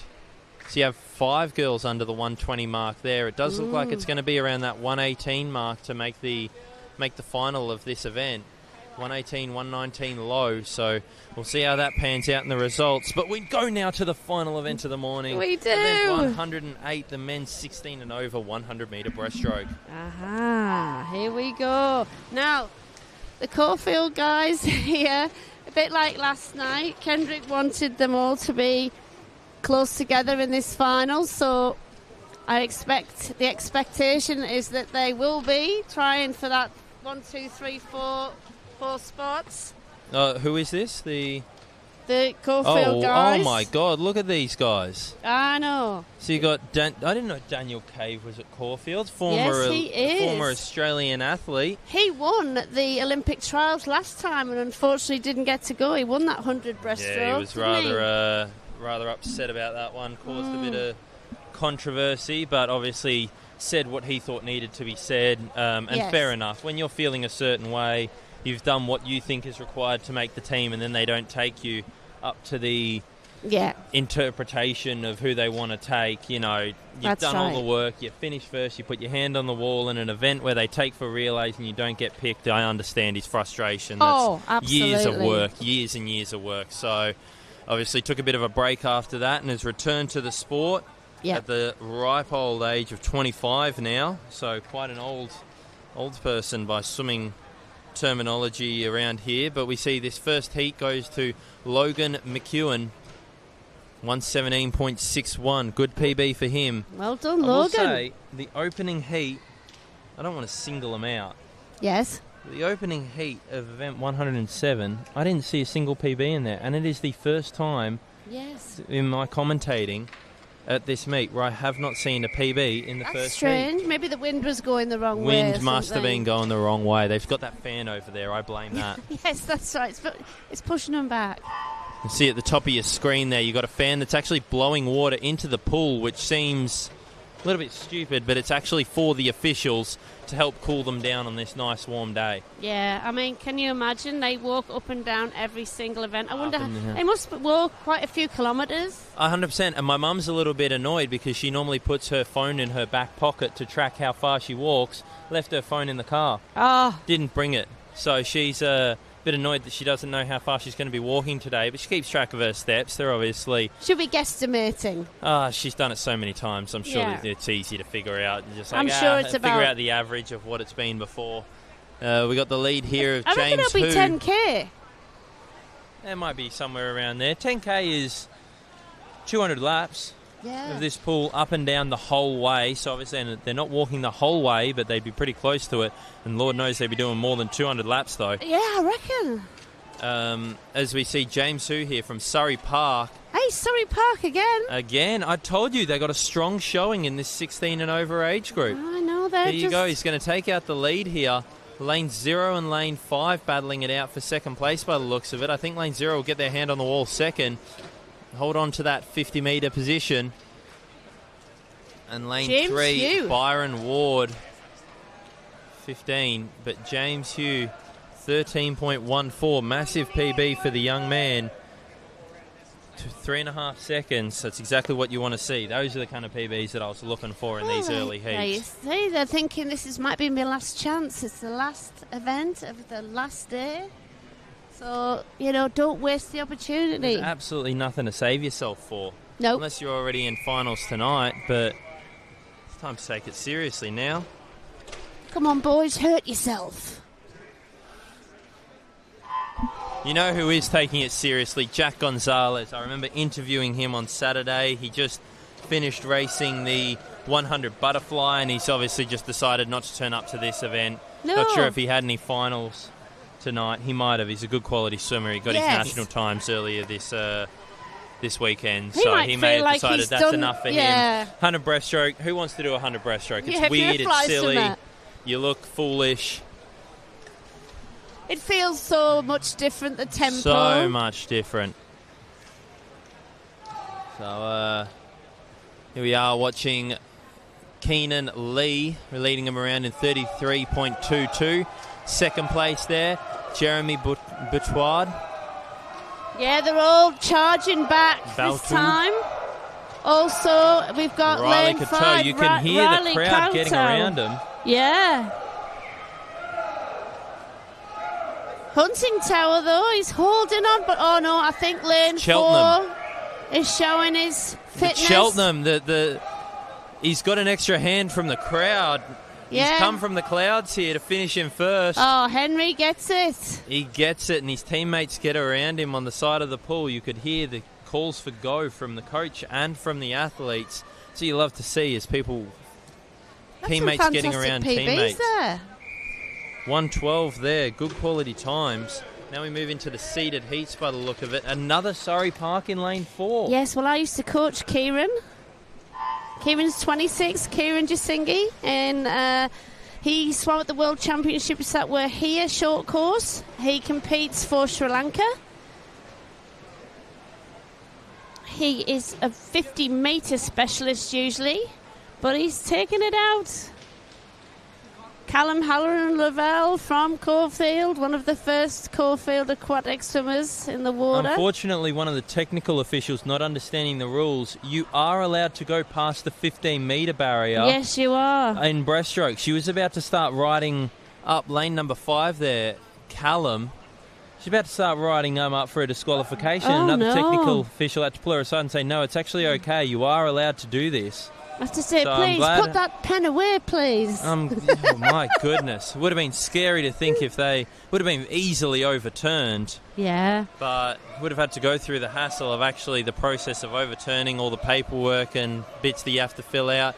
But Kieran's running away with it here. Good. Leading out in a 30.58. He's going to finish in a 105.67. That'll shoo him into the final tonight in the middle lane.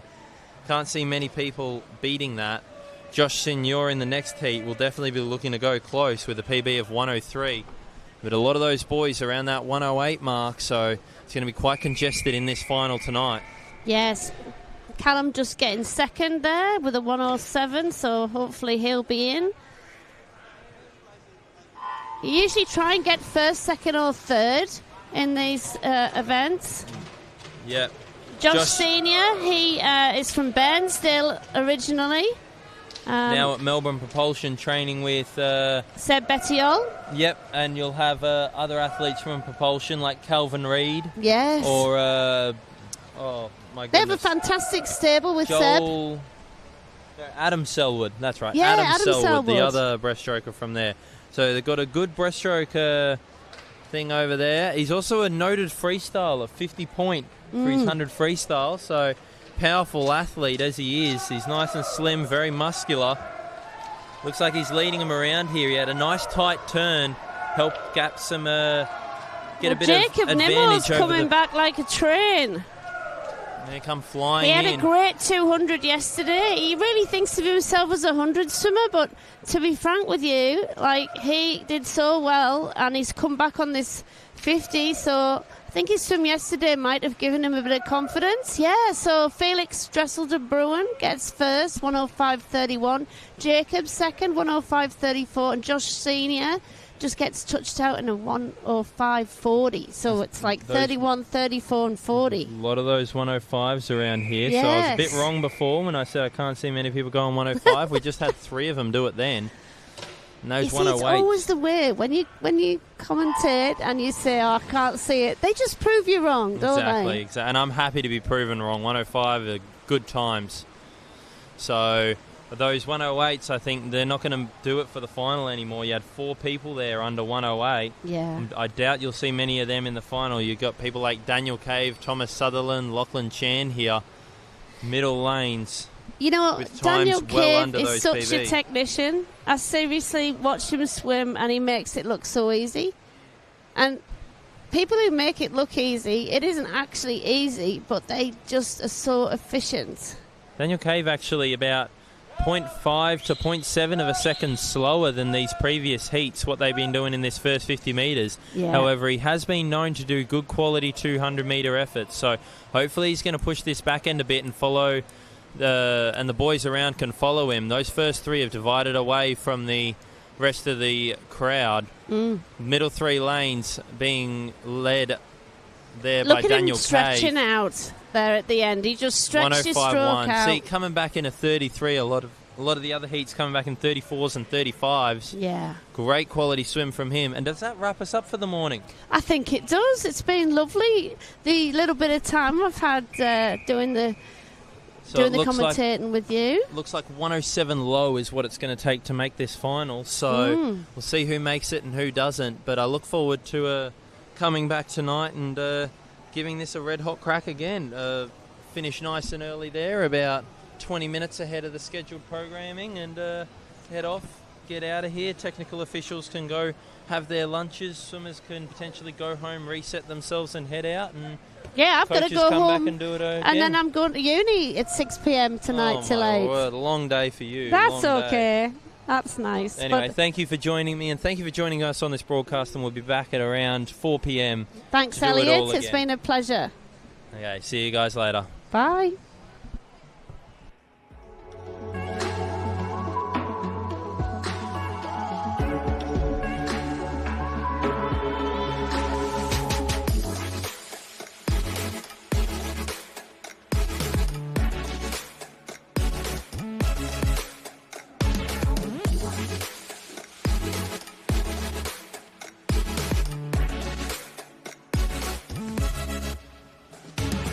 You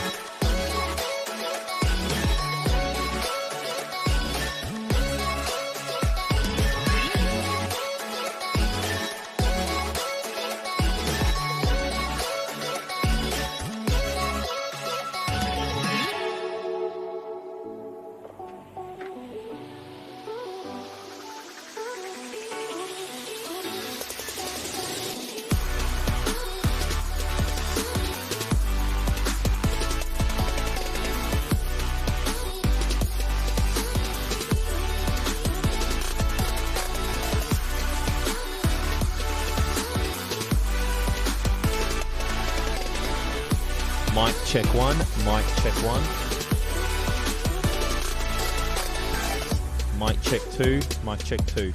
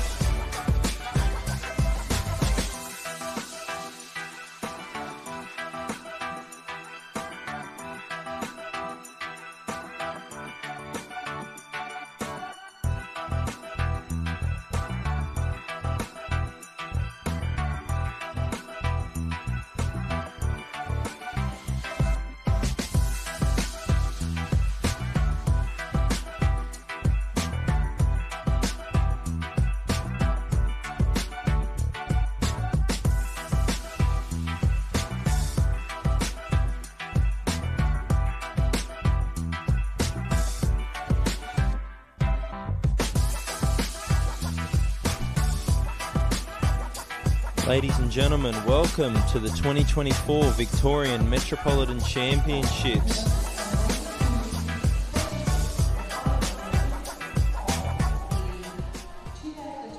Victorian Metropolitan Long-Course Championships.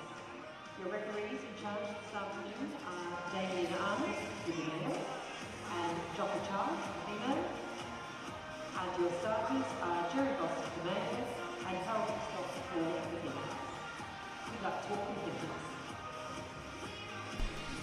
As we just heard from the announcer just then, welcome to session number 6. We introduced the referees to pool deck, as we should be getting underway in about 2 minutes with the men's 12 and over 1500 metre freestyle. I'm Elliot Rogerson, returning again from the morning session. As we will slowly start to get underway, we see a nice 1500 here with a bit of experience, especially in the middle with Harvey Lark from Caulfield Aquatics. Used to be a Melbourne Vic Centre swimmer, has moved over to Caulfield now, the new club. And Flynn Phillips from Surrey Park, and Jesse Phillips from Lane 3. The men's 12 and over 1500 metre freestyle. In lane 0, Tyler Lamb and Ivan Husband. Lane 1, Jack Moran of Tiger Sharks. Lane 2, James Cardano of Camberwell Grammar Aquatic. Lane 3, Jesse Phillips of Surrey Park. Lane 4, Harvey Lark of Caulfield Aquatics. Lane 5, Flynn Phillips of Surrey Park. Lane 6, Xavier Purcell of Caulfield Aquatics. Lane 7, Logan Brandy of Melbourne. Lane 8, William Bryan of Tiger Sharks. And lane 9, Dion Gordon of Oasis Otters. As we look to get the first heat underway of this final session, starters have been called out.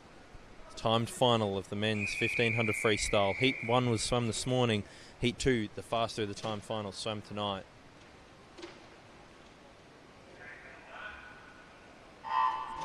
Unfortunately, we seem to be missing lane 1, Jack Moran, and lane 6, Dion Gordon.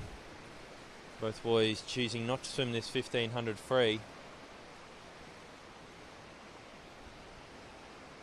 And only really see this race going one way. Harvey Lark, good solid swimmer in his own right.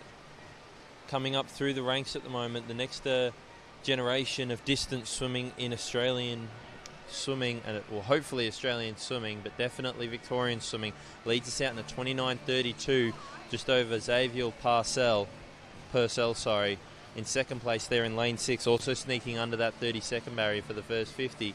But as you would all know, first 50 isn't everything in a 1500. It's about settling into a rhythm. Harvey Lark looks like he's already settling into a rhythm now. Got a bit more of a kick behind him. Hopefully he can maintain that through the whole race, but his arms look very relaxed at the moment, getting his feet over the wall nice and easily. Sets up that 31 second for second 50, lead it out in a 60.9. For his respective PB, he's going to need to be holding around 32 second low per 50, so we need to make sure, keep an eye on that. I wouldn't want him to be much over 32.4 for each 50. We'll see how many he can get under that time. Obviously the boys around are just going for the places. He goes for 32.6 there. Got to keep it around that area, maybe drop it down a little bit, but he's got to maintain the speed and potentially build throughout this long 1500. It's a long, long race. Second place still Xavier Purcell in lane 6. His training partner there at Caulfield Aquatics, they say are the same age and I'm assuming squad. We spoke to Sam Purvis this morning about that new Caulfield program. 32.9 there for Harvey Lark. And in third place, we got Jesse Phillips. In fourth, we got Flynn Phillips there. Both boys from Surrey Park, 22 and 19 years old, respectively. And holding in there quite well is Logan Brandy, 16-year-old from Melbourne Swim Club. Quite a young lad. But it seems to be already breaking up into little factions. Harvey Lark leading him out strong. Xavier Purcell trying to hold on, and then the three boys behind for those minor placings and the final medal. Still got 25 laps of the race to go.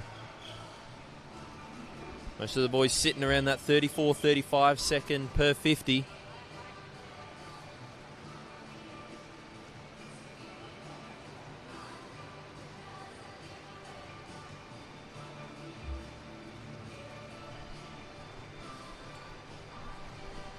Coach Kenny Monk standing up on the coach's sideline, watching his swimmers with an eagle eye, writing down times. Harvey there dropping a 33 second. I would hope he doesn't get any slower than that. 33.1 for that 50. Just needs to make sure he's maintaining his speed here. He needs to get settled into a rhythm and hold, but a rhythm that can be built upon as the 1500 goes on. You've got many different tactics to this race. You might see a bit of a lead off. The first 3 500s may go rather quickly.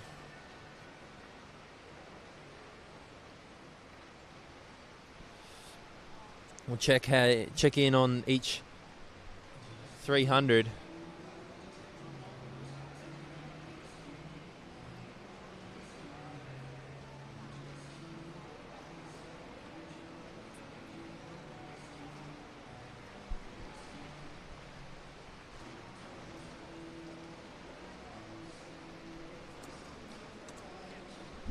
Boys here.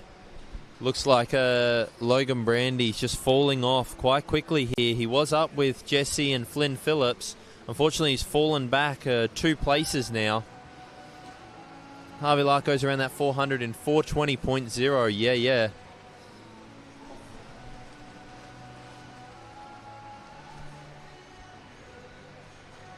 You absolutely love to see that from the young man.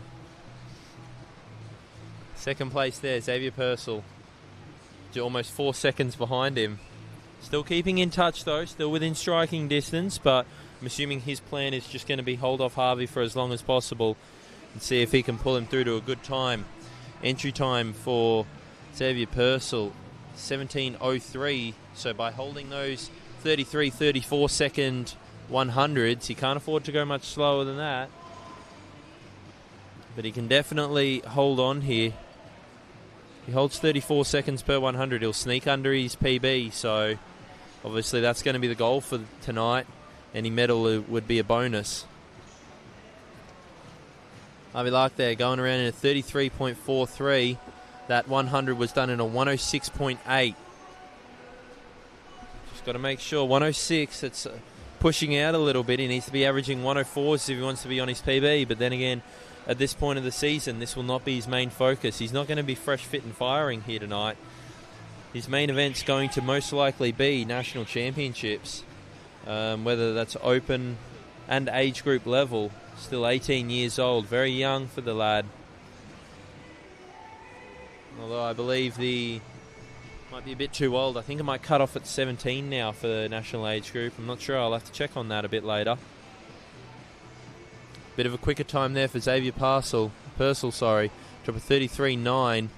Jesse Phillips catching up a little bit, dropping a 33.6. So he's making sure he's not leaving anytime soon.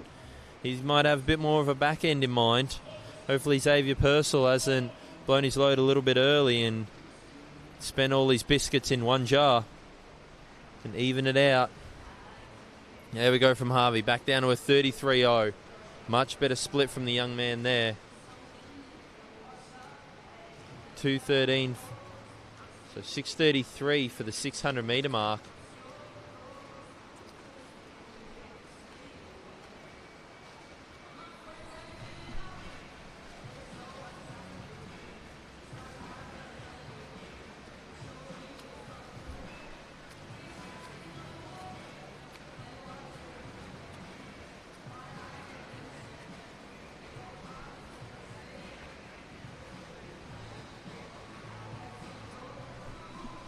These boys, I'm just keeping a light track on what they're doing after each 300 metre, just to have a look. Harvey Lark there starting off with a 3:12, backing it up with a 3:21. So a bit too much of a drop-off for my liking there. Much more consistent in lanes 6 and 3. Started off with a 3:16, now a 3:23 for that second 300. And lane 3 there, Jesse Phillips. Nice strong swim from him so far. He started with a 3:20, then backed it up with a 3:23. So nice consistent swim from him. He obviously got into his rhythm early. He's going to try and maintain those splits now. Harvey Lark now dropping down to the 33.0s. So hopefully he can get that number down under the 3:21 for this next 300.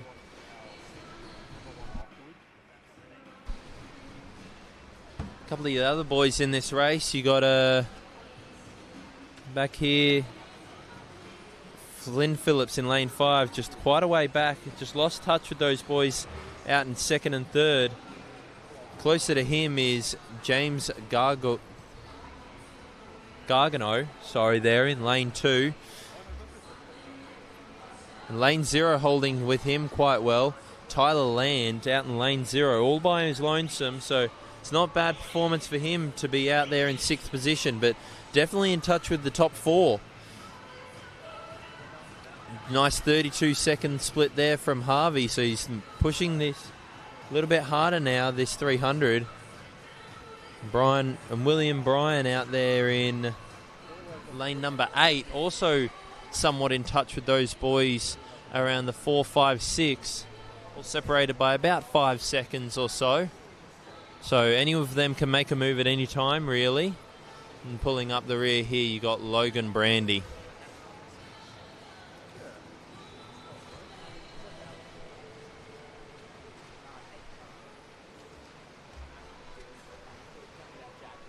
Harvey Lark here.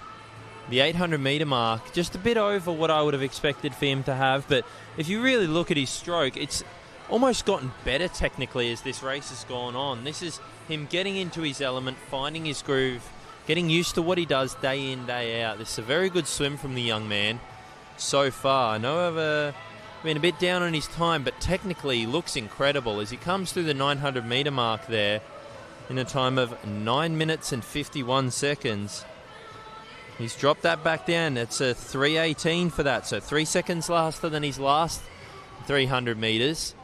Xavier Purcell turns in a 10:01.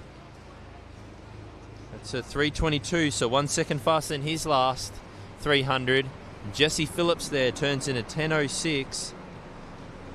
That's another 3:23 for him. So he keeps it very consistent, 3:20, 3:23. Man's not going anywhere. He's going to be there if they start to fall off a little bit. Kenny Monk pushing his swimmers along here, starting to wave the paper around on the side of the pool.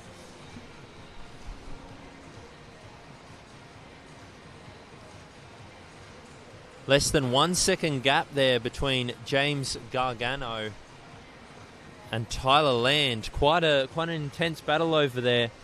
One of the boys hopefully just waiting for the other one to drop off a little bit because they both look like they're putting in some good effort here. We've got another 32 there from Harvey Lark. He really has built into this race very nicely. I was a bit worried when he settled into those 33 mid to highs almost, but now he's sitting at the 32 second mark per 50, and that adds up very quickly as far as taking times off. Second place and still in a strong position, Xavier Purcell, going absolutely nowhere as they come down to the final third of this race here. 450 metres, 9 laps to go for these leaders. Jesse Phillips locked into the top 3.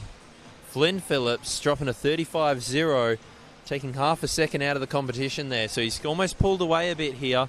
Said he's going to lock up this top 4 position. Doesn't want to be beaten by anyone else in this race. William Bryant here in lane 8. Doing some very good stuff. Logan Brandy, unfortunately, looking like he's about to get lapped here in the next 50 to 100 metres. But in the next 50 metres, another 32.7 for Harvey Lark there at the 1100 metre mark. We'll check in with him again at the 1200, see how his times are faring. But these times are flying down. He'll be under that 3:18 for this next little bit. And Xavier Purcell following suit, 33.67. Another green time for him, so faster than his last 50. Putting a bit more gap on Jesse Phillips there. Not much happening as far as changing in positions. However, times just being increasingly built upon between athletes. Harvey really picking it up. You can see he puts in a good couple of freestyle kicks after his turn. So it's almost that transition period, making sure he loses as little speed as possible. If you lose speed in that first 50, you have to try and gain it back during the swim. If you push that first 5-6 kicks, you can end up actually building speed, and then you can back off the rest of the 50 because you've already put that work in the first 10 metres. After 1,200 metres here, he turns in a 13.08. There we go, some real good work from him being done there. He's dropped to 3:17, so another second faster than what he did before. We come here to Xavier. Turns in a 13.23. That's another 3:22. This man is incredibly consistent at this point. Jesse Phillips there turning in a 34.85, so 13 minutes, 31 seconds for the man.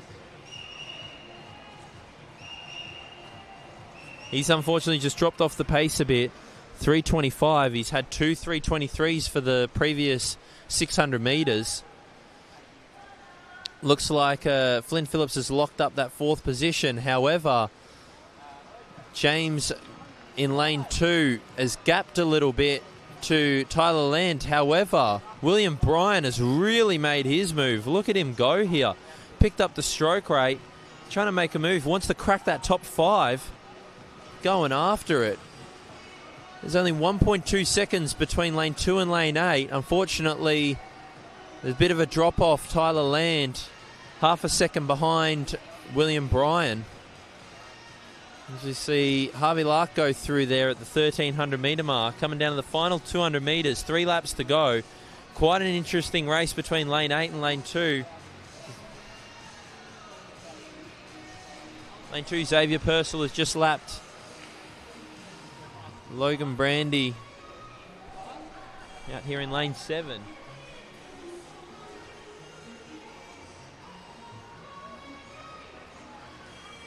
Look at him, he's staring him down. Brian Williams staring down, and looks like he's overtaken James Gargano, sorry. Is he going to overtake him here? He's overtaken him here. Move up into 5th position, drop to 34.7. 0.6 of a second faster as we get the bell here for Harvey Lark. Bit late for the official on the bell. Just a touch behind, 32.82. Needs to make sure that he hears that out of the final turn here. Nice turn from the young man. 15.19. You're going to be looking somewhere around that. I'm going to say if he can get around 16.21, 16.22 here, he'll have done quite a good swim. 18 seconds over his personal best, but a well put together swim, obviously following a certain plan. So we hear the bell for most of these athletes now. Heard it for Jesse Phillips and Xavier Parcel. Great little battle still going on here between William Bryan and Jesse Gargano. Coming down to the final 100. William Bryan feeling a bit of pain now with 100 to go. Maintaining his position, hasn't really pulled away here. Harvey Lark coming down, final 5 metres. Hold your breath for the last 5, son. He does it, gets the head down. 16.22. He drops a 3.14 for his last 300 metres. That's 3.12, 3.21, 3.18, 3.17 and 3.14. Xavier Parcel coming down here. Needs to go under 17.03 here to PB. And does it. 22nd PB for the young man, coming back in a 30.82. Outstanding swim for him. Comes back in a 3.20. Very consistent, very well put together swim. Jesse Phillips has just finished as well. 16.34.70. 54.70. Very consistent swim from him as well. Great swim from lane 6 and lane 3 there. Great swim for Jesse Phillips as well. Takes a 1.5 seconds off his personal best. William Bryan, has absolutely demolished the rest of the field in this final leg. Finished extremely well. 33.40 for his last 50 to wrap up 6th position there. Oh, actually, that must be wrong. Jesse Phillips just definitely finishing in 4th there. 6th place will go to Brian William. 17.27. And that's a 6-second PB for the 14-year-old from Tiger Shark Swim Club. Congratulations, young man. Tyler Land, 1 second PB as well. You love to see it. You're seeing PBs left, right, and centre here. James Gargano, a little bit over his PB, but a good swim from the young man, finishing in 6th position there. And Logan Brandy finishing up the tail there. 8th position, 18 minutes 08. Great swim from all the young lads there. Times have been made official. I assume the first 3, I don't believe there was any times faster than those first 3 this morning. So congratulations, men. It's a hard slog in there in the middle. And special congratulations to those 4 that PB. Tyler Land, Jesse Phillips, Xavier Purcell, and William Bryan.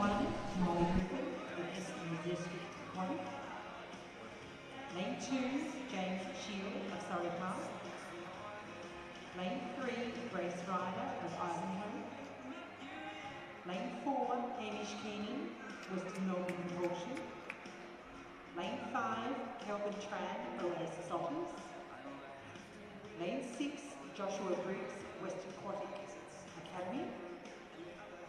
Lane 7, Madeline Fox, Ivanhoe. And lane 8, Emily Shield of Surrey Park.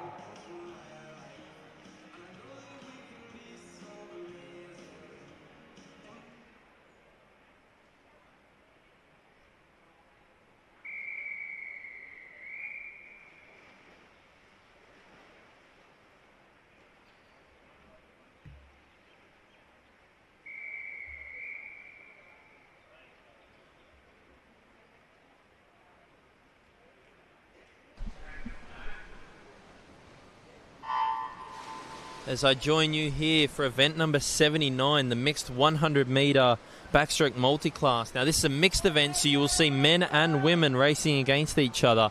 Now, although they're seeded from fastest to slowest, 4, 5, 3, 6, 2, 7, 1, 8, and that looks like it's it.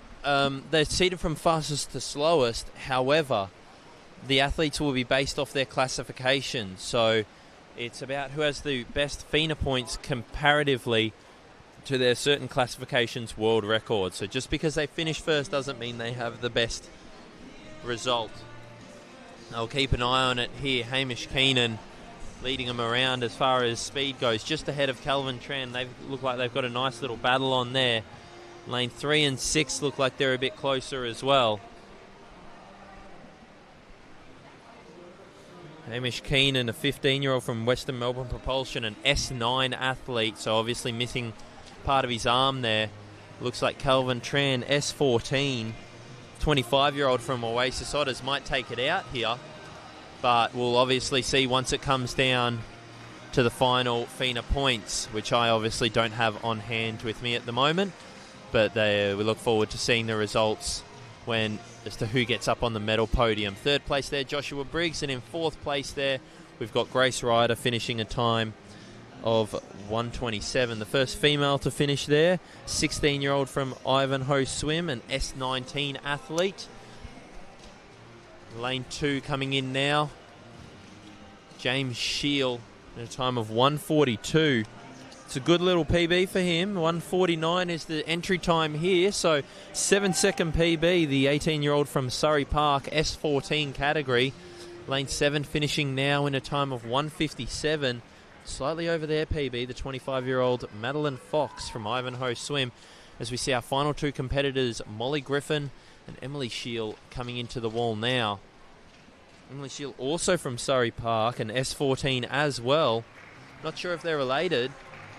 Good PB for, looks like Emily Shield on the edge there. 3-second PB for her as we present the medals for the 100-metre freestyle. Of MLC Aquatic in the winning time of 19 minutes 55.57. Also, I didn't realise it's actually aged base, this medal presentation. Presenting the medals for event 78, the men's 14-15. Now we've got the 14-15 category. In third place, Xavier Lucas of Ivanhoe Swim Club. Xavier Lucas Chi of Ivanhoe. In second place, Matthew Moran of Bayside. And in first place, winner of the gold medal, William Bryan of Tiger Shark Swimming Club, in the winning time of 17.27.08.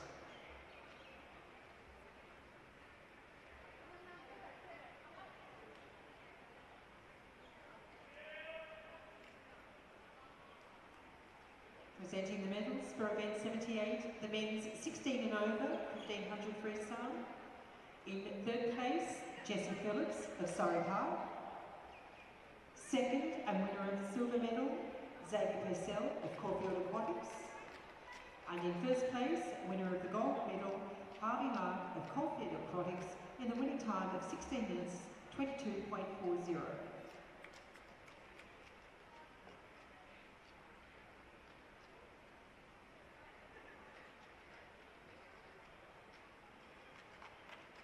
Introducing the finalists for event 82.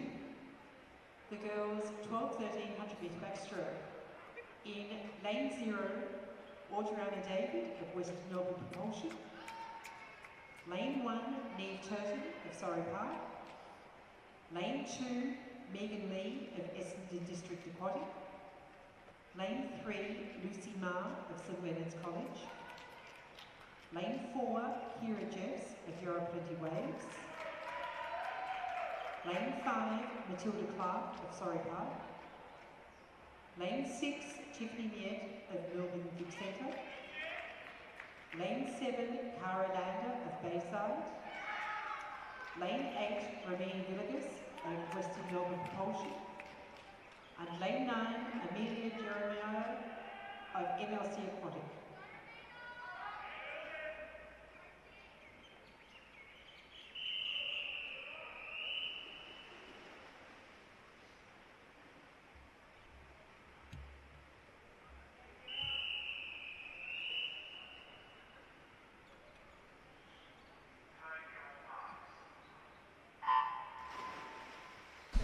Okay, now we are underway with event number 82, the girls 12-13-year-old 100-metre backstroke.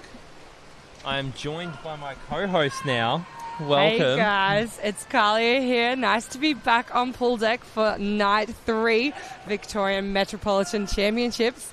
We kicked off tonight, Elliot, with a nice long distance race. Now we've moved on to some sprint events here. The girls absolutely flying down the first 50 of this 100-metre backstroke for 12-13-year-olds. Some pretty talented youngsters in this field. We've seen them across the last 2 nights absolutely dominating Kira Jeffs in that middle lane.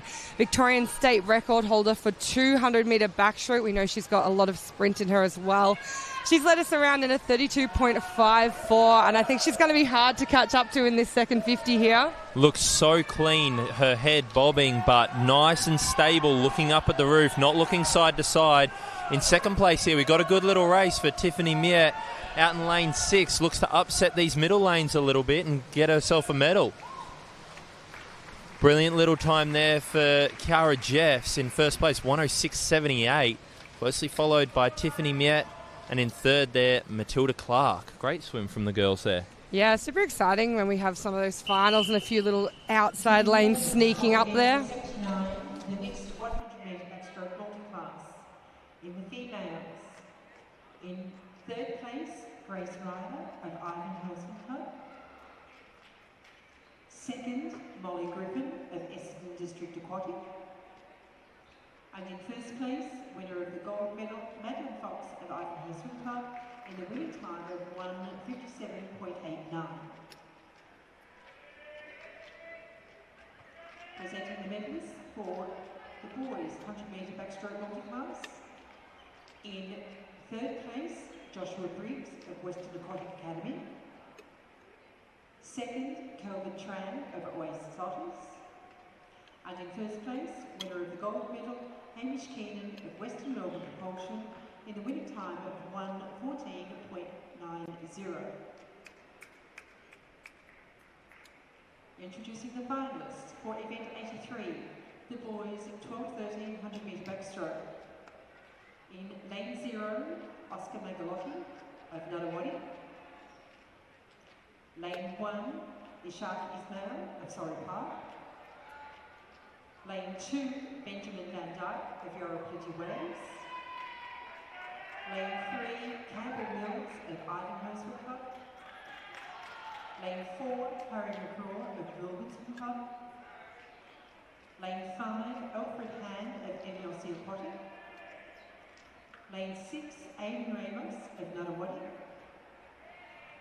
Lane 7, Kate Faulkner of Camberwell Grammar Aquatic. Lane 8, Julian Birch of Melbourne. And lane 9, Antang Wang of Nunawading.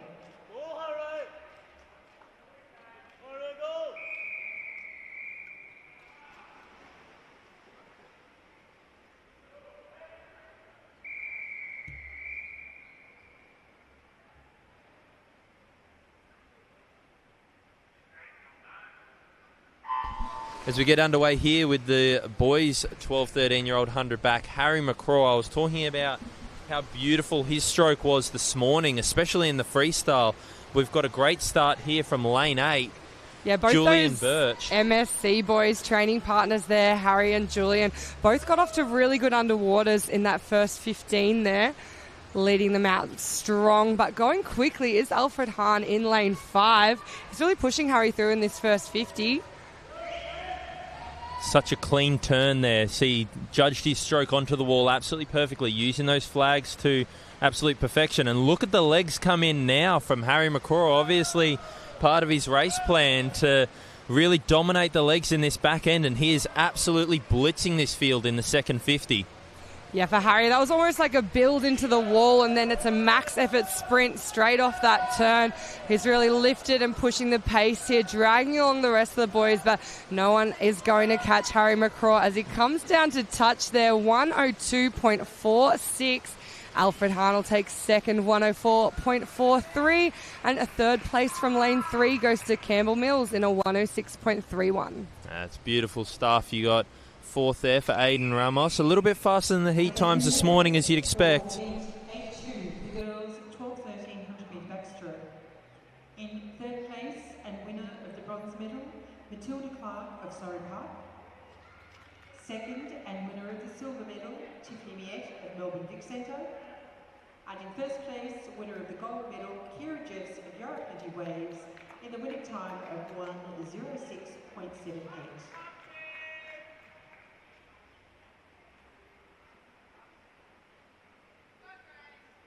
Introducing the finalists for event 84, the girls 14-1500 metre backstroke. In lane 0, Kira Fernando of Bayside. Lane 1, Grace Derby of Melbourne. Lane 2, Eloise Pride of Kings. Lane 3, Emily Tulloch of Melbourne Vic Centre. Lane 4, Caitlin Ord of Melbourne. Lane 5, Isabel Donnert of Yarra Plenty Waves. Lane 6, Grace Cox, MLC Aquatic. Lane 7, Tess Flanagan, Ivanhoe. Lane 8, Rose Donald, Ivanhoe Aquatic Power. And Lane 9, Matilda Thurhouse of Western Melbourne Propulsion.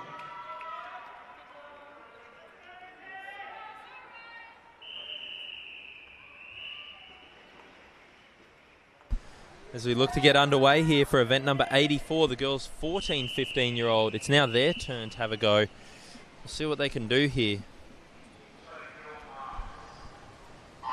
The times this morning very close across the board, so we should have a good race on our hands as the girls get underway. Good start from Caitlin Ord, another MSC swimmer. So obviously they're really working their skills over in the program at Melbourne Swimming Club. Very talented 14-year-old in the middle of the field here, surrounded by 15-year-olds, and you've got another 14-year-old in Grace Doby out in lane 1. I like the look of Emily Talosh this morning. She looked very clean with her stroke, so we'll see how well she can go here. If she can push for a strong place and a medal tonight. But first one leading them around is Isabel Donnert, 32.96. Yeah, Izzy picking up her 200-metre backstroke national time this weekend. So she's having a great meet. She's looking very strong as we come down into the last 25. We'll see if she can hang in there because those girls in 3 and 4 are coming up alongside her very quickly. Caitlin Talosh all over her like a bad rash, moving down this last 50 after as they come under the flags. It's still a bit of a lead to Isabel in lane 5. They've dropped away from Caitlin Ord. Em's just picked up that pace though Emily there. Talosh, 33.59. Did she negative split that? She did. She's Only negative person split in a the field 100. with that green time on the second 50. I thought she looked good this morning. Didn't expect that from tonight. 109.86. Oh, sorry, 107.28. Sorry, I was looking in the wrong way. 107.28. 3 seconds faster than this morning. Very, and a very negative split. exciting swim there. Beautiful. Isabel Donnert for second and Caitlin Ord for third. To get a medal at 14 years old in the lower age group bracket, very impressive Yeah, look from forward her to there. seeing what Caitlin and even Grace can pull out next year as well at top age. Yeah. In the winning time of 1:02.46.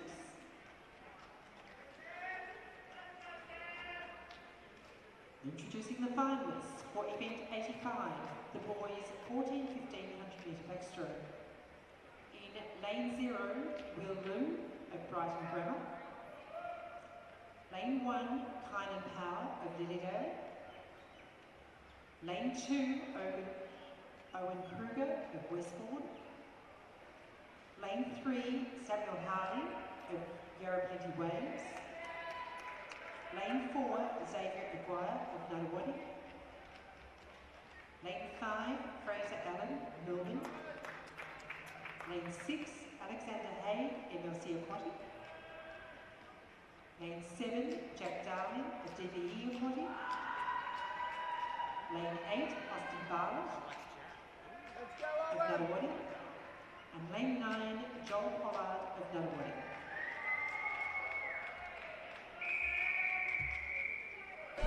Here we go here for the boys' turn in the 14-15-year-old. Two boys well out in front, Xavier Aguirre and Fraser Allen.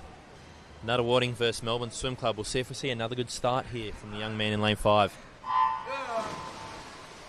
Clean away from the blocks for the boys. Underwater. Last one up is lane 4. Outstanding start from the young man. Gets the arms pumping early. That whole 15 underwater there. Really made the most of every last second he could stay under. Already those two golden lanes in the centre of the pool battling it out a little bit ahead of the rest of the field. So not surprising based off their times coming into tonight's final. Feet on the wall there. Xavier about 0.2 ahead of Fraser Allen. So 4 and 5. And Xavier Aguirre, just another great showcase of skills there. Pulling away even further off that turn. Looks like there's going to be a bit of fight back from Fraser Allen here. He's picked up the stroke rate. It looks like he wants it a bit more here. Under the last 15 metres, he's got a bit of momentum into the finish here. Looks like he's going to take the lead. Can Xavier fight back at all? Final 5 metres. Who can get on the wall quicker? Stroke. Oh, what a fight back from Xavier Aguirre. It's almost as if he saw him coming and waited for the perfect time to pounce onto the wall. Second place there for Fraser Allen, and third place goes to lane 6. Alexander Haig. Really, really nice drops once again from this morning's heat sessions. About 2 seconds for the boys in the middle. Now, obviously, that doesn't mean a direct PB, but it's always good to improve from heats to finals. Absolutely, particularly on day 3. We know a lot of these athletes, super heavy programs, to still be coming in a final session and being able to lift that extra 10% is really, really important. Especially with this heat as well. They're not being drained down too much. They're taking care of themselves through the meet.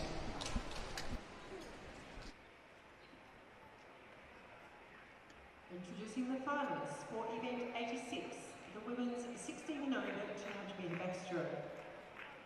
In lane 0, Bella Murchie of MLC Aquatic. Lane 1, Judy Hussein Emin of MLC Aquatic. Lane 2, Michaela Larkin of Cheltenham Amateur. Lane 3, Sarah Cooper, Burbank Aquastars. Lane 4, Alana Banks, Surrey Park. Lane 5, Sione Kinzet of MLC Aquatic. Lane 6, Emilia Solero of European Waves. Lane 7, Natasha Ransley Raymond, European Waves. Lane 8, Sasha Jones, Surrey Park. And lane 9, Bethany Forster, Swimland.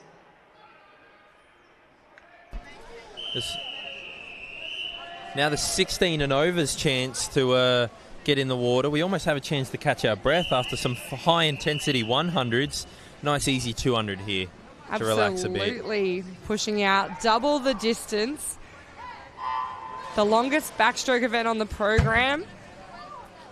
Looking to see a little bit more pacing involved here. It was a great start in lane 8 by Sasha Jones there, swimmer from Surrey Park. She's already got almost a body length on the girls beside her just in the first 25 metres. Super high technique. Like, she gets her arm all the way out of the shoulder, almost gets it under her chin. Outstanding technique from the young lass. Nice and smooth stroke, but it looks like lane 4... Alana Banks. So training partners there, the two girls from Surrey Park. Takes it out in a 32.85. Nice strong first 50. The only one under that 33-second barrier. Not looking to slow down anytime soon either. Lane 5, Sione Kinzet. Dropped to 33.8 for that opening 50. That's your top 3 as it stands. So we come down to the halfway mark here. We'll look to see those girls trying to build a little bit of speed into the wall and push into that third 50, really picking up the pace here. Couple of 34 from Alana Banks. A lot of her other competitors dropping 36 seconds on that second 50. Here the coaches whistle. unfortunately, the athletes in the water can't hear anything that's going on around, especially in backstroke. However, that's not going to stop the coaches and fans from yelling to their heart's content. It makes them feel better, at least. Absolutely. I think you sort of hope that telepathically it's going through at some point. They're imagining you cheering them along. We've got an excellent battle between 5 and 3 here for third place. Lane 8, Sasha Jones still out there doing the damn thing. Much closer for these minor medals. Lane 8, 3 and 5 going at it. Alana Banks clear of the rest of the field. Looks like she's going to run into a gold medal here as she comes down to the final 25 metres. But can Sasha Jones hold on after leading early, basically from the start, making that second position hers? Sarah Cooper in lane 3 trying to push through as well. She's just ahead of Sione Kinzet in 5. Also coming through quickly is Amelia Chilaro in lane 6. So it will be Alana Banks there, 2:17.91. Second will go to training partner Sasha Jones, 2:22.42. And in third place, Sarah Cooper, 2:22.84. You see lane 8 and lane 3 there able to lift in that last 50, provide a little something extra just to drop Sione Kinzet there, but a great swim from all the girls and well under that 2:20 barrier, which you want to be. Very impressive swim from Alana Banks there. Congratulations. The boys 14-1500 metre backstroke. In third place and winner of the bronze medal, Alexander Hay of MLC Aquatic. Second, winner of the silver medal, Fraser Allen of Melbourne. And in first place, winner of the gold medal, Xavier Aguirre of Nuttawading, in the winning time of 1:00.94. Introducing the finalists for event 87, that means 16 and over 200 metre backstroke. In lane 0, William Watkins of Surrey Park. Lane 1, Liam Denellen of Cheltenham Amateur. Lane 2, Nicholas Highland of Ivanhoe Aquapower. Lane 3, Max Bosley of Caulfield Aquatics. Lane 4, Campbell Wilson Moran of Caulfield Aquatics. Lane 5, Harvey Lark of Caulfield Aquatics. Lane 6, Alan Ewing, Essendon District Aquatic. Lane 7, Patrick Bean, Surrey Park. Lane 8, Alexander Stone, MLC Aquatic. And lane 9, Dylan Skinner, Cheltenham Amateur.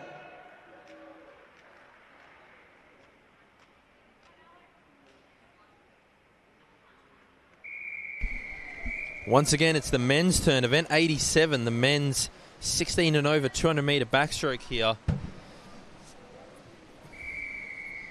Big program for Harvey Lark, backing up after that excellent 1500 swim. As we have to pause here, lane 3 unfortunately having something go wrong with their backstroke ledge. Unfortunately, these things break quite easily. Yeah, I think we might be due for some new starting equipment down here at Melbourne Sports and Aquatic Centre. It's amazing. For something so expensive, they break so easily. That's why they don't have enough for both ends. Yeah, look, they get used 100. So often, though, if you consider all the athletes that we utilise them for our warm-ups and start practice, and then they get used over and over and over by these elite-level athletes. We just recently had our Victorian State Open Championships where the backstroke wedges came out. And again for this weekend too. Yeah, it's got to hold up the weight of the athlete themselves, and then once it's holding up, then they're jumping off it as well. It's just a lot of weight to put under. You see these boys get nice and high here, and then able to power off. That's the ability of the wedge. It means that your feet aren't slipping down the wall. However, your toes do still have to be in contact with the wall when you start. Absolutely. It just gives those advantages to the athletes to be able to get that full backwards dive, their whole body coming out of the water, and get the right angle for their underwater dolphin kicks. Now, we saw a great start there from Alan Newey. Now, he pushed it back on Saturday. He unfortunately got disqualified for going 17 metres underwater, but it looked like he judged it to perfection there. Out in a 29.3, flying in this first 50. Obviously a front-end dominant athlete. He still looks really relaxed, though. I think that's what I like about this swim. It does look like a 200 backstroke, more technically It's got the bit slower on the rotation, but more power coming through. You can already see, though, the boys in lane 4 and lane 3 eating into that lead. I am worried about what happens in this last 100, but Campbell Wilson Moran has already taken over the lead. Will turn in first place here around that 102 mark. 102.95. Second place still Alan Newey, and in third place we've got Max Bosley, the teammate of the Caulfield Aquatics boys. Yeah, you just had to look at those splits there. Alan dropping all the way back to a 34, and a lot of these other boys turning around in a split of a 32-second mark. So they've got a lot of bit of work to do if he wants to keep in this race. Campbell Wilson Moran is pushing through into the lead. Max Bosley not too far behind. And Harvey Lark, we know he does all those distance races. What do we think he has left in this final 50?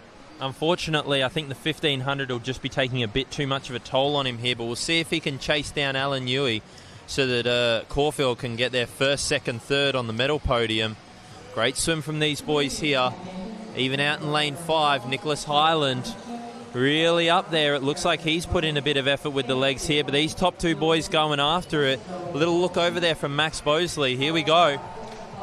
Yeah, big race on for that third place spot. Harvey Lark just shifting slightly in front of Alan Newey from 5 and 6, but it will be Campbell Wilson Moran, 209.30, just ahead of Max Bosley, 211.37. And Caulfield does get the 1, 2, 3 here. Harvey Lark touching in a 214.33. Congratulations, and just sneaking under that 210 mark. Very good barrier to be under, especially in a late time like this. But nice close race there from the backstrokers, and you see many different styles of ways of swimming. Yeah, absolutely. Particularly in these 200-metre events, we look and we see those sprinters really pushing it out hard in the first 50 and first 100.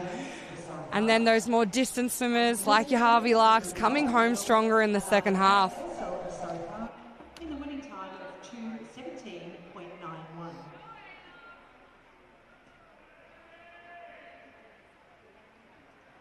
Introducing the finalists for event 90, the women's 12 and over 1500 freestyle. In lane 0, Ada Mayer of Western Aquatic Academy. Lane 1, Natasha Coleman of Surrey Park. Lane 2, Erica Ndinko of Surrey Park. Lane 3, Taylor Watson of Yorapetti Waves. Lane 4, Mackenzie Hunter, MLC Aquatic. Lane 5, Catherine Boyle, Melbourne. Lane 6, Ruby Knott, Western Melbourne Proportion. Lane 7, Greta Settle, Cheltenham Amateur. Lane 8, Alana Cummings of Campbell Granite Aquatic. And lane 9, Bethany Forster of Swimland.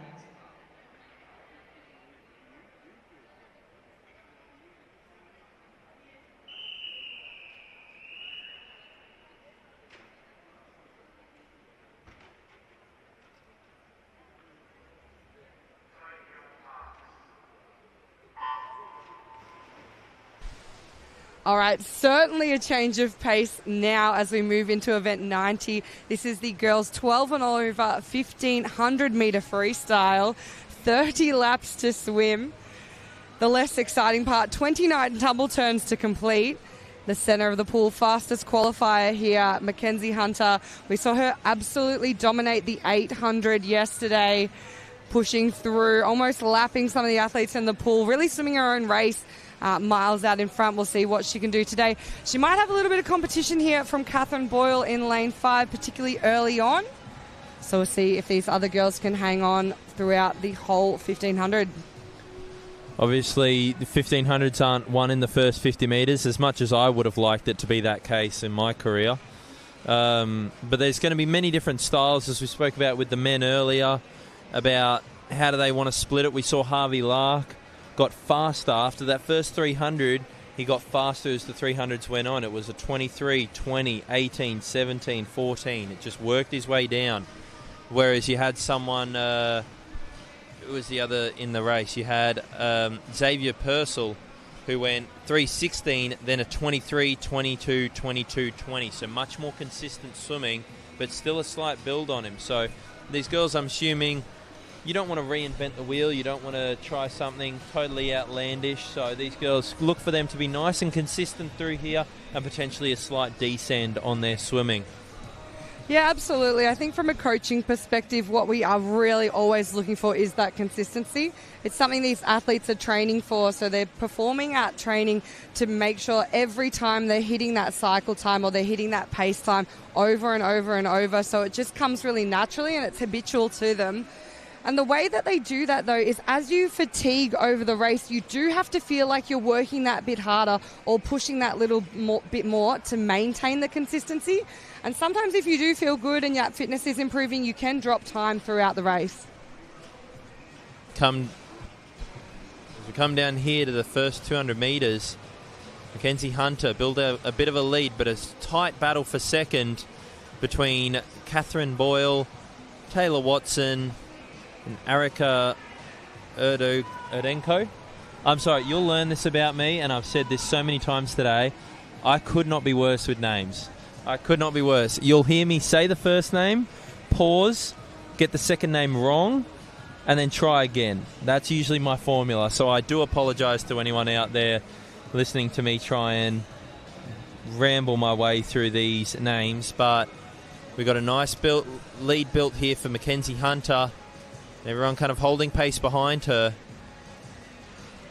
If we do absolutely stuff up your name, we apologise greatly, but feel free to come down and see us over at the commentary table and set us right, because I'm all about learning, especially some of these youngsters. They're definitely going to be names to remember in the future.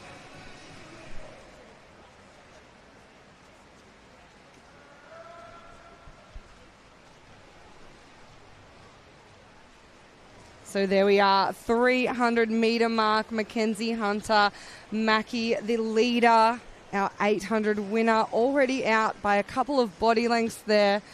In second place, Erica Radenko from Surrey Park, one of our younger swimmers in this field. She's just 13 years of age, so big future ahead of her. Not far behind, though, is Taylor Watson in 3. And then the 3 girls over on this side of the pool, about a stroke between them. So keep an eye on Catherine Boyle, Ruby Knott, and Greta Saville. See here, and as I was talking about with Harvey Larkin, you almost see it a little bit here with Mackenzie Hunter. The first 2 or 3 strokes out of the wall, they're almost working the legs a bit harder than they do for the rest of it, so that you're transitioning that momentum off the wall into the swim. It means you can almost take a bit of a break, not quite a break because obviously you're still trying very hard, but you don't have to try and make up speed if you've already continued that speed off the wall. You just need to maintain it, which is much easier than trying to accelerate. 100%. Like in these events, there's so many turns and there's so many opportunities for that easy speed or easy drop off in time. We really try and avoid what I refer to as dead zones in between those underwaters and transitioning into the swim element. If you can keep the speed there, that's the fastest part of your swim. That acceleration you get off the wall, you want to utilize that as much as possible and then ease into the swim. Just reduce those legs a little bit throughout so that we're not going into any oxygen deficit there. Now, in order to see a PB here from Mackenzie Hunter, I've just, off a rough guesstimate, she'll need to hold about 34.5 per 50, and she should get under her time here. So 34.6 there for her. She's right on mark for where she should be for her PB. So we'll check in with how she's doing at the 600-metre mark, and I'll just check with my notes here as I write down some times of what certain athletes are doing. But she's right on track by the looks of it at the moment, and not losing too much touch. She's the girl out in lane 2 from Surrey Park, I believe. Arinka. Solid time from her. She does a 35.4 there for that lap, and so does Taylor Watson. She's not going anywhere either. Yeah, those two girls having the exact same split on that 50. I've just taken a look over at Team MLC on the side. On the previous lap, they were giving Mackie a bit of a wave on, so they're obviously wanting her to go that little bit faster and maybe try for a personal best today. 100%. It gives you a bit of motivation when you see not just your coach, because you always expect your coach to be up and waving, but if you see multiple people around him, obviously something must be happening, so you get a bit excited in your performance. So Definitely. And the further we go through this 1500, I'm sure the more arms we'll see waving around from coaches and teammates on deck. It's Swimming Victoria, Swimming Australia language for pick up the pace and let's go. Yeah, but you don't always believe it when you're in the pool, because once you're in that pain, you wish you could just get out and say, you guys understand, I'm trying as hard as I can, right? This isn't just like, I can pick up the pace whenever I want. As we see the 600-metre turn here, Mackenzie Hunter Still holding those 34s. They're a little bit faster on that lap, so good to see she is lifting a bit.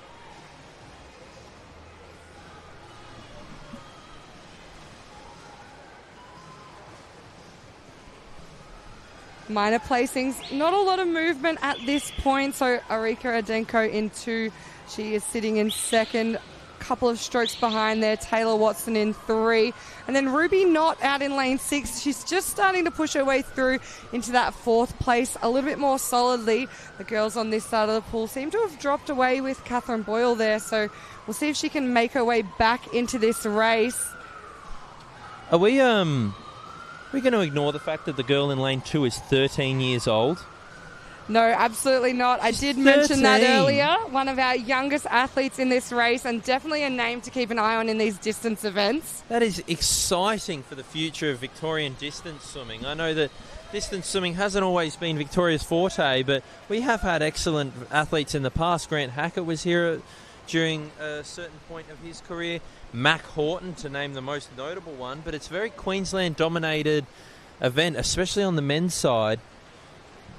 Yeah, we've definitely had some top-level distance males in Victoria. It's been a while since we've seen a great distance female come out of our state, so I know we are producing a lot more distance athletes. We've got a few club programs now working towards more of those distance events, including those open water races as well.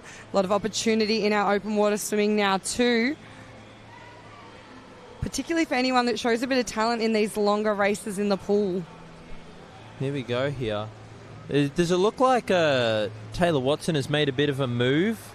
She's caught up just a touch to Arika here. Yeah, her last 3 splits have been just slightly faster than Arika, so I wonder if just that age and experience might be starting to show. Arika might have gone out a little bit too hard. She is only 13, as we did mention. She's still got a 2-second buffer on her, though, so it's not panic stations yet, and she looks at her every second lap, so she'll have an idea of where she is, but just keep an eye on that race. Mackenzie Hunter, 34.9 there for that last 50. Just slipping up in those high 34s. Need to get them back down into the mid to low, hopefully soon. 35.9.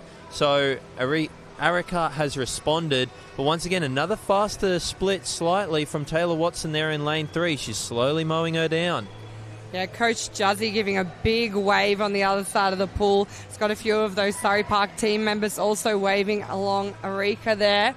But Taylor Watson has just used this lap to almost come up right alongside her. So the girls now just past that halfway mark at the 800 metres.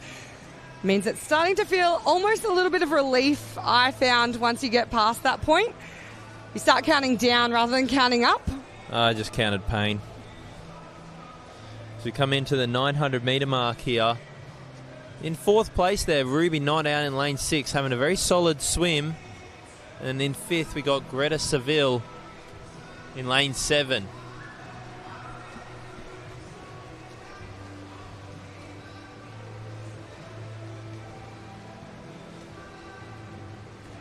Mackenzie still out in front, holding nicely. This is the lap. Taylor Watson has now overtaken Arika Adenko. So that little battle in 2 and 3. Got 600 metres left to complete here in this 1500. There's still time for things to change. Ruby Knott out here in lane 6. She's just chipping away as well. So she's having a few of those green splits come up on the board, so a little bit faster on a few of those laps. There you go. So now we're starting to see a bit of pattern here. Lane 4, Mackenzie Hunter, unfortunately getting slower as the race is going on. So started out with a 3:24, second 300 was a 3:28, and unfortunately a 3:30 there for her last 300 metres. So she's getting slower. She needs to wrestle back momentum here, a very challenging thing to do in a 1500. Lane number 2, Arica, unfortunately also getting slower. 3:27, 3:33, then 3:37. So 4 seconds slower on that last 300. Looks like she has blown a little bit of energy because she's falling further and further behind Taylor Watson, showing her experience there. 3:28, 3:34, and 3:34 again. So that's the consistency that we were looking for. Lane 6 here, Ruby Knott holding down her position. Greta Seville in 5th place. And it looks like 6th place over there in lane 1, Natasha Coleman. Very close behind. Girl from Surrey Park turning in a 12:04 at the 1,000 metre mark. 7th place, Catherine Boyle in lane 5. Looks like she's going to be going over her PB by a little bit. Lane 0. Out in 8th place, Ada Mayer, and lane 9, Bethany Forrester. Almost like a sandwich to the rest of the field, the two of them. Yeah, a couple of those girls have been pulled up into this final swim from our heats this morning due to a couple of scratchings. So it's just nice for them to be able to have the opportunity to come in and race in the final tonight. We know based off their entry times they are a little bit slower than the rest of the field, but it's always a good challenge. And when some of these girls are going to start trying to work their way into lapping them, it always gives you that little bit of oh no, I've got to get a wiggle on here, I've got to keep the pace on, got to get moving. So it's a bit of both. Both people lift a little bit. Like as you're being lapped, you don't want to make it too easy for them because it just becomes a bit embarrassing if they fly past you in 10 metres. However, that person who is doing the lapping just wants another tick off the block, say, yep, I got you, yep, I got you, and just want to move on to the next one. So it can go both ways, and both athletes can benefit because you always swim faster when you're racing someone else. Yeah, so true. A great example of that was actually 2 weeks ago with Mackenzie Hunter in lane 4. She was swimming next to Lani Pallister in the 800-metre freestyle, and Lani started making a bit of ground up on her, looking to lap. And you could just see Mackie did not want to allow that to happen, so really, really lifted her game there. And ended up both of the athletes putting on stellar performances. Mackenzie doing a large PB and Lani Pallister posting one of the fastest times internationally for the season. Unfortunately, some of those Queenslanders are psychopathic. Kaylee McEwen breaking world records at Victorian Open Championships completely by herself. No one near her, but she's just absolute monster who will power through anything. Yeah, back when Kaylee actually used to train with Mooney up on Sunshine Coast, she actually has broken world records in training. Just such a dominant athlete, just can put it on and perform at the drop of a hat, and that's super, super impressive.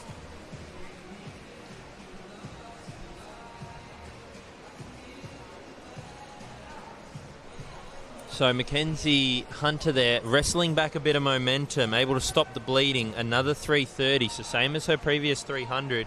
However, it looks like most of the girls around her, Taylor Watson and also Arica, both slipping further and further. It looks like Ruby Knott is throwing her hat in the ring for a medal here. Really coming up on Arica Arenko. Am I going to go with Arenko? Adenko. I forgot the D. Adenko.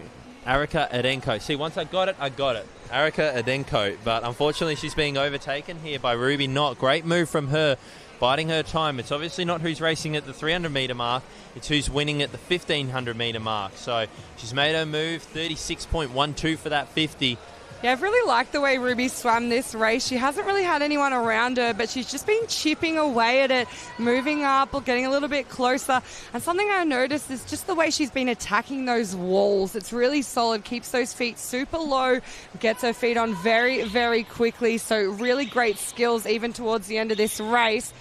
What we are about to hear, though, is that beautiful sound of the bells ringing as Mackenzie comes in to turn for her final 100 metres.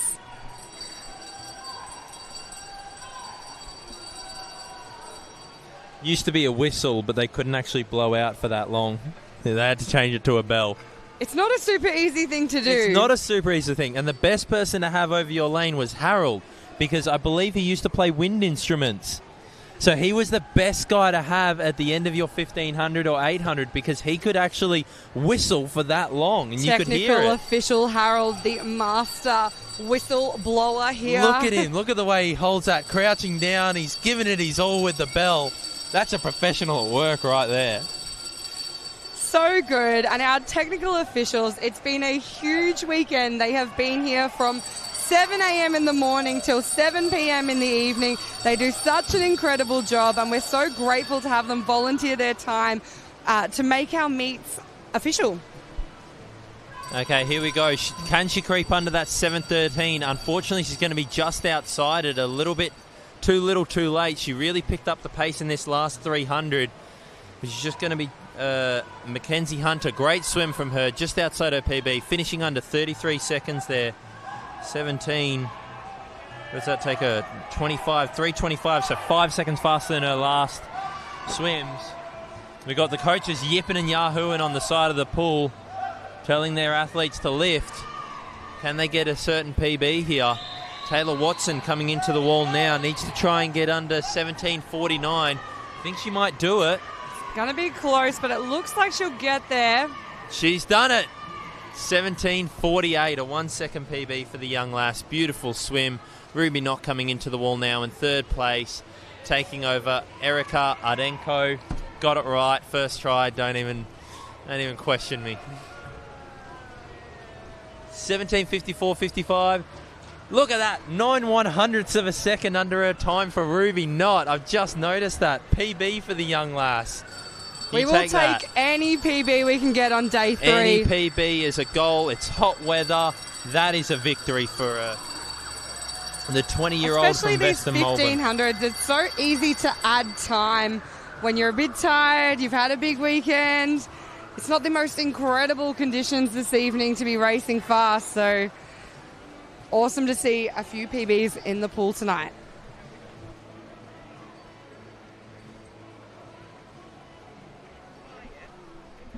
So unfortunately there, or not unfortunately, Taylor Watson was able to hold her splits very consistently, and it showed there. Erica was able to unfortunately just started slipping away. Started at that 3:27 and by the end blowing out to that 3:40. However, Taylor Watson holding on second place there. There was a bit of a battle for it, but rather than starting at that 3:27, started a little bit slower and then came 34, 34, 36, 36. So was able to keep those splits much more consistent throughout the race. And that's what you want to see. That makes because that's closer to what you do in training. Much more relevant to training. In training, you don't want to be swimming and then blowing your load and by the end of the session you're gone. You want to be nice and consistent throughout the whole thing and keeping your technique. Absolutely. As Ada Ma comes in now in a time of 19:36.18. And following onto the wall there, Bethany Forster, 19:43.22. Well done, ladies. Hard swim of 1500 on a day like today, so congratulations to all of them. 16 over 200 metres backstroke. In third place and winner of the bronze medal, Harvey Lark of Caulfield Aquatics. Second place, winner of the silver medal, Max Bosley of Caulfield Aquatics. And to complete the trifecta for Caulfield Aquatics, in first place, Campbell Wilson Moran in the winning time of 2:09.30.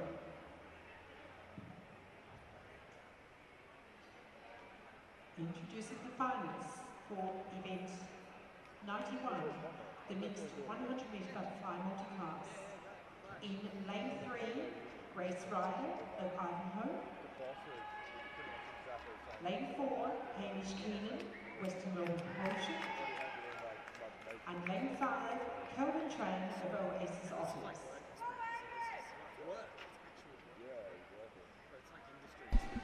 We move on to event 91 now, the mixed 100 metre butterfly multi-class event. 2 men and a female out in lane 3. See some of these guys backing up after the 100 earlier tonight. So it's good effort to come back and try again in this swim. Only a couple of minutes after we saw them recently. Yeah, we had a 1500 and a couple of hundreds in between, but still quite a tight turnaround especially after a few days of racing, and a lot of these athletes have been swimming heats and finals for every event. I know the names on the board there, Hamish Keenan, Calvin Tran and Grace Ryder, I have said over and over, doing such a great job here. And now to finish on the final night with a 100-metre butterfly event, that's a tough one, even for our able-bodied athletes, so great job there. This might be their last... No, it's not their last multi-class event. There's another 50 breaststroke on later, so we might see them return one more time. We'll see how we go. But it looks like Calvin Tran leading it around here. Now, obviously, as we've said before, just because you're the first to touch the wall doesn't mean you're the gold medal winner. It's based off your FINA points to your relative class. Absolutely, but Calvin Tran, it looks like he's about to do a nice personal best swim there. His entry of 1:13.37. He's just got a 1:10.97, so it's a big drop for him. A little bit over for Hamish Keenan, but a good swim from the young man.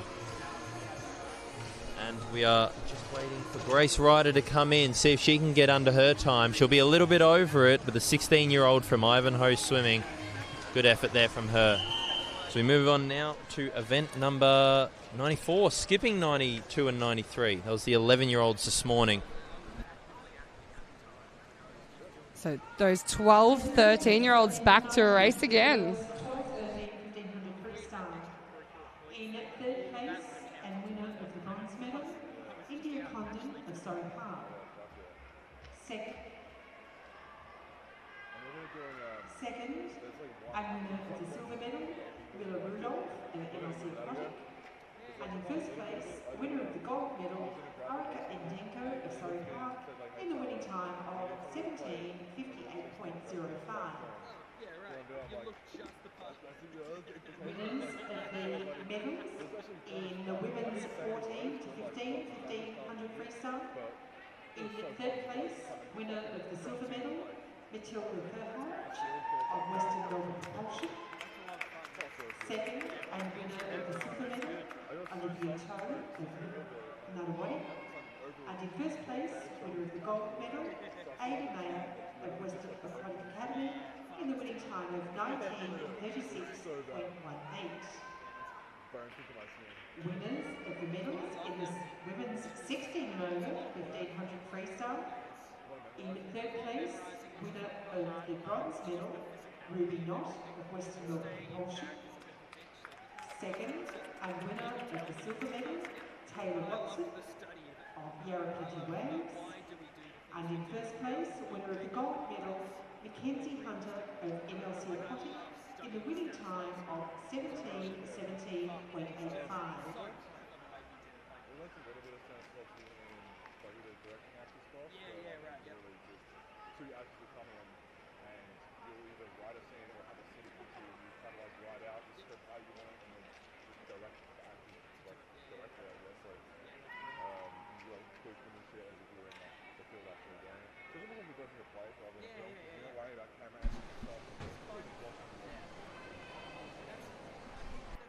Introducing the finalists for event 94, the girls 12-13 200 freestyle. In lane 0, Lucy Dawn of St Leonard College. Lane 1, Neve Turton of Surrey Park. Lane 2, Audriana David of Western Melbourne Propulsion. Lane 3, Zara Jeffrey of Melbourne. Lane 4, Kira Jess of Yarra Plenty Waves. Lane 5, Mary Steele of St Leonard's College. Lane 6, Hannah Wistic of Western Melbourne Propulsion. Lane 7, Yarwoon Wang of Essendon District Aquatic. Lane 8, Michael McCronin of Ivanhoe Swim Club. And lane 9, Tiffany Yen of Melbourne Vic Centre.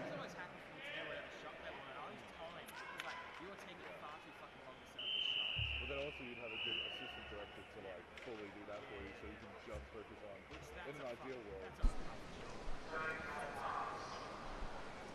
We're underway here for the 12-13-year-old 200 freestyle. Hotly contested field, but Kiara Jeffs there in lane 4. I don't know if anyone's really going to come close to her, but the battle for second will be fierce.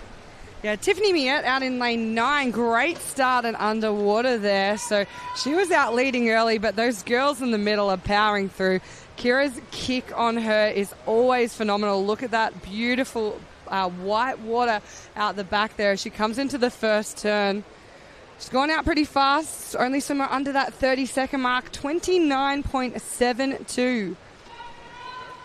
Second place there is Mary Steele in lane 5, closely followed by Hannah Ristig.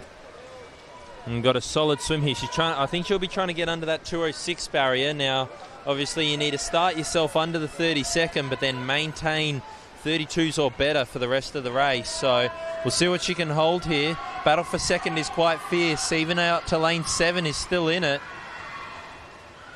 There it is. There's a 32. So set herself up well on the second 50. Sometimes that can be the most challenging one to find that correct pacing. I can see she's already settled into a nice rhythm. She's breathing twos. Got a bit of that lope stroke going on that we're seeing a little bit more frequently across the board. There's a lot of waving going on the side of the pool. All clubs are getting around it. Got Surrey Park Propulsion. Yeah, I did notice there's about 3 girls in this heat sitting around 2:18. Now, the national time for 13-year-old girls is a 2:17.80. So I imagine a few of those looking to tick that one off the list tonight. Still very close there. They're battling each other. They're bouncing off each other. It looks like it's only the first 4 that are going to stand a chance of getting it. Second there, Zara Jeffrey really lifted there in that last 50, made her move quite obviously. Mary Steele, though, coming home strong, as is Hannah Ristig. Listen to the people on the side of the pool lift. Arms are flying everywhere. First goes to Kira Jeffs. The crowd isn't going silent yet. They want that national time for their teammate. Is she going to do it? 17.64. That's just under there. So 2:17.80 was the time to get. 4 girls from Victoria under that mark. That's pretty impressive. Zara Jeffrey in second place there in a 2:15, and Mary Steele a 2:16.95 for her. The women's 100-metre multiclass. In first place and winner of the gold medal, race rider and Ivanhoe Swimmer in the winning time of 1:33.80. Medalists in the men's 100-metre multiclass butterfly. In second place, winner of the silver medal, Calvin Tran of OS Exotics. And in first place, winner of the gold medal, Hamish Keenan of Western Propulsion, in the winning time of 1:12.53.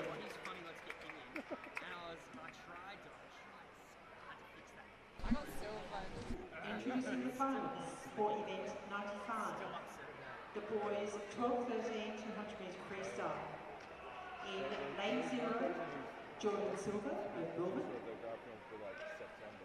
Lane 1, Kate Faulkner of Camberwell Aquatics. Lane 2, Samuel Pizzoli of Caulfield Aquatics. Lane 3, Hamish Davin of St Kevin's College. Lane 4, Aaron Crawford of Bilbon. Lane 5, William Kao of Bilbon MLC Aquatics. Lane 6, Callum Otto of Caulfield Aquatics. Lane 7, Ethan Young Lee of Camberwell Aquatics. Lane 8, Tommy Ian of Western Aquatic Academy. And lane 9, Campbell Wills of Ivanhoe. Here we are, the boys' turn in the 200-metre freestyle.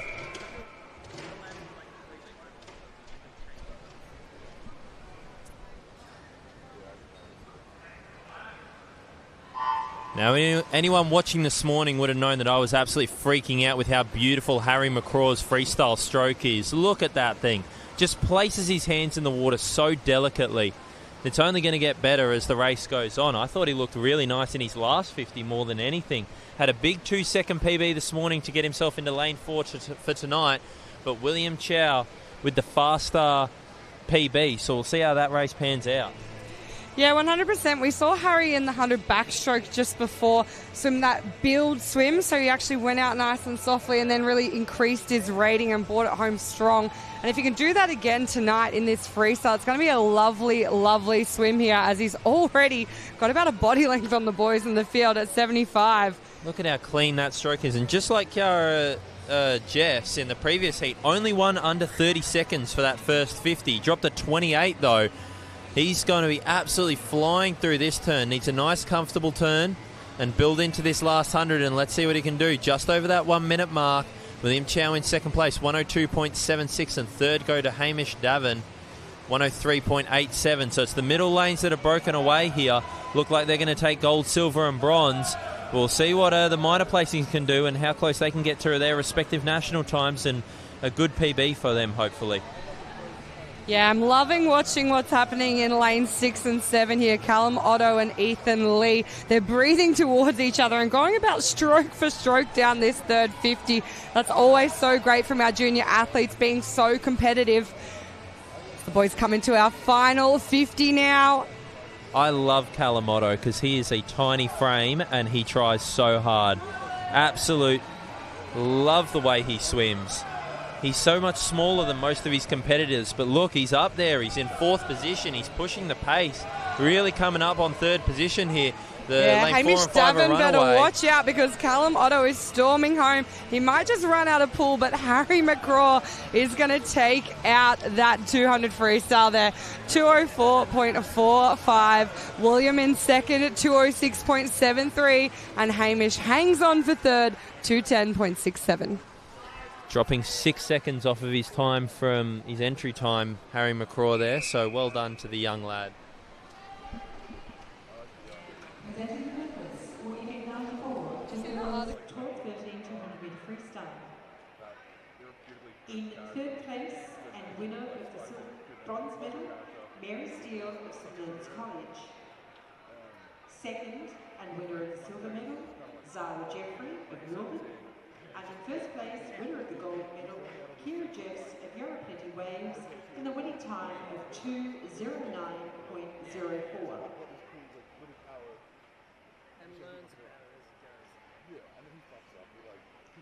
Introducing the finalists for event 96, the girls 14-15 200-metre butterfly. In lane 0, Chloe Burke of Milton. Lane 1, Teal Williams of D5. Lane 2, Grace Cox of MLC Aquatic. Lane 3, Sophie Jacker of Melbourne. Lane 4, Brianna Chen of DVE Aquatic. Lane 5, Mia Livesey of Melbourne Essendon District Aquatic. Lane 6, Amelia Otto of Caulfield Aquatics. Lane 7, Bronwyn Zen of Oasis Otters. Lane 8, Ash Finkmore of Melbourne Vic Centre. And lane 9, Sophie Griggs of Western Melbourne Propulsion. Bit of a slap in the face here. 11 entrants this morning, which meant they had to swim. Someone's pulled out of this final.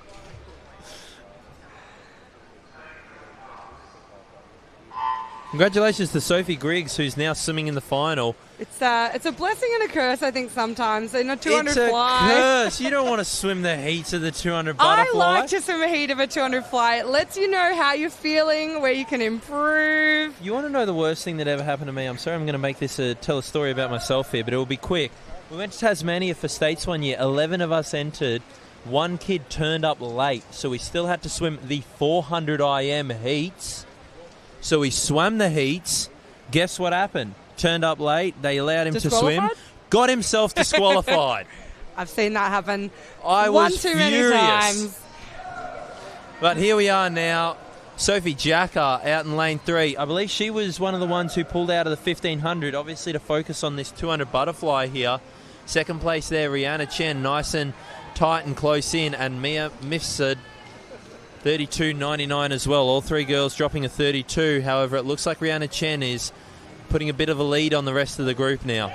Yeah, a few different skill sets to watch out for in this race. Rihanna Chen, really nice butterfly, usually has very good underwaters, so utilises those dolphin kicks quite well. As you can see her coming off the wall, just increasing her lead there on the underwater. You've got Mia Mifsud, who I've just mentioned, one of the toughest athletes I've seen around. You know, she does every event, and even if she turned in 9th place on the 3rd lap, I would still expect her to fly home into a medal position. She's a great, challenging athlete as she's coming up alongside Rihanna Chen right now. You've also got Sophie Jacker on the other side, who does swim those races like the 1500 metre freestyle plus the open waters. So we know she has a little bit of distance of a background there, so she can come home strong too. Mia Mifsud made her intentions very formal here. She's come up alongside her, and she looks like she's increased the rate here. Notice she's not dragging her hands through the water at all. Nice clean entrance at the front. Really pushing this last 25, saying, if you're going to have to beat me, it's going to take your best swim. Don't know if Rihanna Chen's got the next step up in hers. Mia takes the lead here. Yeah, Mia just looks really powerful. She's breathing most strokes there. Bit stronger. I don't think Rihanna's going to have enough left in the tank to get her on the wall. It will be Mia, 224.47. Rihanna in second there, 224.83. And Sophie Jacker third, 229.03. Great swim there from Amelia Otto as well. 2 minutes 31.01. Just over her PB. But really swum that like a terrier did, Mia Mifsud, refusing to go away, nipping at the heels and then making her move at the end. Really well swam.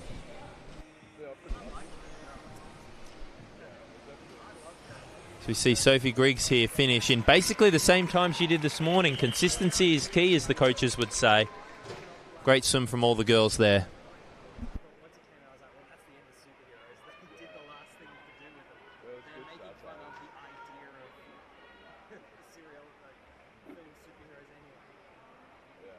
Presenting the medalists for event 95, the boys 12-13 200 metre freestyle.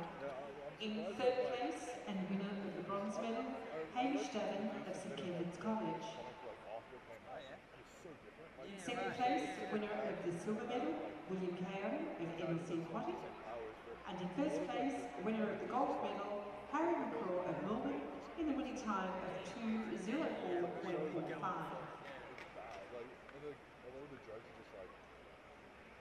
Introducing the finalists in event 97, the boys 14-15 200 metre butterfly. In lane 0, Luca Henderson of Haverton Wyndham Aquatics. Lane 1, Jonathan Andre of Western Aquatic Academy. Lane 2, Kynan Carr of Lilydale. Lane 3, Riley Hodgins of DBE Aquatics. Lane 4, Daniel Atkinson of Oasis Otters. Lane 5, Scott Robinson of Oasis Otters. Lane 6, Eli Billman of Ivanhoe. Lane 7, Oscar Tan of DBE Aquatic. And lane 8, Thomas Damon of Nunawading.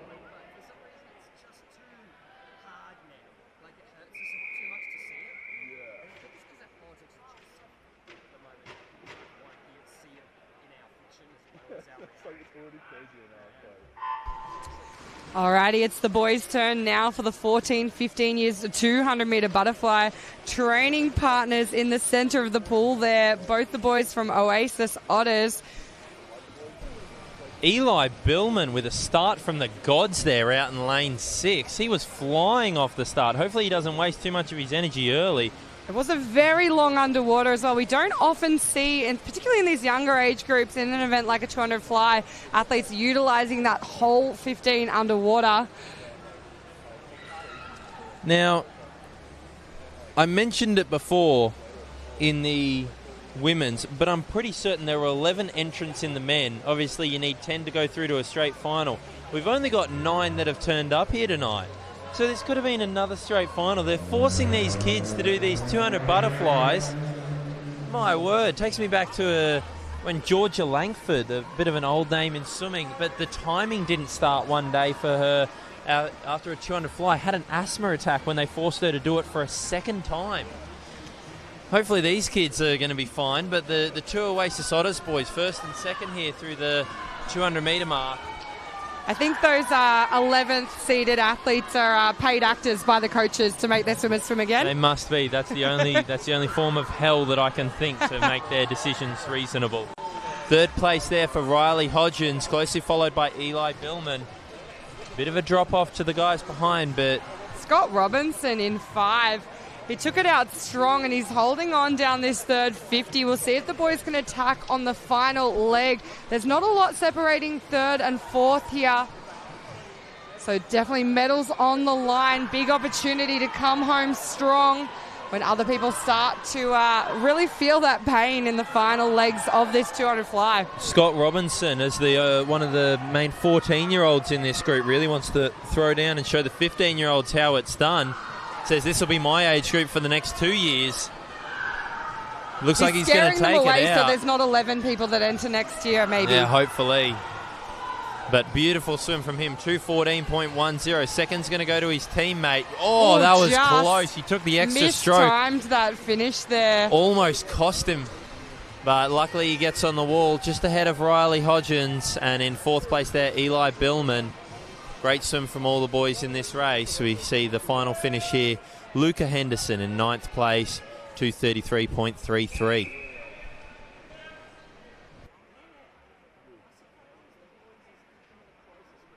Presenting the medalists for event 96, the girls 14, 15, 200 metre butterfly.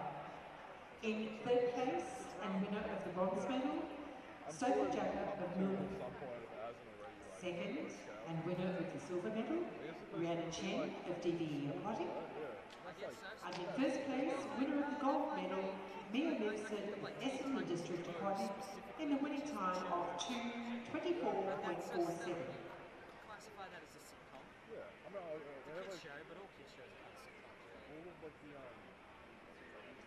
Introducing the finalists for event 98, the women's 16 and over 100 metre butterfly.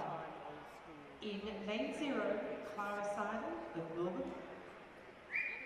Lane 1, Andrea Talentino of Melbourne. Lane 2, Kira Carlin of Melbourne Vic Centre. Lane 3, Manar Mathus of Milton. Lane 4, Isabella Osborne of NLC Aquatic. Lane 5, Giselle Davey of Caulfield Aquatics. Lane 6, Judy Hussein Eamon of NLC Aquatic. Lane 7, Lana Mathus of Milton. Lane 8, Karine Tan of Melbourne Vic Centre. Lane 9, Kira Hutchinson of Western Melbourne Aquatics.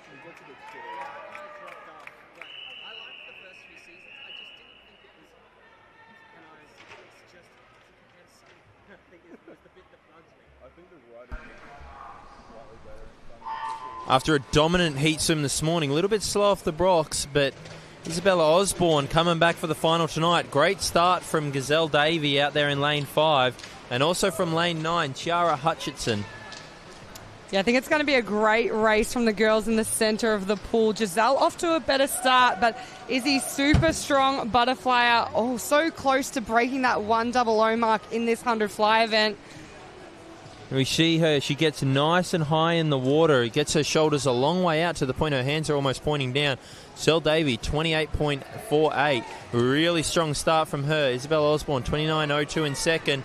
And Manar Mahfouz in third place there, 29.60. She was swift on that turn. From the moment her hands touched, they were off, and she was racing down this second lap.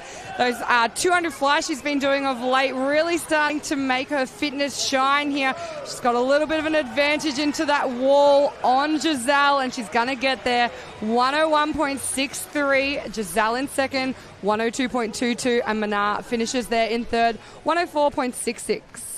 Congratulations to all the girls in that race.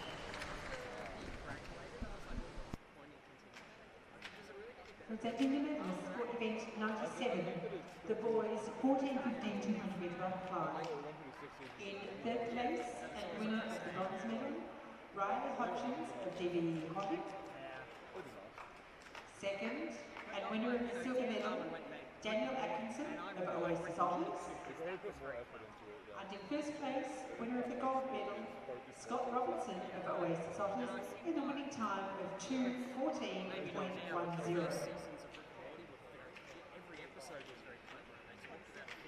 Introducing the finalists for event 99, the men's 16 and over 100 metre butterfly. In lane 0, Damien Roth of Idaho.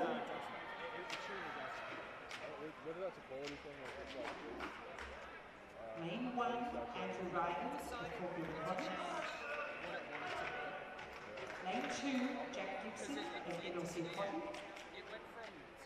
Lane 3, Tyson Caddy of Surrey Park. Lane 4, Mitchell Stewart of Surrey Park. Lane 5, Leah Backstroke of NLC Cotton. Lane 6, Callum Halloran-Neville of Corfield Province. Lane 7, Tannen Kersey of Surrey Park. Lane 8, Alexander Delberg of Artemis Province. Lane 9, Ahmed El-Gamel of Western Propulsion.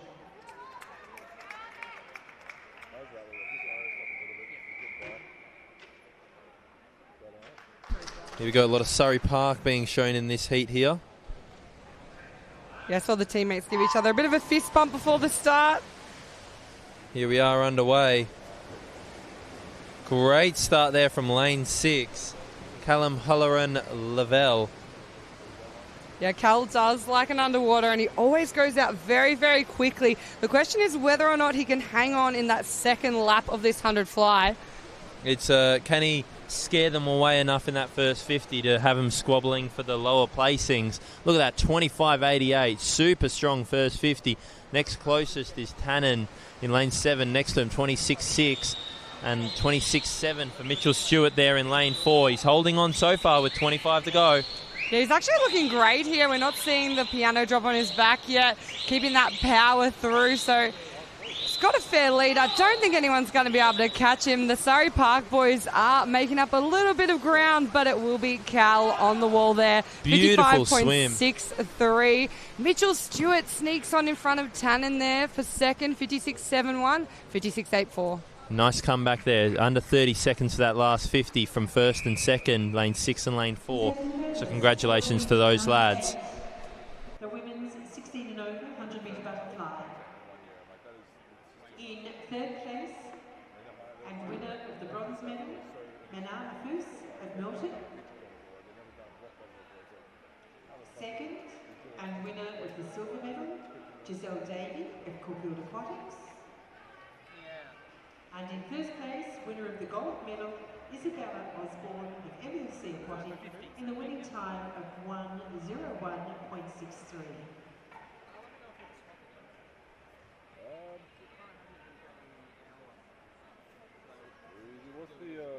Introducing the finalists in event 100, the mixed 50 metre breaststroke multiclass. In lane 0, Emily Shield of Surrey Park. Lane 1, James Shield of Surrey Park. Lane 2, Ethan Alexopoulos of Oasis Otters. Lane 3, Kelvin Tran of Oasis Otters. Lane 4, Grace Ryder of Idaho. Lane 5, Hamish Keenan, Western Melbourne Propulsion. Lane 6, Ruby Halliday, NLC Aquatic. Lane 7, Ahmed Kelly, Europe Into Waves. And lane 8, Madeline Fox of Idaho.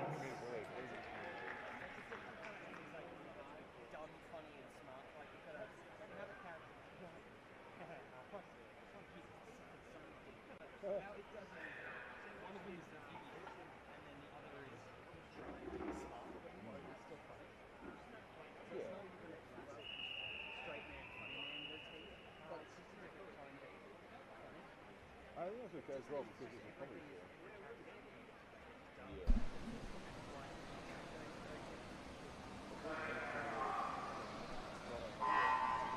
Quick reset there for the athletes, but we're underway with event number 100 for this meet. Very exciting stuff here. It's the mixed multiclass 50-metre breaststroke. Fastest qualifier, one of our female athletes here, Grace Ryder, making a return after that 100 fly just before. And the 100 backstroke earlier in the competition. So we got these 3, 4 and 5 done all the multiclass races tonight.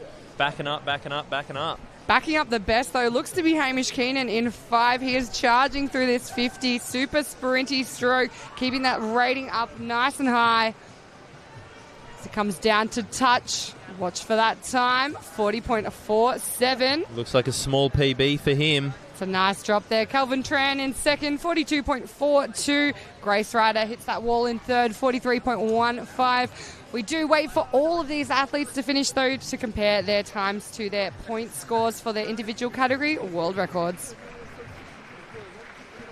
Ahmed Kelly coming in 5th there. I mean, 0, 1, Aussie and 8. Paralympic royalty in Ahmed Kelly. Lovable man. One of the most lovable men on the Australian team. Congratulations to the athletes. We move on now to event number 103. The men's 16 and over 100 metre butterfly. In third place and winner of the bronze medal, Tanner Kirsten of Surrey Park. Second and winner of the silver medal, Mitchell Stewart of Surrey Park. And in first place, winner of the gold medal, Callum Halloran-Lavelle of Caulfield Aquatics, in the winning time of 55.63.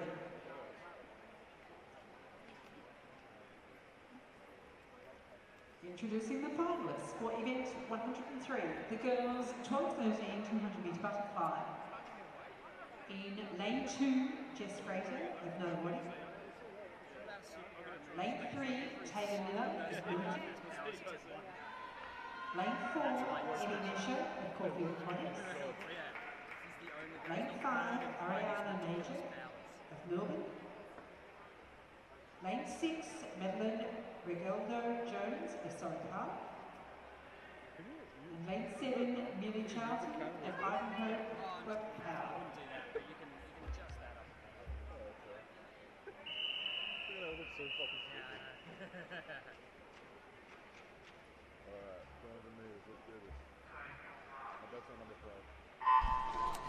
Imagine putting multiple 200-metre butterfly events on the final day of a Metro Championships. Whoever designed this program loves pain. Might be Satan himself who's actually designed this program. Particularly for these youngsters, it's the 12, 13-year-old girls here. So we've got 6 athletes in the water, all representing different clubs, which I'm enjoying watching as well. It's a bit of a battle of the Metro clubs tonight. Now, the eagle-eye viewer may know we jumped from event 100 to 103, and that's because events number 101 and 102 were 11 and under events, which were timed finals. So they were done by this morning so that they don't have to come in again for tonight's final. Now, a little fun fact about one of the 11-year-olds. I love a fun fact. She turned 12 today. Ooh. So, but the age is of what you are on the first day of competition. So, Jemana Fahmy, who won multiple gold medals this morning, just turned 12 today. So, happy birthday to her. Yeah. Love it. No, one of my friends, actually, Lauren Williams, just had her birthday recently as well. So, shout out to her. But as we see the girls go through here, pretty tight for this first position between lanes 5, 4 and 3, all in the race here. Luckily, these girls didn't have to do it this morning, so there's only 6 people in this event, but they're battling away at first place there. This third lap is going to become so important. Abby Mesher in lane 4, just making a little bit of a move here, pulling herself in front of Ariana Mijak. Taylor Miller over in 3, having a powerful third 50 as well. She's not letting them out of her sights as they come down to turn with 1 lap to go.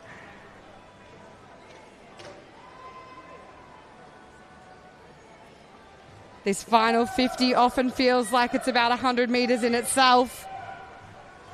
But Abby there in 4, just powering away. She's kept that stroke nice and continuous. Found a little bit of a rhythm here in the final 50. Taylor Miller really challenging for that second place position. She's coming up alongside Ariana Mijak, and she's overtaking her with 15 metres to go. Abby looks like she's starting to lose her cap. She can't let that play on her mind as she finishes this final 5 metres. Cap's about to come off. Half of her hair's showing. And it's fallen off on the last stroke of the race. Perfectly timed. She grabs it out of the water as well as she grabs the gold medal.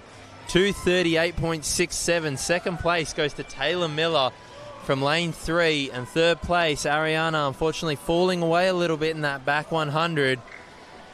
Taylor Miller there, 5-second drop. Abby holding up holding up her cap to the fans It's in the victorious. crowd, showing them I can do it with a cap, I can do it without a cap. Just name a time and a place. 50-metre breaststroke multiclass. In third place and winner of the bronze medal, Emily Shield of Surrey Park. Second and winner of the silver medal, Medley of Idaho. And in first place, the winner of the gold medal, breaststroke of Idaho, and the heavy time of 43.15.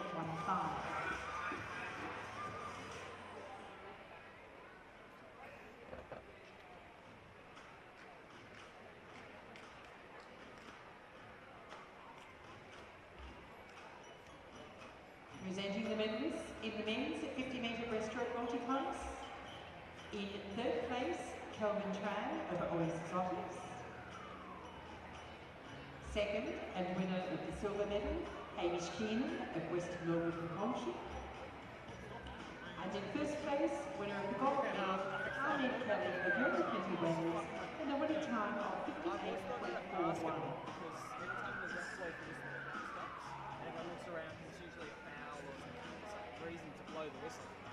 Introducing the finalists for event 104 of the boys 12-13 200 metres butterfly.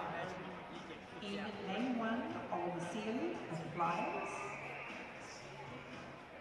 Lane 2, Larry Dishley of Innocent Body. Lane 3, Aston Wilson of Surrey Park. Lane 4, Harry McCall of Gilbert. Lane 5, Oscar Magalotti of Melbourne. Lane 6, Michael Fan of Wilson. And lane 7, Hamish Dallin of St Kevin's College.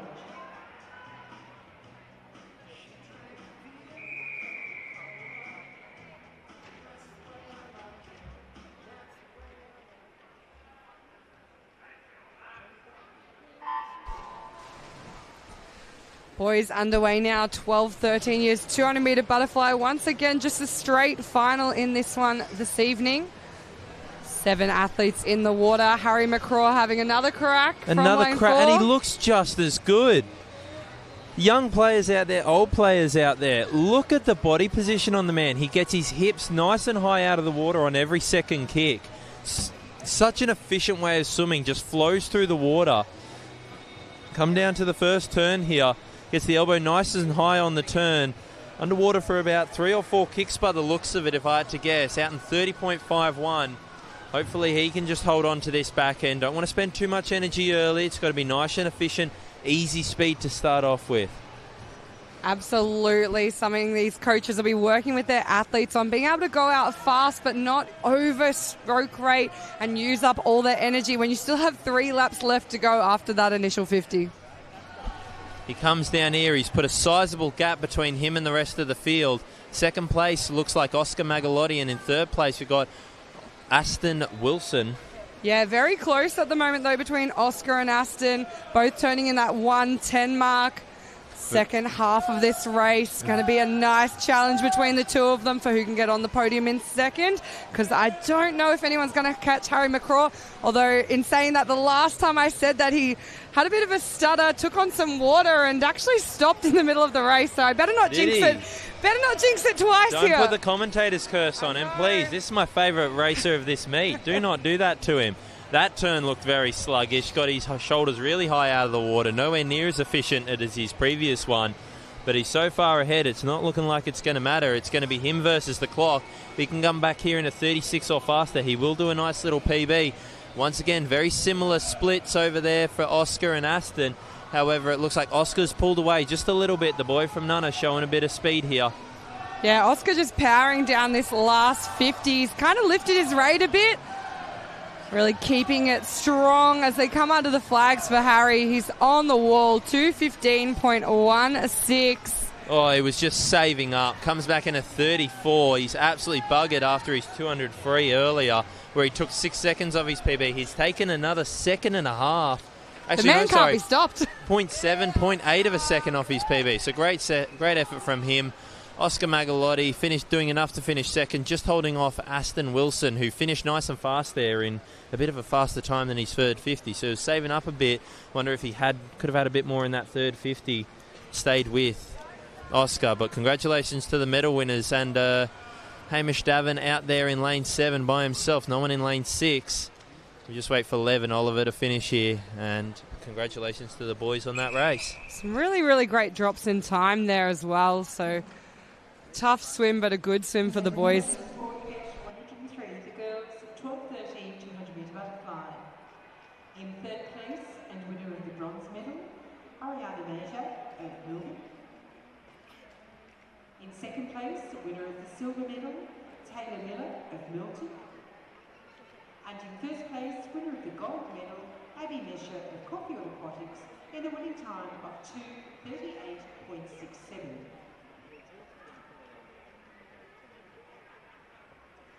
Introducing the finalists for the girls 14-1500 metre breaststroke.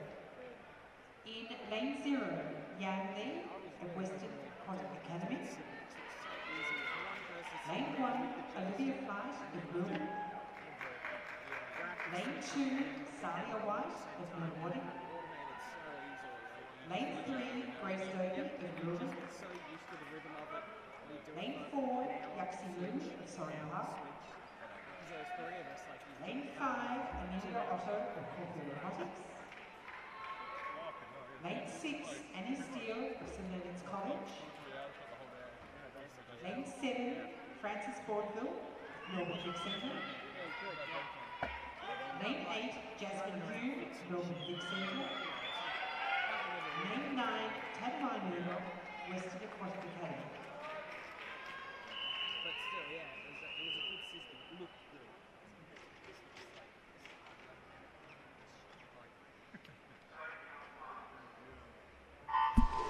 We've got Grace Doby here in lane 3, the distance aficionado, trying herself at a 100 breaststroke. And a great start there from Annie Steele out in lane 6, leading them off early. Lane 7, Francis just behind her.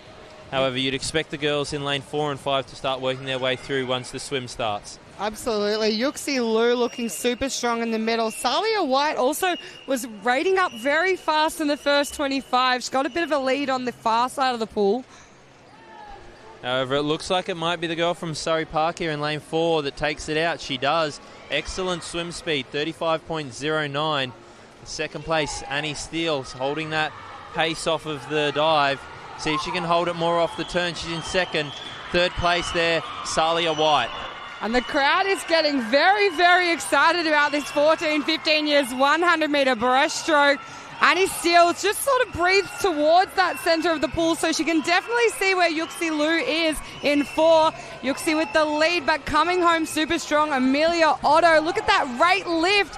She is actually making up a lot of ground here. A lot of ground, gone from 4th up to 3rd, and a comfortable 3rd as well. Get her hand on the wall for a place. Crowd goes wild for Yuxi Lu, 1:15.95. Where does that put her?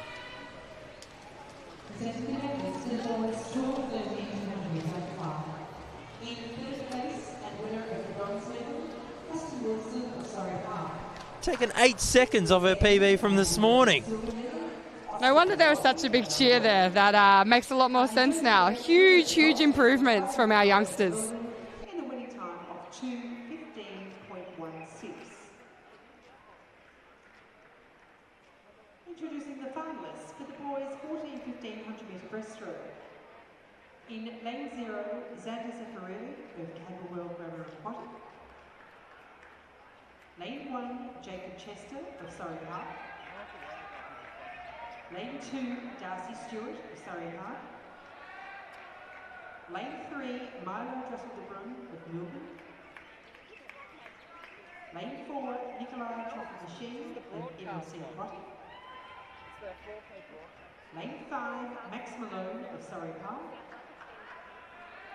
Lane 6, Ashley Lansbury, TVE Aquatic. Lane 7, Xavier Lai, Melbourne. Lane 8, Hamish Evans, MLC Aquatic. And lane 9, Nathan Nye of Camberwell Grammar Aquatic.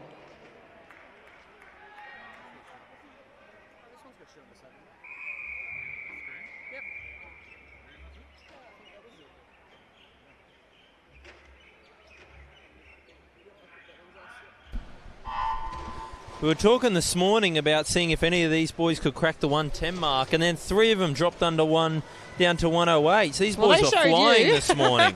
Absolutely flying. So let's see what they can do tonight. Hopefully a couple of 107s on the card would be really nice. Here we go. We got a nice start there from Nikolai Trophy Machine in lane 4 there. Big Nick the Machine in lane 4, looking strong early on. Beautiful timing of the stroke. Arms and legs working, dependently on each other. They're not working independently. I'd be watching out for lane 3, though. Those Dressel-de-Brun boys absolutely love a second 50 and a comeback swim. I'm backing in Milo here. Nikolai. Sorry, I got them confused here. Looks like he's holding firm here.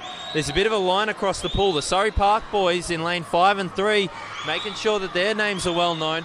Looks like Max Malone here in lane 5 is going to sneak Max Malone making second. up a lot of ground. Nick's going to have to do everything he can to hold on. Timing on the wall, crucial. Oh, a little bit jumpy there, but he gets the job done. Once again, 3 108s there for the middle 3 lanes. Almost cracked that 107. 108.14 for Nikolai. Second goes to Max Malone, 108.59. And Milo Dressel-de-Brun turned in 4th, came home in 3rd, 108.569. Never in doubt, I always back Nikolai. Second and winner of the silver medal, Annie Steele of St Leonard's College. And in first place, winner of the gold medal, Yaxi Lu of Surrey Park, and a winning time of 1:15.95.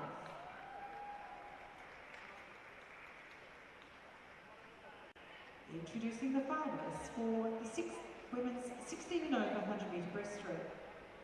In lane 0, Isabella French of MLC Aquatic. Lane 1, Imogen Norman of Ivanhoe. Lane 2, Emily Goulouche of Yarrapinty Waves. Lane 3, Farida Taha of Surrey Park. Lane 4, Blake Millard of MLC Aquatic. Lane 5, Micah Rye of Surrey Park. Lane 6, Amity Lansbury of DVE Aquatic. Lane 7, Darcy Lou Kirschville of Yarrapinty Waves. Lane 8, Alicia Brownville of Milton. And lane 9, Lucy Roberts of Yarrapinty Waves.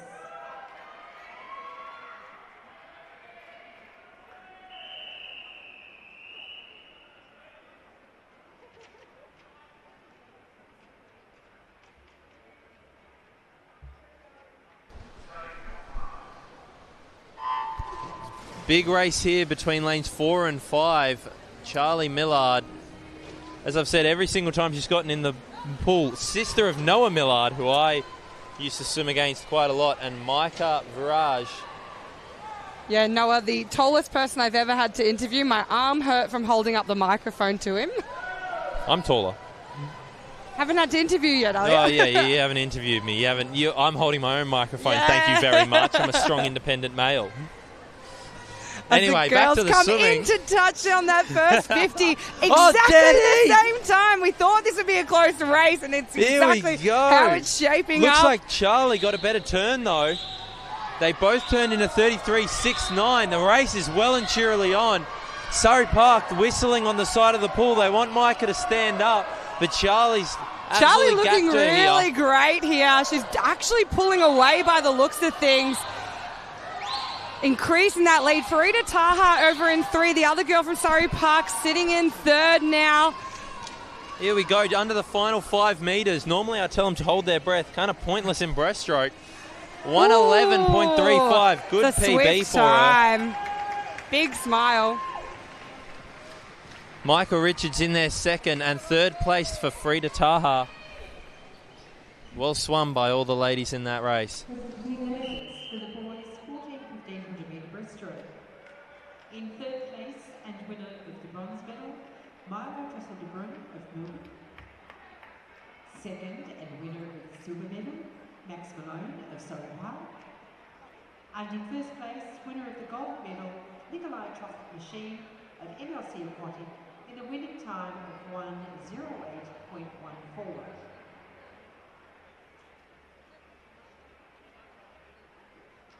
Introducing the finalists in the men's 16 and over 100 metre breaststroke. In lane 0, Joshua Gomes of Caulfield Aquatics.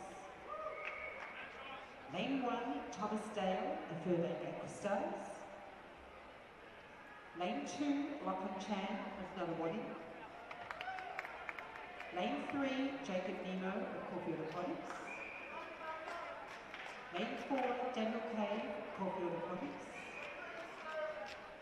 Lane 5, Felix Dressel-DeBrun of Melbourne. Lane 6, Kieran Singh of Surrey Park. Lane 7, Thomas Sutherland of Caulfield Aquatics. Lane 8, Callum Halloran Laville, Caulfield Aquatics. Lane 9, Hugh Cran of Camberwell Grammar Aquatic. Felix has been swimming pretty well. This is like last lap in the 2 a.m.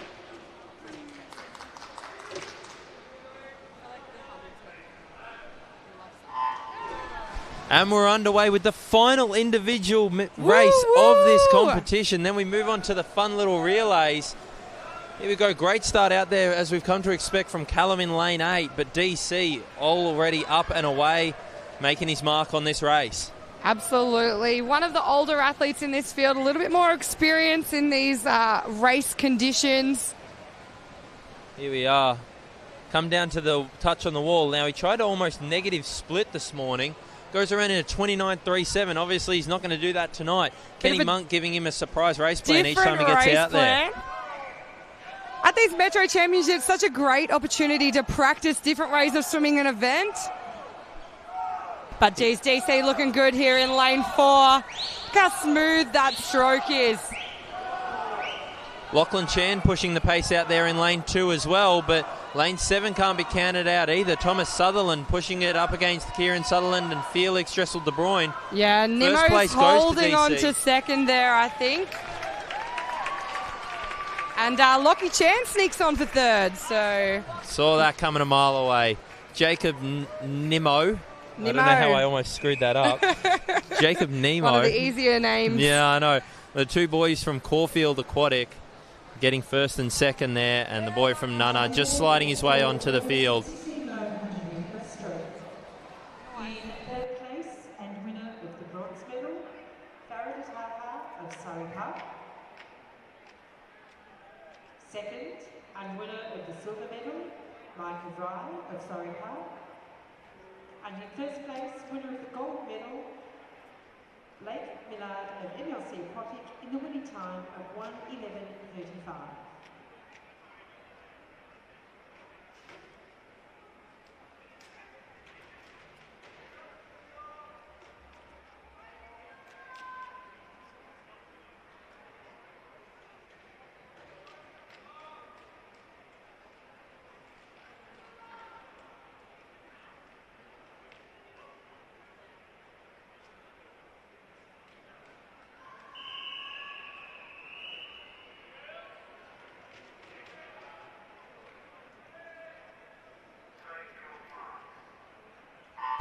All right, so we begin our relays with event 109. This is the girls 16 and under 200 metre freestyle relay. So 4 fast legs, 50 metres each, absolute splash and dash. Unfortunately, we don't know who's swimming each leg, so we're just going to be calling them out as the teams are. Looks like Vic Centre have started off nice and strong here in lane 4, closely followed by lane 5 Propulsion, but we'll see how it comes down to the touch. Keep in mind, these are timed finals, so we have 2 heats in this event. Fastest 3 times at the end of the event are our medalists. So anyone can win from any lane. It's not necessarily just for the final heat. We'll see what Vic Centre B team can do here. Now, you assume that their A team will be faster, but I've seen before B teams get up and just have something about them in that final leg on the final night. Even on a few of the nights here at Metro Champs, we've seen those B teams really take it to the A teams.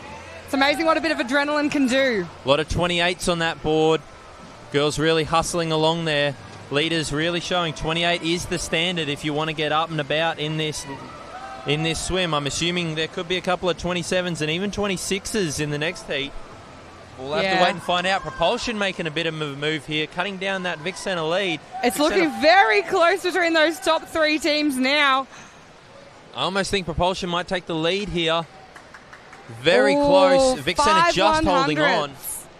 We'll see how the changeover goes. Propulsion with the better underwater, so fast changeovers make a huge difference in these relay events. And the swimmer from Propulsion here in lane 5 is just absolutely hammering down the wall here. This is the difference between an A and a B team. They've obviously finished with their slowest athlete, Vic Centre, just running out of troops almost in this B team. Nuttawading even coming into the fray, might finish second here. Yeah, looks like they're going to get on just in front of the Surrey Park B team there. 27 seconds from the girl from Propulsion there. Great swim from her. Nuttawading B in second place. Surrey Park B and Vic Centre. Was that Essendon? Essendon Aquatic in lane number 7, sneaking in for 4th place there. Yeah. So great swim from them. Unfortunately, a bit of a slip from Vic Centre. First down to 5th. So Heat 2 now behind the blocks. These teams, you see a lot more of our A teams. Just the one B team represented in Heat 2. Swimming out of lane 9. These are your fastest entered times, so we're expecting some quick swims. Around that 151, 152 mark is what we're looking for here. Well, now we've got a couple of names on the board. Oh, no, and they're gone. I saw Farida Taha swimming out of lane 4 for Surrey Park. Sione Kinzer in 5. I swear the Frances... Vaudeville? Yeah, that's it. That's the one. She's in there as well. Yeah. Throwing her hat in the ring. The good thing about leading off is it's an official time. These times count. So if Michael Klim has done it previously, broken world records in the opening leg, and we saw it recently at the World Championships. You can do incredible things off this starting leg. So let's see what these girls can do. A lot of 27s on the board there. Yeah, Bayside getting their hand on the wall first from lane 6. Only a few 100ths of a second in front of Surrey Park A team. There we go. Surrey Park starting to gap the field a little bit. Bayside moving through. They've got like a nice second leg here. Got to keep that head down for the final 5 metres. Got to transition into the next swimmer nicely. MLC moving up from 7th to 3rd on that second swimmer leg there. I think it was Stella Salamone in the water. They're already up to second now, simply from the changeover. Showcasing some awesome skills here. Look at this, MLC pushing for first now. They're hungry to take that lead. It's going to be close after the first leg. Onto the wall between Surrey Park and MLC. Bayside just dropping a little bit with their 3rd swimmer, so we'll see what they can do to bring it home here as we change over for our final leg. Mano looked a little bit slow there from the changeover from MLC. They usually say 90% of the fault of the person in the water rather than the person on the blocks. You got to get your hand on the wall nice and quick. It's all about timing that finish and getting on there fast. But MLC looks to be charging home. They've just reclaimed that lead here in front of Surrey Park. They've got about half a body length coming under the flags, and it will be the MLC team there. 149.83. Surrey Park A finishing in second, 150.31, and Vic Centre sneaks up to 3rd place, so 151.62. Congratulations to the girls. What she lost in the relay, she made up for in the... Oh, lost in the changeover, sorry. She made up for in the swim. Fantastic swim there from the girl from MLC. Yeah, I believe it was Izzy Osborne who finished off that race. So beautiful butterflyer, and she's just absolutely cracked out that 50 freestyle. And in first place, winner of the gold medal, Daniel Kay, also of Corvette Aquatics, in the winning time of 1:02.32.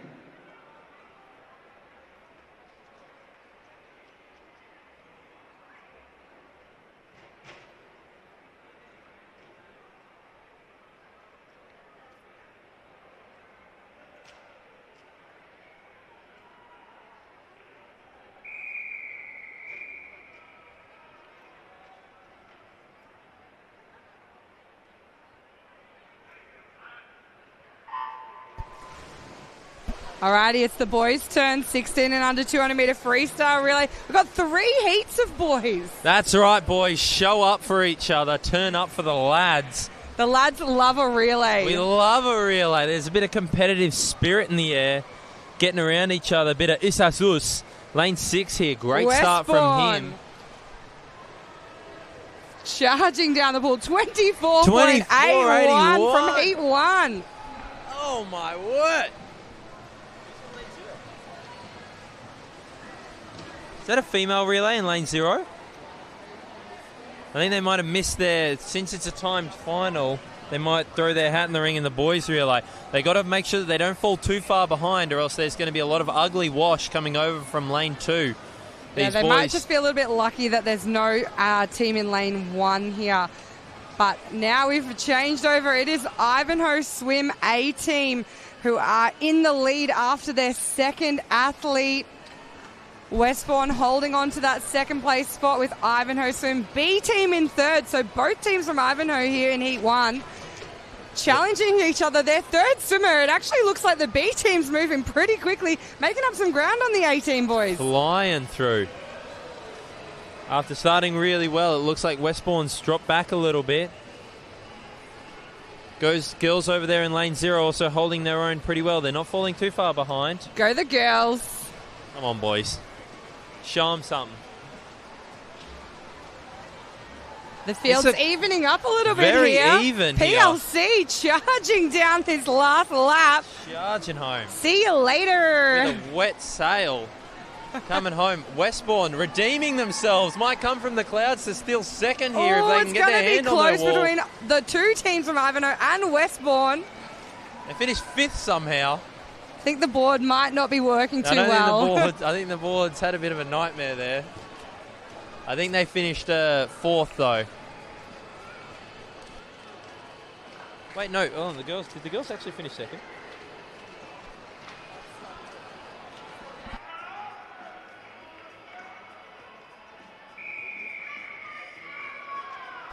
So our board's still playing up a little bit, but don't panic. We do have all those backup systems in place to make sure these teams get their correct time. We've also got the Hawkeye. Yeah, Hawkeye. Tell us a little bit about that. Don't know. Mum.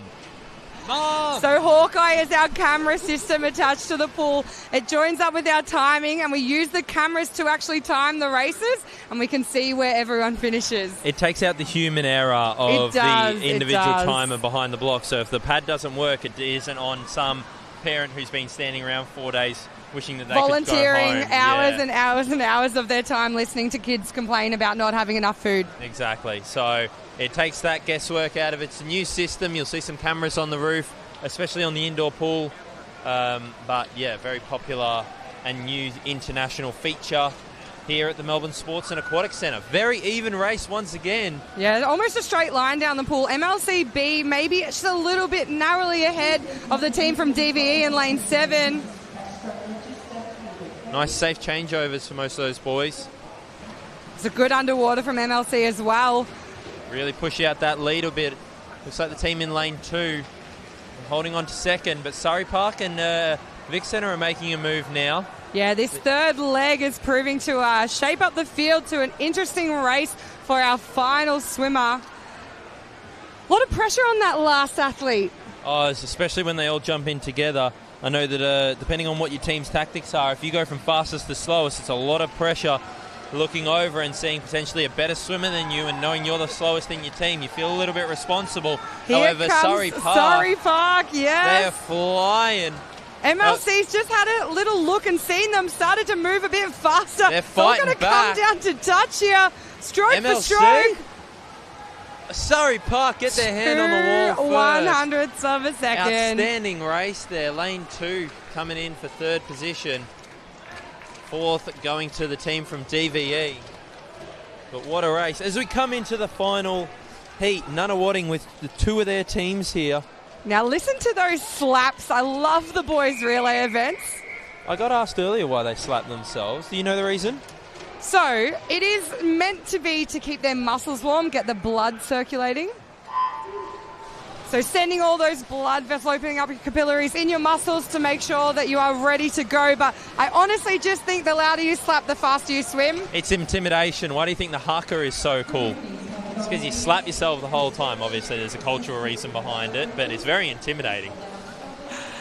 The louder the slap, the faster the swim, and I'll hold these guys to it. So this one better be quick. Not great when you slap each other, though. Then it starts getting a bit insulting. Make sure it's not in the face either. There's no muscles in the face you want to use when swimming. Here we go, though. Camberwell. Lane 5 leading us off. What team is this? Camberwell Grammar. Great start from them. Even better second leg. Looks like second place there. Surrey Park on the hip, followed by Nunawading in 3rd spot. Super powerful athletes. Look at the whitewash in this pool right now. These are the big boys coming to play, and these are the big under 16-year-olds. Wait until we get to the 16 and overs. It's still Camberwell out in the lead. They are flying along in this relay. Second place, Surrey Park A in lane 6, but looks like Nunawading A in lane 7 starting to shift gears as well here. So it's going to be close as we come down to our final swimmers. Camberwell, I can't see them losing this unless something catastrophic goes wrong. Nunawading, based off what I know, like to go from fastest to slowest, so they've really got to have a big swim here in order to hold on to a medal. But it looks like Surrey Park, St Leonard's and MLC are all coming to play. These grammar schools really making their own mark on these elite relays. So Camberwell under the flags first. I don't think they're going to be caught. It's very close between MLC and Surrey for second. MLC grabs it. 24.87. Surrey Park in 3rd there. That was a fast final leg. Very fast final leg. And it puts into perspective, what was the team before? Westbourne. They 24, started off 81. with a 24. Yeah. Off a flat start. So a very good swim from that Swift. young man. Represented by Francis Greenfield, Emily Tulloch, Eliza Houghton, and Elizabeth Mack. In second place and winner of the gold medal, Surrey Park, represented by Karina Taha, Natasha Coleman, Yapsi Lu, and Erica Ndeko. And in first place, winner of the gold medal, MLC Aquatics, represented by Sierra Kimberley, Sally Sullivan, Rowan, Bella Murchie, and Isabella Osmond. MLC Aquatics' winning time was 1:49.83.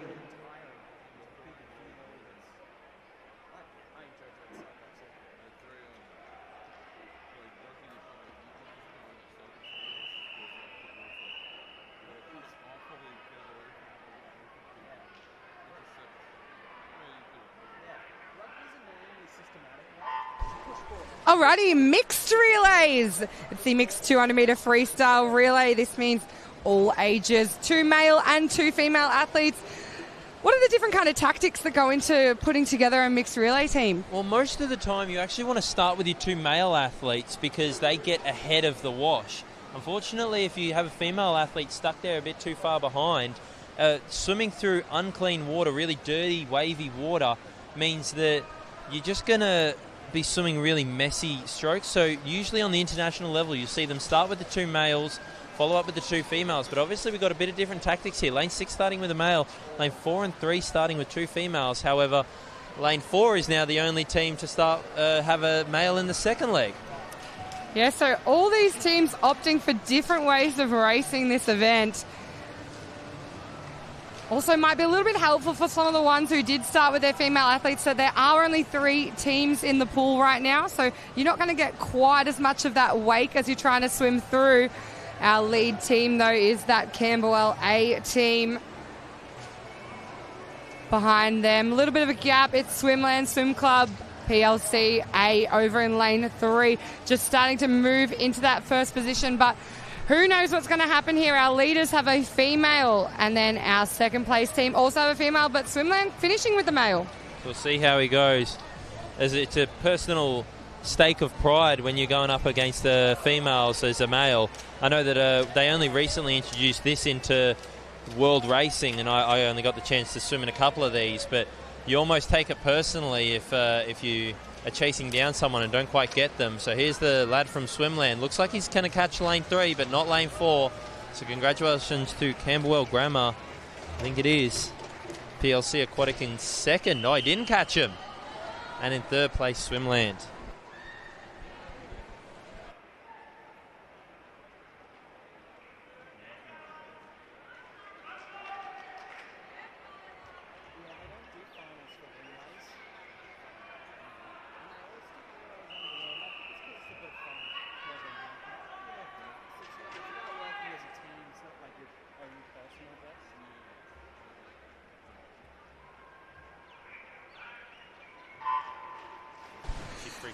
Final heat here.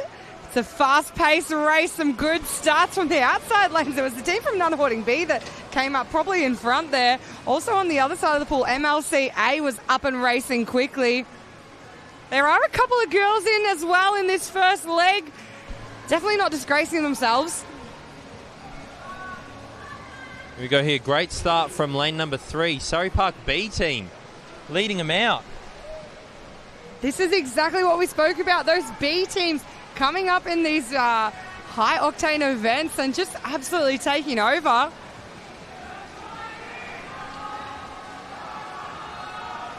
Here we go down to the wall here. See, this is Surrey what I'm Park talking v about. Surrey Park. Vic Centre swimming through a lot of dirty water right now, not able to get fully through the swim as efficiently as they wanted. Surrey Park might go 1-2 here, depending on their athletes they've got left. MLC still out there having a fair income crack at it. But we've got a male in lane 7 for Nunawading who might try and push the pace a little bit here. Most of the female swimmers. It's going to be tight as we come into this final leg. The two teams from Surrey Park, that B team still in the lead. And the B team upset here. Maybe it's a bit of a wool pull. They didn't want everyone looking at their A team. I like it as a tactic. I like it. I love the tactic. I love a bit of a wall pull. I believe haven't got many males in this final leg. Most of them are towards the back and on the outsides, but looks like we might go Surrey Park 1-2. Can Nunawading hold off the late charge from MLC? Looks like they've got it. Bit of a glide onto the wall, but swimming over the they top. hold it. 26.69 on that back end swim. Fantastic effort from them. So it was Surrey Park B for our mixed 4x50 freestyle relay. So move back to some of our junior athletes next. It's the girls of 14 and under 200 metre medley relay. Our medley relay, a little bit different to our individual medley. We start with the backstroke leg, followed by breaststroke, butterfly, and then finish with the freestyle. Boys 16 and under 200 metre freestyle relay. In third place and winner of the bronze medal, Surrey Park, represented by Ryan Thack, Theo Wang, William Watkins and Thomas Greenwood. Second and winner of the silver medal, MLC Aquatic, represented by Jack Gibson, Hamish Robson, Alexander Haig and Joshua Kitkowski. And in first place, winner of the gold medal in the winning time of 1:40.06, Camberwell Grammar Aquatic, represented by Sean Hanlon, William Watson, Lachlan Rundell and Ryan Chu.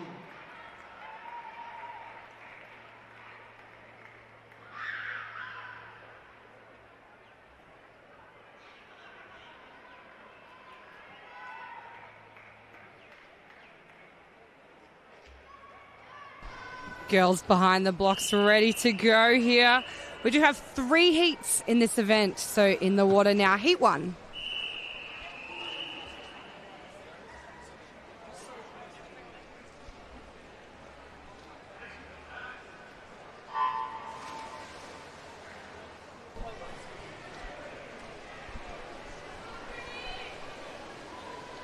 Couple of different starts in the pool there. Already a little bit of a margin to make up for the team in lane 4. Didn't quite get off that ledge as well as they might have hoped to. It's almost a you see them so powerfully on the international stage get a long way out of the water on the backstroke start. It's actually a bit counterproductive, especially at a younger age when you don't have the power in your legs. You actually start falling down if you pull yourself up too high. So you might want to make sure you're in a set position and you can only go up from there off the backstroke start. Just because you start high doesn't mean you're going to finish high. But in fact, the higher you start, sometimes the lower you fall. Yeah, exactly. And you see a lot of back slaps from people who don't know what they're doing. DVE leading it out there in lane number 6, outside smoker. That's been my favourite part. We love an outside smoker. We do. It's my favourite thing, especially in early heats. And you see these people in lane 8, 0, 1, 9. They all have outstanding swims. Demolish their PBs, and nothing makes me happier. So DVE hanging on to that lead after the breaststroke leg. Northwest made up a lot of ground, so moving into that second place spot there.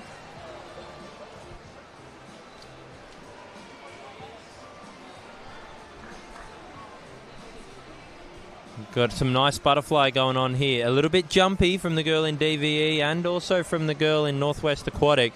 Don't flow as well, but it's definitely working for them. You can see them kick each time after twice per stroke as they jump in now for the freestyle leg. Very relaxed dive in and pulled out a little bit more distance, the girl from DVE, so she's going to hope that her teammate can hold on here. Northwest Aquatic coming in second, and in third there, Ivanhoe Swim Team. Swimland is in fourth, PLC in fifth position. We've got a nice close to finish here. Girl from Northwest Aquatic really trying to close that gap, but she's going to run out of real estate. Girl from DVE should hold on here, provide nothing silly in the finish. And she just gets it. 2:21.1, that's the time to beat for this second heat. And then we got 3 heats of this to do. So it's the girls 14 and under, 200 metre medley relay.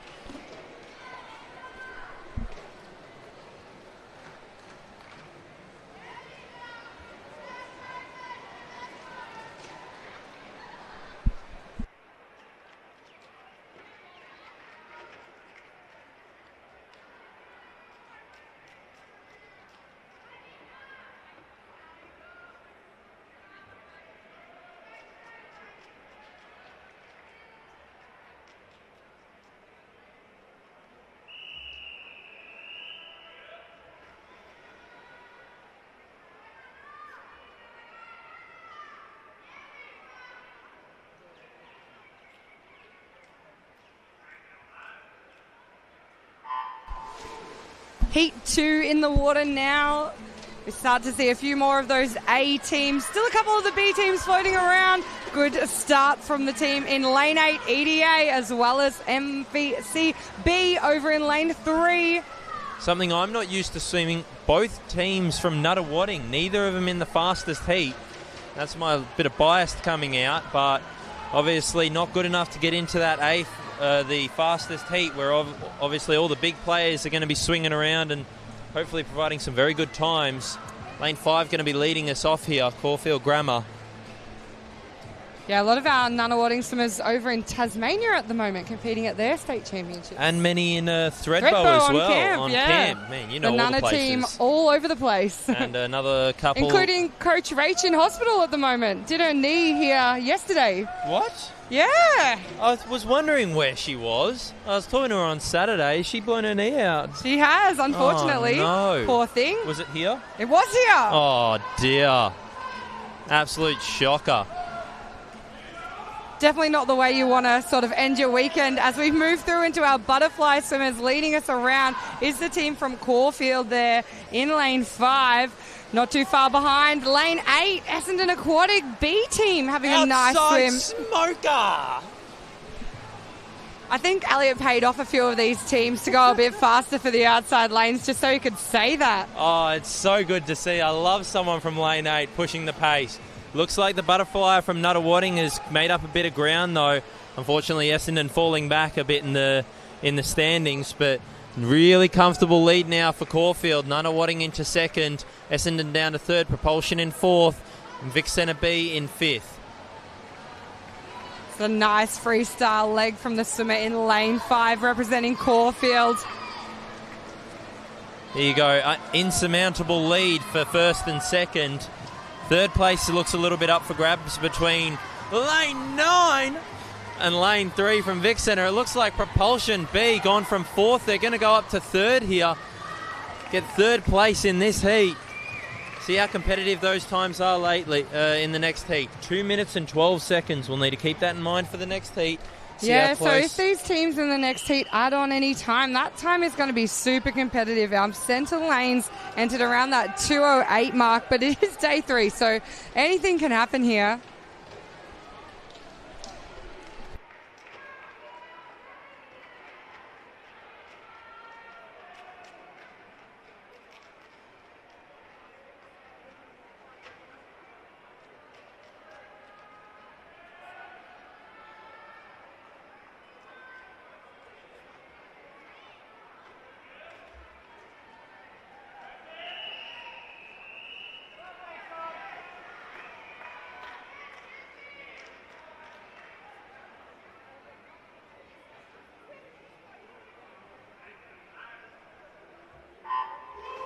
Clean start here. Yeah, I expect a good underwater from the team in lane 5, Melbourne Vic Centre. There it is, Tiffany Miette. She's really known for her skills, and she'll probably hate me because I mention it every time, but I love to see those junior athletes doing great underwaters and great starts. Now, we've got no lane 4 on the program. Is that St. Leonard's? Oh, that's interesting. It is St. Leonard's Swimming Club in lane 4. I believe it's Lucy Ma in the water, great 200-metre freestyler. Obviously, they've turned up, so we'll see if they get a medal, but I don't know what to make of this. They're not on the program, whether they got pulled out or hopefully not. Hopefully everything's just all go ahead. I really do hope so, because it would be awful if they got up there for a medal and then the next thing they say, well, you're not on the program. But then again, Swimming Victoria does have its moments. There's a cheeky little swim going on in the outside lane. I'm not going to use that S word. Fair enough. But it is Yarra Plenty Waves who led us through in the backstroke. Surrey Park A-team. Look at that breaststroke there, though. Essendon backing up again. They almost took out the heat before. They were looking good after 100 metres, and they're looking good again, looking in prime. That A-team using the momentum from the B-team. Nice changeover from the B-team. Definitely quick on their toes. Or from Essendon, not the B-team. From Essendon. Bayside also real competitive there. St. Leonard's in the mix, and so is Vic Centre A. Yeah, Vic Centre starting to push through in this butterfly leg, making up a little bit of ground on the team from Bayside and Essendon here, coming up alongside. Surrey Park looks to be still in the lead, though. We've had some great relays tonight from the Surrey Park athletes. Definitely a very strong team at this competition. Bayside look like they go in second. In third place there, Vic Centre. Big movers. Essendon unfortunately dropping back down to 4th position. See if they can work themselves back up into a medal potential. But Surrey Park going to be the runaway leaders here, followed by Vic Centre. Vic Centre are coming. They're coming quickly. Going to run out of real estate, unfortunately. Bayside getting the job done there in 3rd position. Wow, they really do have quick closing speed. They had another 2 metres of race. Yeah, it was a great final leg there. Bayside coming in 3rd, get their name on the board. Unfortunately, St. Leonard's miss out in 4th position. And in 5th, Essendon once again. Nice work, teams. Presenting the medals for event 111, the mixed 200-metre freestyle relay. In 3rd place and winner of the bronze medal, MLC Aquatic, represented by Stephen Negri, Ethan Chiang Cruz, Isabella Osborne and Bella Murchie. In 2nd place and winner of the silver medal, Surrey Park, represented by Kieran Jassin, Tannen Kerr-Stephen, Sasha Jones and Anana Banks. And in 1st place, winner of the gold medal in the winning time of 1:41.32, Surrey Park B, represented by Oliver McKenzie, Anthony Lynn, Skylar Hay and Melissa Shaw.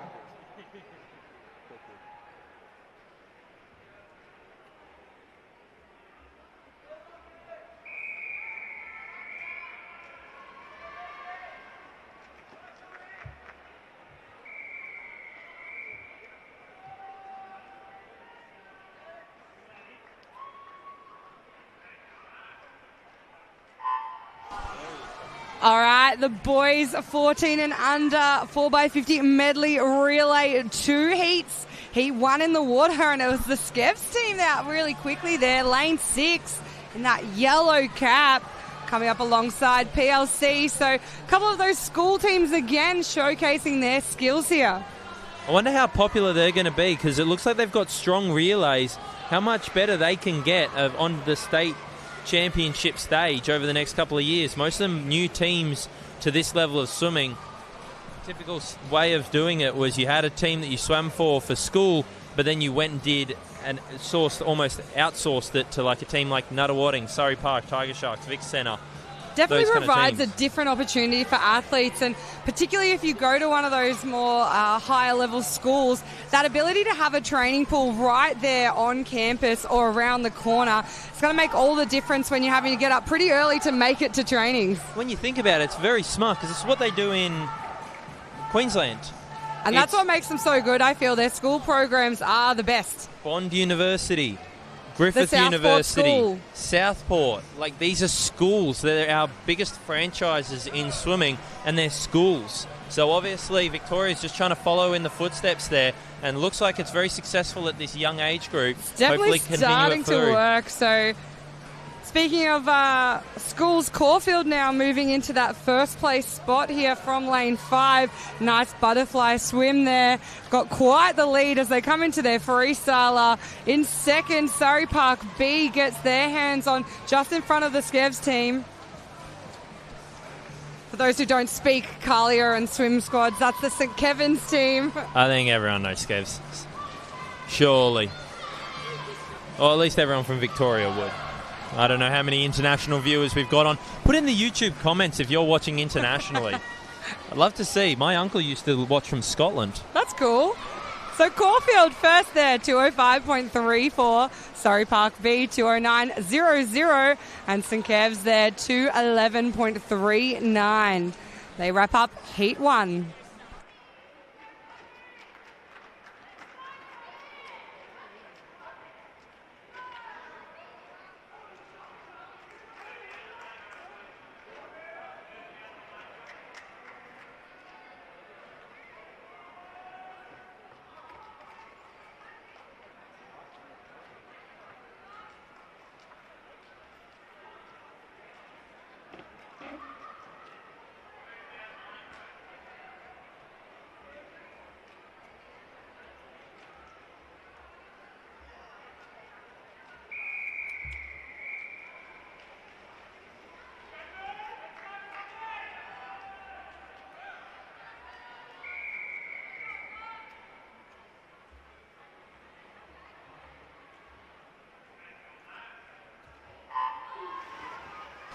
As we finish doing our stretches here, we limber up for the final heat of event 113. That was a quick start from the team in lane 4, MLC. Also staying underwater nicely. There was the Nuttawading B team out in lane 7. It's good effort here. You see the teams in the middle really trucking nut up the field, trying to get onto their hand onto the wall first. Yeah, nice Nunna A team coming through a little bit in the second 25. Here we go. Nice clean changeovers. Look very slow from MLC. Oh, my word. That was safe. They're going to have to work on that. Go back to the drawing board a little bit there. That's going to be something to work on for future. Let's hope that doesn't come back to bite them. But very safe, we'll say, changeover. Safe's the polite and nice way of putting it. The coach probably won't say that. The backstroker basically was getting out of the pool by the time that the breaststroker was diving in. We need to work on that one a little bit. But if they still win it, hey. Look, they're still in the lead, MLC. They're leading. Camberwell has had a good breaststroke leg here. Might have shifted themselves into second place. Much better change over there. Camberwell in second place. Nuttawading in third with Surrey Park hot on their heels. Nuttawading B out here in lane 7, not too far behind the A team. And Propulsion A in the little sandwich there, really making a move as well. Yeah, it's definitely becoming quite close for those second and third positions. MLC still out in front. Got a little bit of a lead on the other boys here as they come into their freestyler. There's a bit better changeover as well, so they might have learnt from the first one. Well, seeing how the lead is now, I'm glad we had a nice safe changeover for the second leg there. But this is a butterfly leg, real... though. Ivanhoe moving up into third. We got a dog fight in the It's middle an here. absolute There's dog a fight line for second across place them. here. Looks like it Nunawading. might be Nunawading. I think Surrey Park. Third position. Can they hold it? Oh, they just get it together by 1/10 of a second. And they hold on. Fourth is Camberwell Grammar there in lane number 3. Just outside the medals there, unfortunately, provided no disqualifications. But a great swim from those boys there. One team's creeping under that 2-minute mark. In first place, Bayside, represented by Cara Lander, Hasia Lockwood, Gemma Sullivan and Imogen Murray. In second place, and winner of the silver medal, Melbourne Vic Centre, represented by Tiffany Mears, Zinglin Yu, Jasmine Hume and Elizabeth Mack. And in first place, winner of the gold medal, Surrey Park A, represented by Matilda Clark, Erica Endenker, Macy Smoke and Lexon Zale. Surrey Park's winning time was 2:07.93.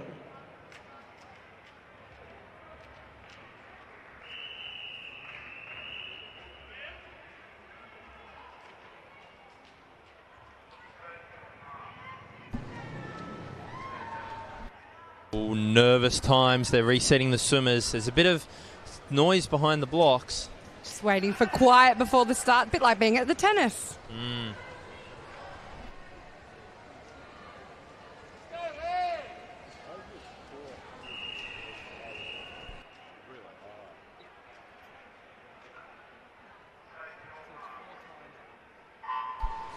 Right, a little bit of a longer distance relay here. It's the women's 4x100 metre event. Each athlete swims 2 laps of freestyle in this one. I do know some of these names. Emily Tolosh, I backed her. Was it in the 100 backstroke earlier? It was, yeah, correct. And Olivia Toe, also there in lane 5 for Nunawading. I've seen her name come up a couple of times in the heats and finals here. As we move into these open events, definitely going to see some of those top athletes who have raced over and over this weekend being represented in these teams. So we've got 2 heats here of timed finals in the women's 400 freestyle relay. Looks like we've had a great start here from Vic Centre. Tolosh coming down to the final 15 metres here, being pushed along by Ivanhoe swim team. Just a quick question. Ivanhoe swim team, I get the IST in the acronym. Where does the G come from? It's Ivanhoe Grammar. Another grammar school. Yes. Okay. Training out of the new centre there. Beautiful new pool. Yes. Anyway, we have Vic Centre there leading off at a time of 102. Strong swim there. Second place, Ivanhoe Grammar, 103. Olivia Toe, 103 as well, and a 105 for PLC Aquatic.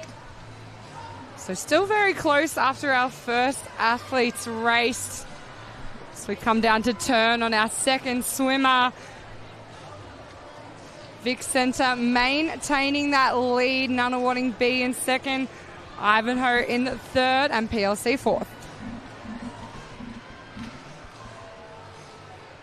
Pretty similar positions to the way they were before. Nunna may have made a slight move on Ivanhoe Grammar. The Vic Centre and Nunna seem to be dropping them off a bit. Both B teams waiting for the A team in the next heat.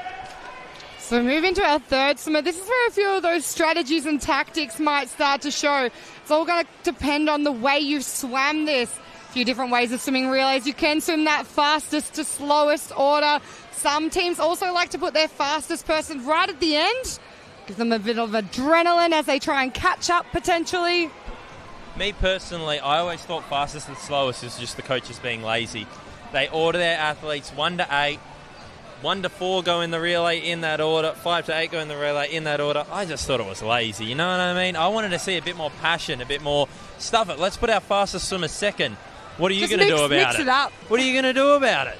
See, I like to swim last. The glory. You've got to get the glory at the end. Were you the fastest swimmer? Probably not in a sprint. 4x200 relay, maybe. I'll tell you what, it is an exceptional feeling if you do swim over the top of someone. in the last leg. I remember doing it last year. Not that anyone cares about what I have to say. Nuttawading coming down here. They've taken over the lead. Vic Centre has fallen back to second. Ivanhoe staying in third and PLC in fourth position. Nuttawading with a nice firm lead now. 2 seconds faster on the back end of that 100 free there.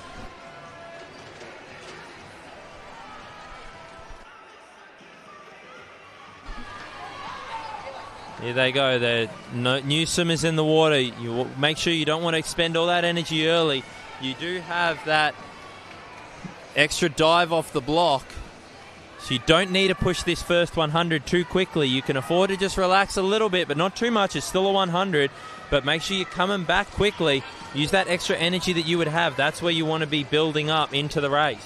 Definitely something that we see from a lot of our open-level Australian athletes. We're never really the first people onto the wall in the first 50, but we do come home super, super swiftly. All of your elite athletes will all be back-end dominant swimmers. Molly O'Callaghan, Ariane Titmus. Kyle Chalmers, one of the best second 50 swimmers in the world. David Popovici, Paul Biederman. Like, these guys are the elite of the elite, and their back-ends are unmatched. So you want to make sure, transitioning in these relays, you want to move your pace onto the next person and potentially give them more.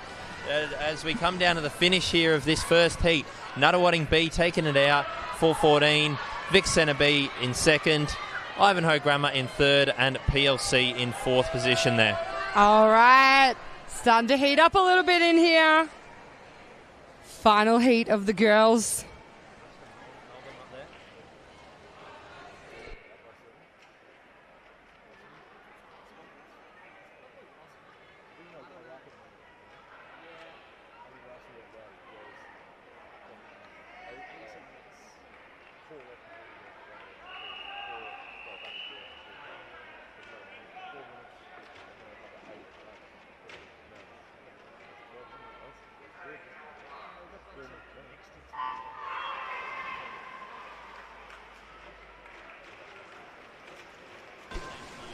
Alrighty, the girls up and racing. We are missing a team from this heat, so no swimming team in lane 3. That just opens up an extra spot for a medal here from some of our outside lanes. Some well-known swimmers leading us off there. Looking pretty good from lane 5, Alana Banks. Once again, those Surrey Park teams right up there early on in the relays. Nice turn there from lane 4, MLC. Putting the pressure back on Surrey Park, not letting them have it all their own way. Sounds like some people might be going for national times here. Coaches up on chairs, waving them around, looking like absolute wild animals around here. I love it when it looks like that on pool deck. You love it. I might get up on a chair for the hell of it. And then we'll all get up on chairs. Bit of action from the Nuttawading team out in lane 8. 59. I don't know which coach that was, coach of what team that was. Didn't seem overly happy. Oh, he's pumping a fist. He was pumping a fist. That might have been good. Don't know which athlete we're looking at there.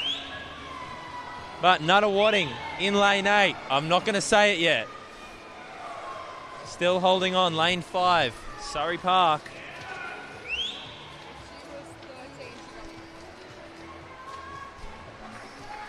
Surrey Park leading them off. MLC still in second position. Nuttawading in third place. They've handed over well here, but Nuttawading doing quite well out in lane 8. Don't count off lane 2 here either. There's a bit of a gap, but Surrey Park B, strong swimmers at this competition, they have we seen so far. They are loving a relay as well. Absolutely frothing a relay. Get around it. MLC falling back a little bit, bringing third position into question. Nuttawading, interestingly, touched the wall third, but entered the water fourth. Ooh, in the importance of that relay changeover.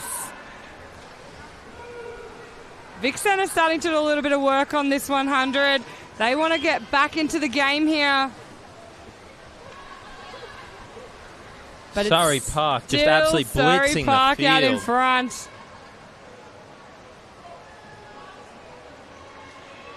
Dominant 2.5 second lead over the next closest competitor in MLC. It's a close race between Surrey Park B and Nuttawading. Nuttawading A out there in lane 8. Not letting go of this too soon. People cheering them on.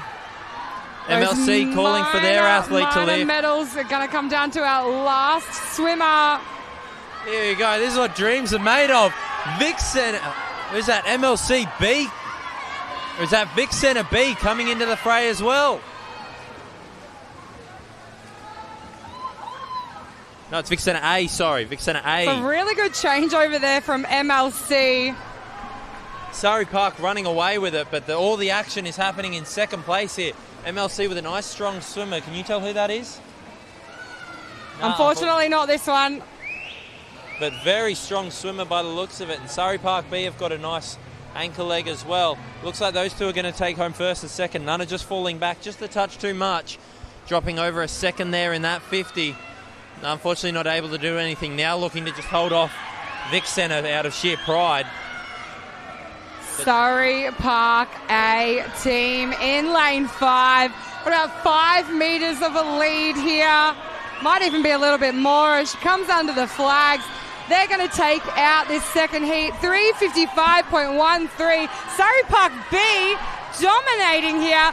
4:00.30. And then in third, MLC at a 4:01.19. Great race there from the girls. Very interesting, keeping it interesting to the end. Now it's the men's turn to back it up. Come on, boys. Lift for your country, lift for your state, lift for your club, lift for your peers. That's what it's about. You get in there and you do it for your teammates. 113 for boys 14 and under 200 metre relay. In third place and winner of the bronze medal, Surrey Park, represented by the Sharkies male Jacob Chester, Aston Wilson and Christopher Lee. In second place and winner of the silver medal, Nunawading, represented by Will Crane, Yuxin Song, Oscar McElroy and Colton Hall. I did first place in the winning time of 1:59.77, gold medalist MLC Aquatic, represented by Open and Gabriel Marino, William Kao and Oscar Ski.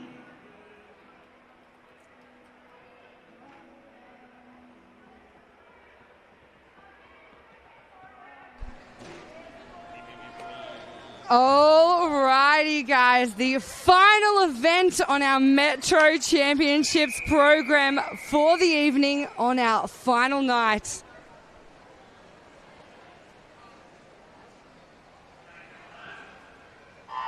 It is, of course, the race of the big dogs, the men's 400-metre freestyle relay.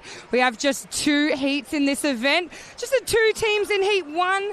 Swimming out of lane 4, the Nunawading B team, and out of lane 5, Ivanhoe Swim A.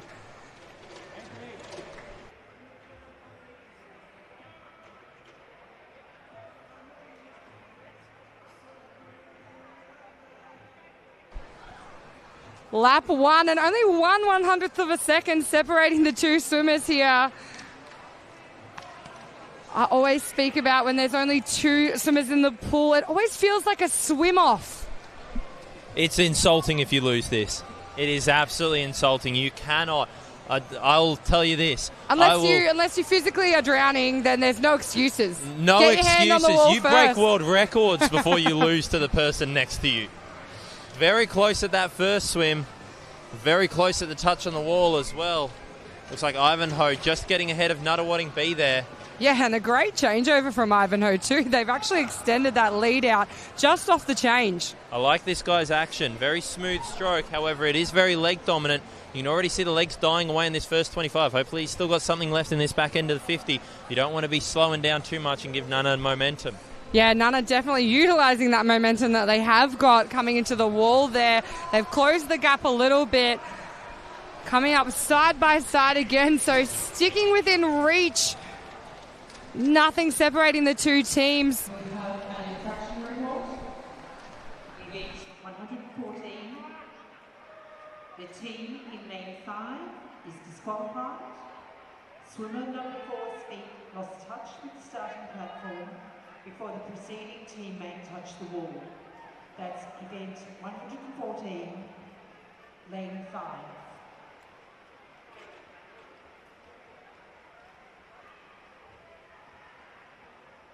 head 114, each one, lane 5.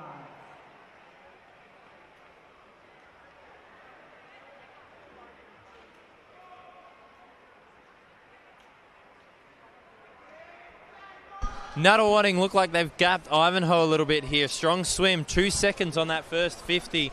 Ivanhoe, unfortunately, looking like they're running out of swimmers unless they're finishing with their fastest leg here. Well, they are finishing with, I think that's Damien Rofe, so one of their older athletes. He's had a great performance the last few meets he's been at, dropping some huge amounts of time. He's just been making his return to swimming over the past 12 months. They should get me in there. I want to get back in.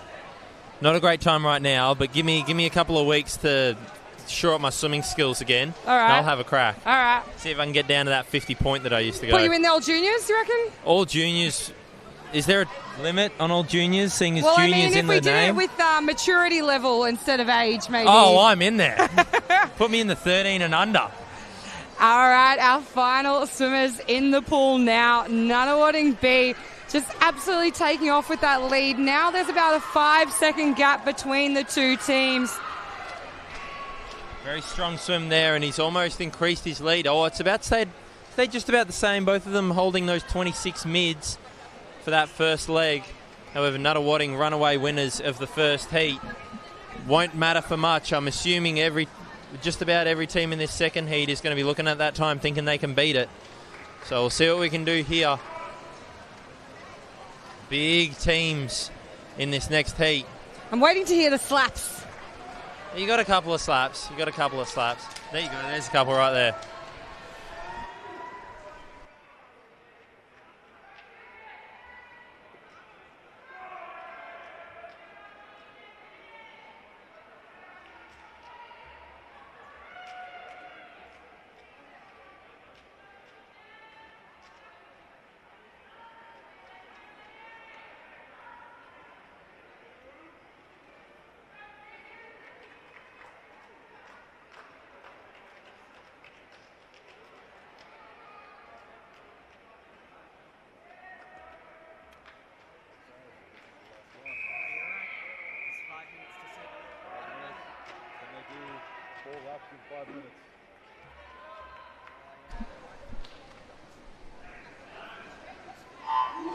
I'm going to be keeping a firm eye here on lane 6. Anthony Lynn missed the national time by 1/100th of a second last night, leading off this relay so that he can try and beat this PB.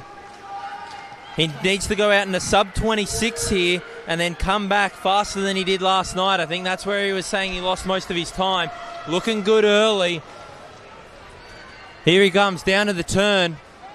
25.85. Bit faster than last night. All he needs to do is come back in the same time as last night. Great turn from him. You see him lift the rate. Look at the people next to him. It's getting very noisy in here. The other team, Surrey Park A, out in front, dominating. Surrey Park B shifting into second, very close between them and the team from Nuttawatting side by side. Head down under the flags. 52.15, 53.90, and then 54.05 for the change over there.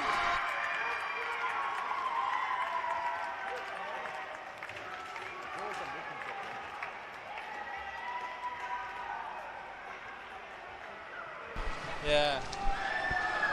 Unfortunately, he's just missed out on the national time there. He's going to be devastated. Surrey Park A leading them around at the 150-metre mark. Second place there, MLC Aquatic in lane 5. Surrey Park B in third position there. Nuttawatting just outside the medals at the moment in fourth place. And just off Surrey Park B, they need to make sure they can get up. They don't want to fall too far behind into that bad water. See, Surrey Park B's riding that wave of MLC a bit at the moment, trying to get some free speed. Some Here fast they go, into the water. changeovers there.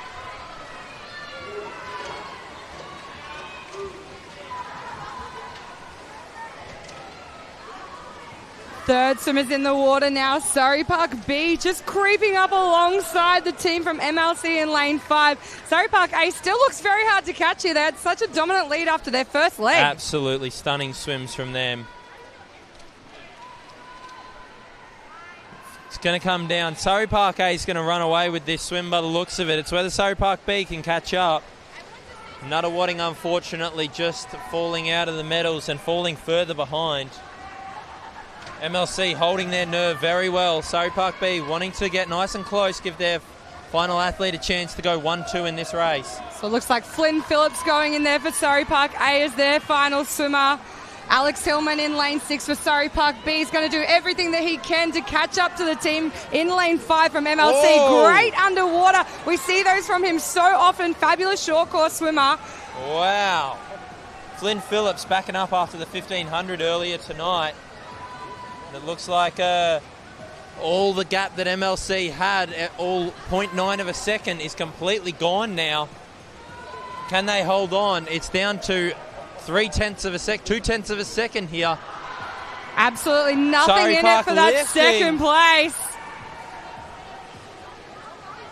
MLC trying to fight back. It's coming down to this final 25 metres.